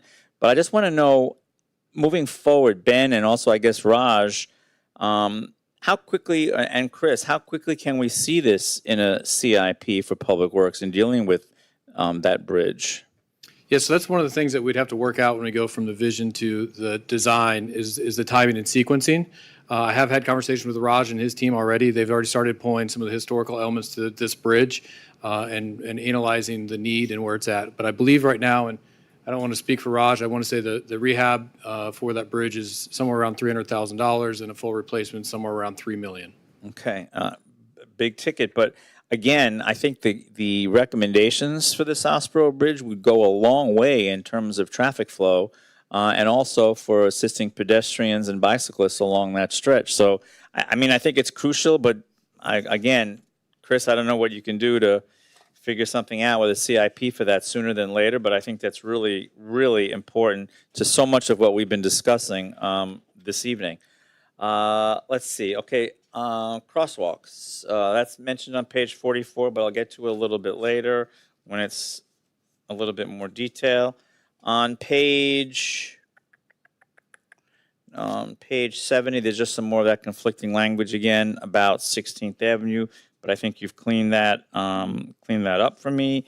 Again, on page 71, if anyone is watching, I really do like all of the suggestions for that Southborough Bridge. On page 82 of the plan, 82, we've talked about the traffic miles per hour requirement on, again, and I just wanted to make sure that we take a look at that in terms of the speed limit, to see if there's anything else that we can do. Under vehicular travel lanes on page 82, this is important. We haven't talked about it a lot tonight, but the visibility issues at each north-south bridge on the north side of Las Olas Boulevard. Again, I don't know how all of that just got passed and approved years ago when those bridges were redone, but that is such a nightmare in terms of that. There's some general comments made about what we can do in terms of providing site triangle extensions that will include reconstruction of the bridge walls and rails. Any more detail? I mean, this to me is something that cannot wait until this plan is implemented. This is something that I think as a city we need to really be focusing on now because of those issues. I guess, I think Susie mentioned it's been at least 7-8 years. But again, I don't know how that project got signed off from FDOT and everyone else that did it. FDOT is the one that designed the bridges. No, I know, but it also went through the state Historical Resources They are the Office. state. No, I mean, the State Historical Division also had a lot of say with those bridges, I remember. There were a lot of, I don't know how it got final sign off without anyone saying, hey, we did something wrong here. We did something wrong in terms of elevation. We did something wrong. We just did something wrong. I mean, I don't know how all that got signed off years ago, but it did, and we are now where we are. But I just think that, Chris, we need to take a look at that sooner than later for all of those bridges. I remember the line of sight issue came up early on, and the state was intransigent about changing their design because they felt that it was consistent with the historic nature of the design, and also they raised the bridge a number of feet because of climate change, and they just said that that was a consequence and that we had to live with it. Well, they said I we hate had to say that, but that's what I remember. No, I understand. So I just was wondering, maybe next time we meet on this, we can find out a little bit more about exactly what you would be proposing for those site triangle extensions and reconstruction of the bridge walls and rails, unless you can say something really quickly now about it. But are we going to be thinking about that a little bit more? Yeah, so I've had some conversations with Raj and Public Works. Right now, they've got limited resources on their bridge department, and there's some other bridges that have some extreme priority right now. So we're working on it, and we can follow up with you, Commissioner, and give you some more information. Okay, I think that'll be really helpful and very, very important. On page 83, sidewalks, it gets into multiple, 3B, multiple new pedestrian crossings are proposed at South Gordon Road, Hendrick Isles, Coral Way, 7 Isles Drive, and the Intercoastal Waterway Bridge. This came up a lot in our discussions in the last meeting that I had with folks on the Isles a few days ago. Because this is new. We didn't really see that discussion in our final meetings as a working group. And again, this is another item I think that needs to happen so much sooner rather than later. And I know, Ben, you have mentioned that you're looking at ways to identify some funding for at least one crosswalk. The general consensus of the folks on the call was that it should be somewhere between Nurmi and Hendrick in terms of a first crosswalk. But again, what are the realistic chances of us getting to see this before even this plan is, anywhere near looking at design phase and construction? Yeah, so first, a point of clarification. I've heard the signalized intersection a few times, and I think people are thinking that's a full stoplight where you're going to have, north-south traffic going green while east-west is red. I think the signalized crosswalks that are being proposed are pedestrian activated. So they would be green for Las Olas going east and west, and when you wanted to cross the street, you would push the button, then the light would change to red for 30 seconds or 45 seconds, enough time for you to cross the street safely, then it would go back to a full green. So just a quick point of clarification, because I don't think it would have maybe some of the mitigating or the congestion issues that some people alluded to earlier. Okay. As for the funding, as you're fully aware, we're still building the next year's budget. I do have a couple $100,000 that I've repurposed and proposed to the city manager to take into consideration. And so hopefully in the next month or two, when we finalize the budget, we'll have that information to share. Excellent, because I think that without a doubt has to happen, a crosswalk, at least the first one on Las Olas on the eastern part of the, Wait, Commissioner, can wanna I weigh just in say too, one thing? please. We've got 10 minutes left, and we have to make a more holistic decision here tonight. Are we voting on this tonight, or, excuse me, I mean, you're digging down deep with the details, and I don't know if we're there yet. Moving this thing forward, we have to decide how we're going to, like Commissioner Sorensen said from the very beginning, what is our goal here tonight? And I obviously we all see that there are multiple sections of this street, each one having its own challenges and its own opportunities. And I'm wondering whether we should consider each area separately. I think that the business area can be dealt with in one discussion. The shops another, and Coley Hammock another. I don't think it makes no sense to look at the whole street all at one time, because it's too confusing. There are too many different considerations to contemplate. I'm gonna throw it out there that maybe we should have a workshop, and have several workshops, one beginning with one end of the street and taking each section separately, and then making decisions and then moving forward. Because right now you're becoming you're asking some very specific questions, which isn't going to get us to 10:30 with a decision tonight. So do you have a suggestion as to where we should take it from tonight? I don't mind your suggestion at all, in terms of workshop, but I think we're actually closer than further away from really wrapping it up for all five. But I just think that these details are important. I don't disagree with you. Could I make a suggestion? Tonight, some of the discussion about the downtown and 2 lanes, not 1 lane, and with the parallel bike lanes. But I think in a workshop or two we can wrap it up. I really do. The only issue I have with saying each section by itself is the reason that we all came together was to look at a holistic plan for the whole street, which has never really been done before. So I guess my first wish would have been to say, yeah, let's do it all as one plan. But I certainly understand the constraints in terms of tunnel top. Although I don't know, maybe you can help me understand, is even it a realistic thought that we could do what we need to do with this plan and get it coordinated with tunnel top? Or, I mean, can that work really happen within the next year to two for what we need to do here? We don't even have a design yet, actually, for that section. If we prioritize it, it can be done. Okay.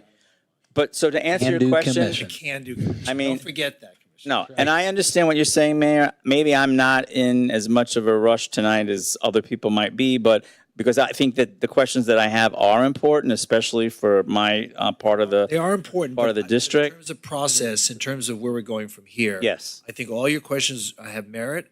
And as we dig down deeper into the details of this, a lot of things have changed from the report to the backup. Right. So to digest all of this, I think we heard the public. The public has spoken as to what they feel is important, their priorities, and I think that in order to do justice to what the public expects of us, I think our next step should perhaps schedule a workshop amongst ourselves, open to the public to listen, but not to participate, so that we can hash out the details and look at it section by section, because I think that's the only way we're going to be able to really.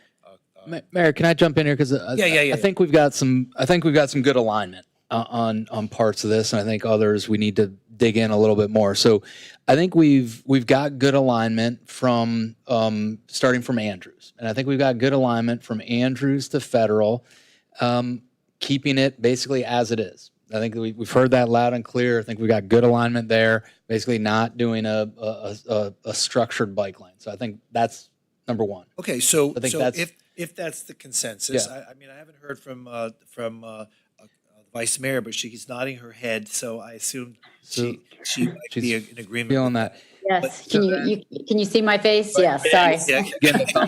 All right. That's a bad thing if you can see my face reactions. We Yeah. need to address that in a workshop. We'll Yeah. just put that aside. Put that aside. So Okay. I think we can. And we can focus on the shops, because I think what I saw tonight, as far as the shops are concerned, really make more sense than the first proposal that was given to Right. us at the last meeting we had.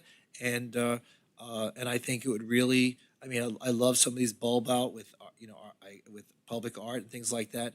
The street can use some enhancement, okay? Right. But as far as the aisles are concerned, Yeah, so let me keep going, Mayor. I think you might like what I've got cooking over Good. here. You might. ahead. You might. Just let's see. I See. will like it, I'm So sure. you will. You will. I'm gonna stay positive. Remember, Commissioner, the mayor was not part of it. He's catching up. He was not part of the working group. You know what, Commissioner Glassman? He's a quick study. He He's is. a quick study. He's doing us proud here. So Andrews to federal, basically keep it as it is. Now going from federal to 12th. Again, I think we have good consensus. And I think we also, Mayor, because I spent a lot of time on this, I think we actually have good consensus on federal to 12th, even among those who are not here. Because this idea of having basically 2 traffic lanes and then 2 parking lanes there's really good alignment there. So I think we keep the parking, and I think that works. And I'm even, again, thinking about a lot of people I've talked to that are not here right now that like that idea. Well, Okay? I think a lot of it has merit as we contemplate it in conjunction with the tunnel, Absolutely. because it'll siphon off And I think, a lot of traffic. exactly. And I think that this especially is of the essence because FDOT is moving quickly. And I think we've got to get the tunnel piece moving, approved, so we can start coordinating with them, with Secretary O'Reilly, who's been awesome. But we got to get that going. We can't spend a lot much more time, I think, because I think we could really miss the boat and that could impact businesses. So that's 12th.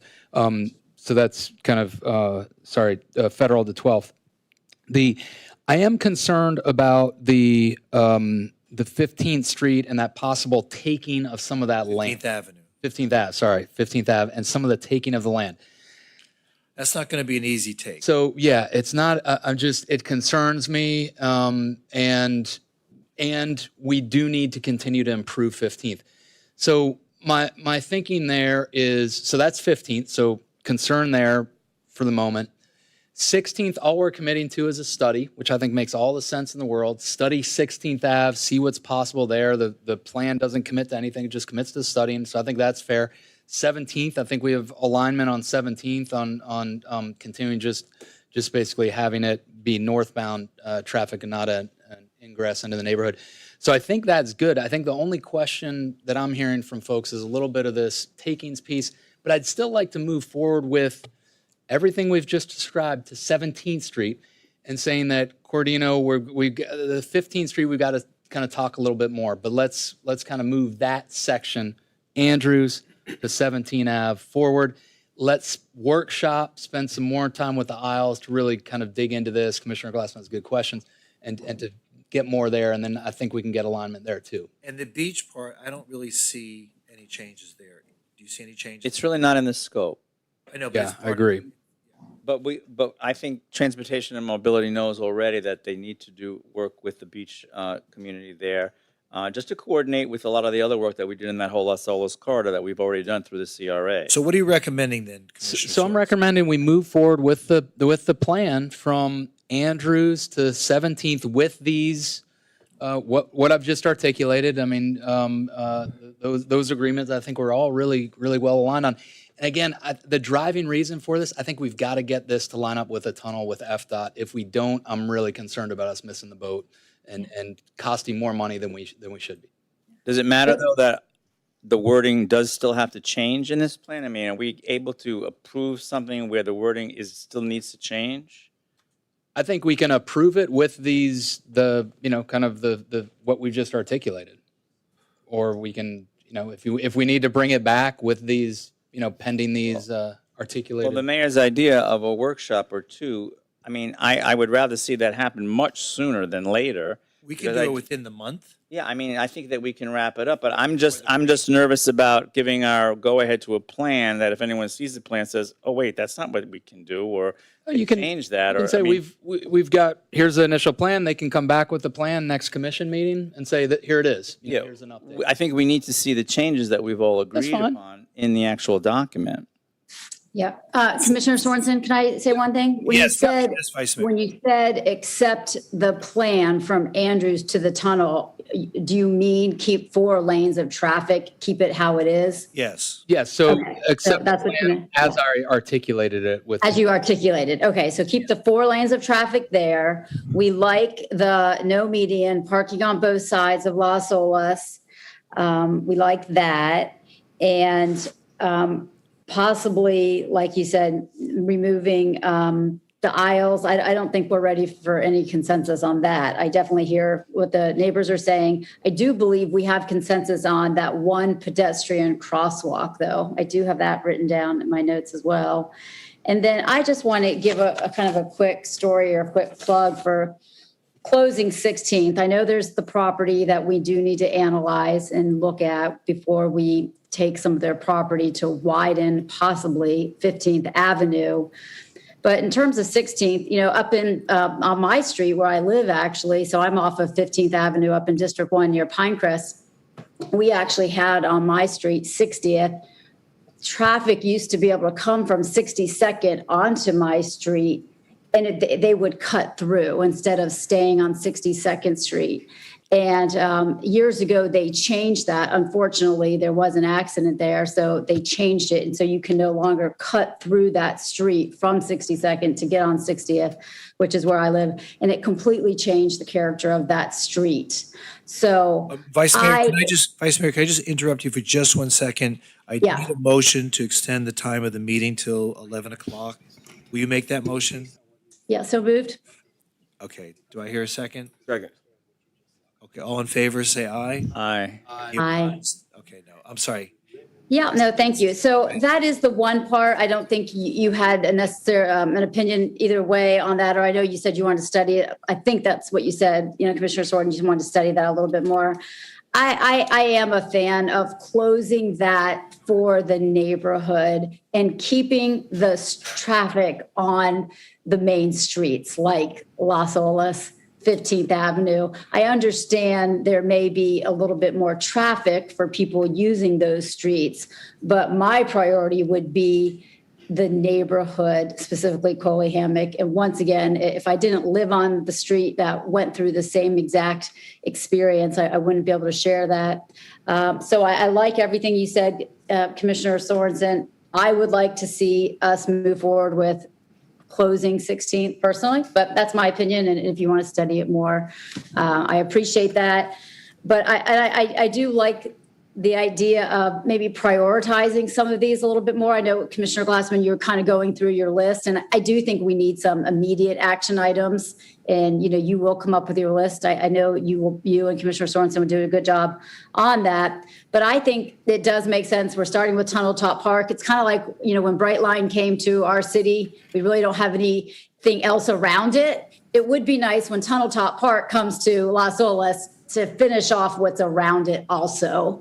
So I do agree with that. That should have some sort of priority in terms of priority with funding, priority with studying it, priority with let's take that piece out and let's move that forward. I think we can and should do that, and everything else, if you want to prioritize it differently, I'll leave that up to you all down in that district. Just my thoughts. Okay, Commissioner Can I weigh in Sorensen. just for a second? Commissioner Everybody- Sorensen, would you, I'm not really comfortable from 12th Avenue East. Would you be okay with agreeing to something between Andrews and 12th Avenue? Because I just think 12th Avenue East needs a little bit more examination. I'm just not, I really need to talk with the folks on 15th Avenue. I need to examine that. I still want to talk to the people on the aisles because they always feel trapped and they can't get out. And that's a real concern of mine too. So between Andrews and 12th, I think we probably have some measure of consensus here. And maybe we can workshop the rest of it. Does that make sense to all of you? I hear you. I'd prefer to go to 17th. I know. But I'm not there yet. if you're feel strongly that we gotta wait. Tonight, I'm good until 12. I'll take a win at 12th. Yeah. So Can I interrupt just for a couple seconds and talk about What a do you couple of want? things? Well, the first thing I want us to talk about our budget and about what available funds are, because I hear things are prioritized tonight and they need to move fast and they need to. I want to remind everybody that we have a balanced budget and a CIP through 5 years. And so new requests into that CIP compete for funds in year 6. So at this point, would be competing for funds in 2028. So if what I'm hearing tonight is that these are now becoming the priorities that need to happen sooner than that, then I need to come back with the CIP with you all, and you all tell me what we're not going to do. Because there's not extra pots of money. So we need to look at the CIP and say, well, maybe 5 years ago we agreed in 2023 we would do Project X. Maybe Project X is now, on a policy basis, no longer as important as what we're talking about today.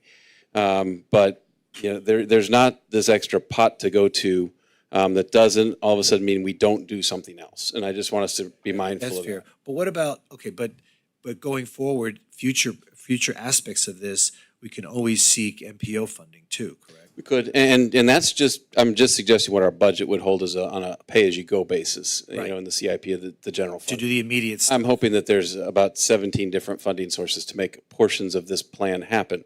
And it's not just a general fund lift, but if we're talking about stuff that needs to happen within the next year, 18 months, 2 years, that's really the fund we would have to go to find dollars on that quick of a basis. That's fair.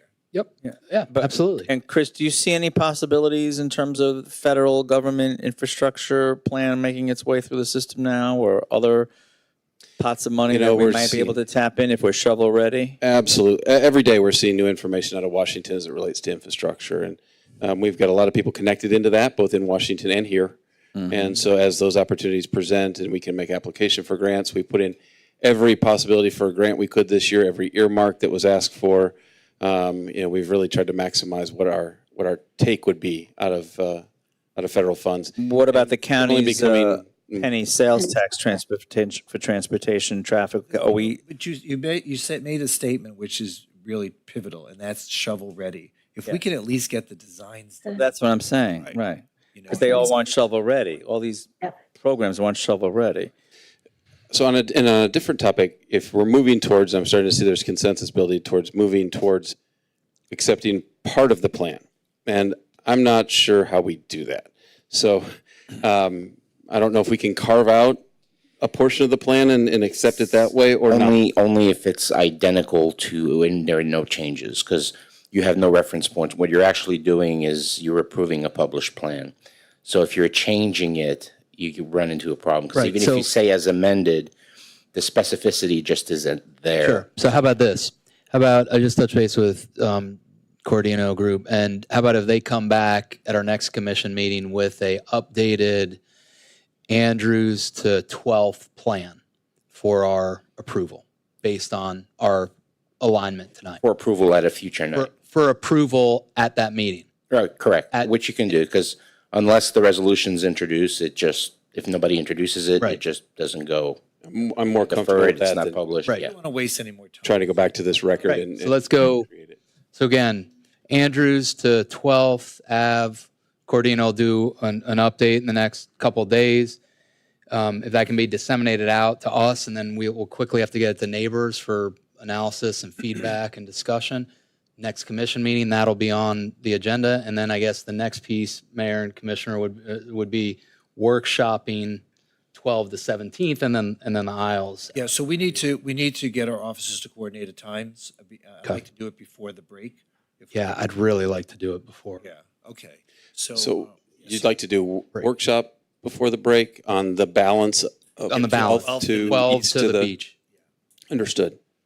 Do you think that should be two different meetings, one focusing on 16th and one focusing on the aisles? One meeting, the part tonight that we said that we could probably agree on with refinements between Andrews and 12th, that'll come up at the next commission meeting. Right, but the two workshops, should we separate the aisles as one and then closing 16th as the other? Or you want to do them all the same? Do it together. I think we could do it Do it together. together? Yeah. Okay. Yeah. When is the break? July the 6th. July Soon. 6th. So what are our chances of having a workshop and being ready for? Well, so we discussed a couple things today that require extra meetings. So we started this morning by talking about a special called meeting to discuss Bahia Mar.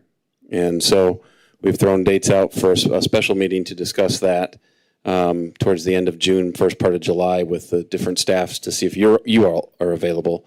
We have the 2 meetings on the 15th of June, a third meeting on the 15th of June, also with the Budget Advisory Board. So the 15th of June is going to be pretty full. So we would need to look for a workshop. Do a lunch meeting right before a commission meeting? We are doing that already with the Budget Advisory Board. Can we do it? Can we have a workshop before the Budget Advisory Board? I'm willing to be here as early in the morning as you want to be here. Can we have a really nice breakfast? Yeah. If we have That's a long day. station. Yeah. Steve, yeah. Well, We're back live and in person now. If you wanted to, you guys open, Commissioner McKenzie? Is that doable? I don't do my calendar, but my office work out my calendar. But what I am concerned about is how much time we're going to give this. I mean, we sat here tonight and said we were going to do one thing, and we went way over. But we got somewhere. We got a lot of where. The other piece, I don't think we need to, get so deep in the weeds. Yeah.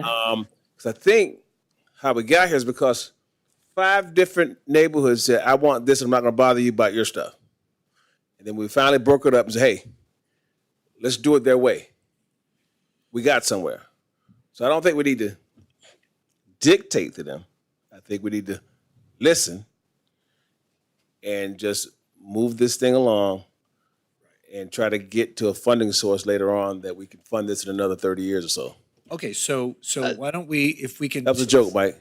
If we could, if we could let's say meet at 11 o'clock, 11 to 12, do the workshop on this, and then 12 to 1:30, the budget workshop? right now it's scheduled, the Budget Advisory Board, 11:30 until 1 o'clock, and then commencing again with conference at 1:30. All right, so say 10:30?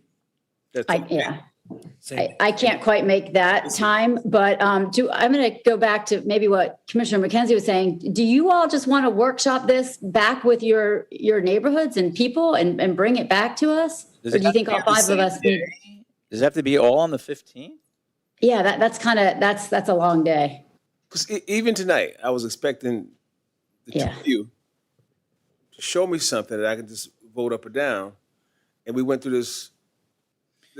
Well, sorry to disappoint you. No, but I'm serious about this. There's a lot of work that has already gone into this. You did a great job, and they even admitted that. Yeah. But to come back up here and to rehash it again.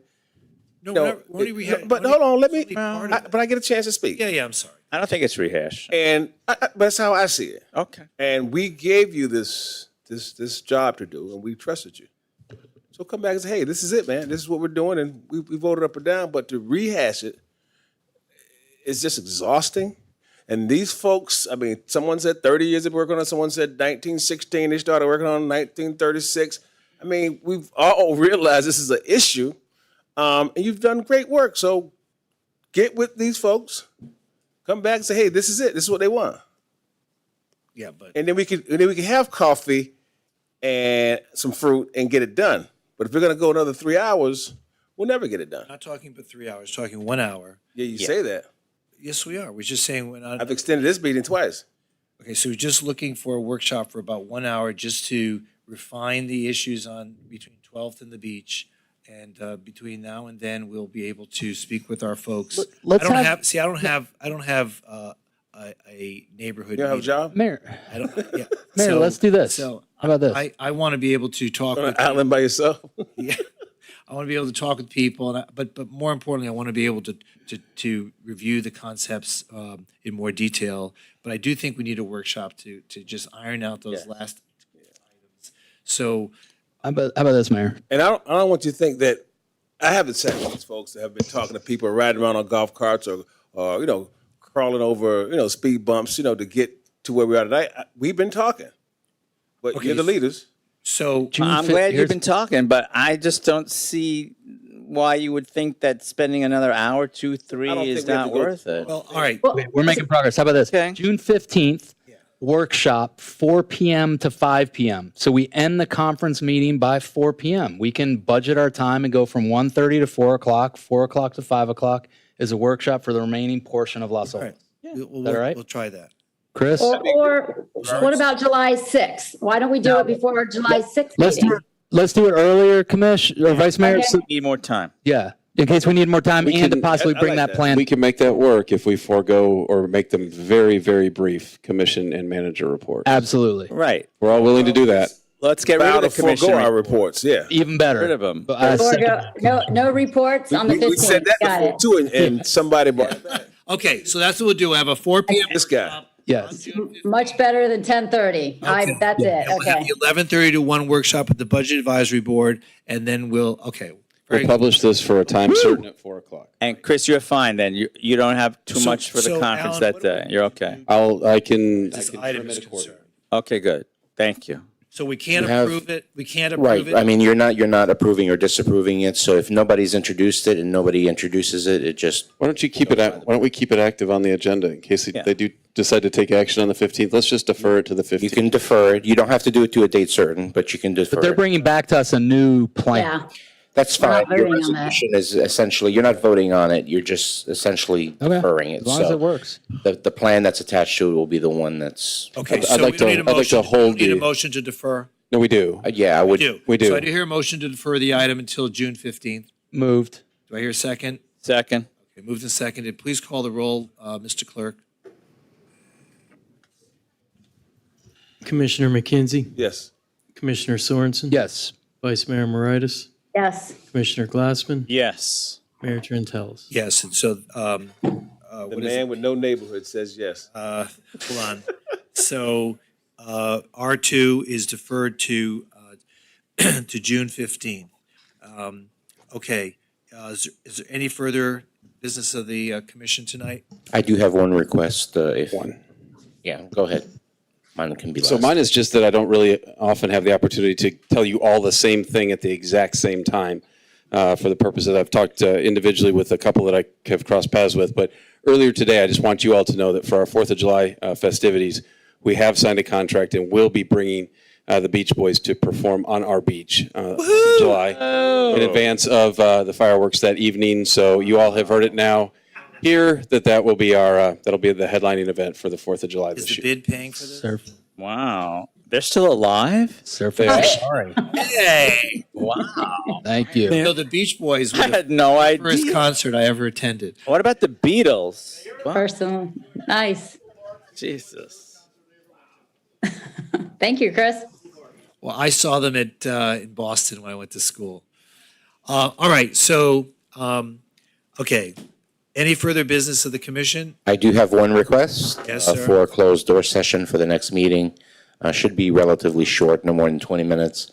But I am seeking, pursuant to statute 286.0118A, I'm seeking the advice of the city commission on the matter entitled James Smith versus City of Fort Lauderdale, case number 19-004547, Division 3. As stated for June 15th, should be no more than 20 minutes. Okay. Mayor, can I clarify something for the record? Sir, What we just deferred is going to be deferred to the 6 p.m. meeting. that's Not to be correct. confused with the 4 Workshop. to 5 p.m. Correct. workshop. That's just a workshop. Just wanted to- Right. All right. Any further business? There being none, meeting adjourned. Phew.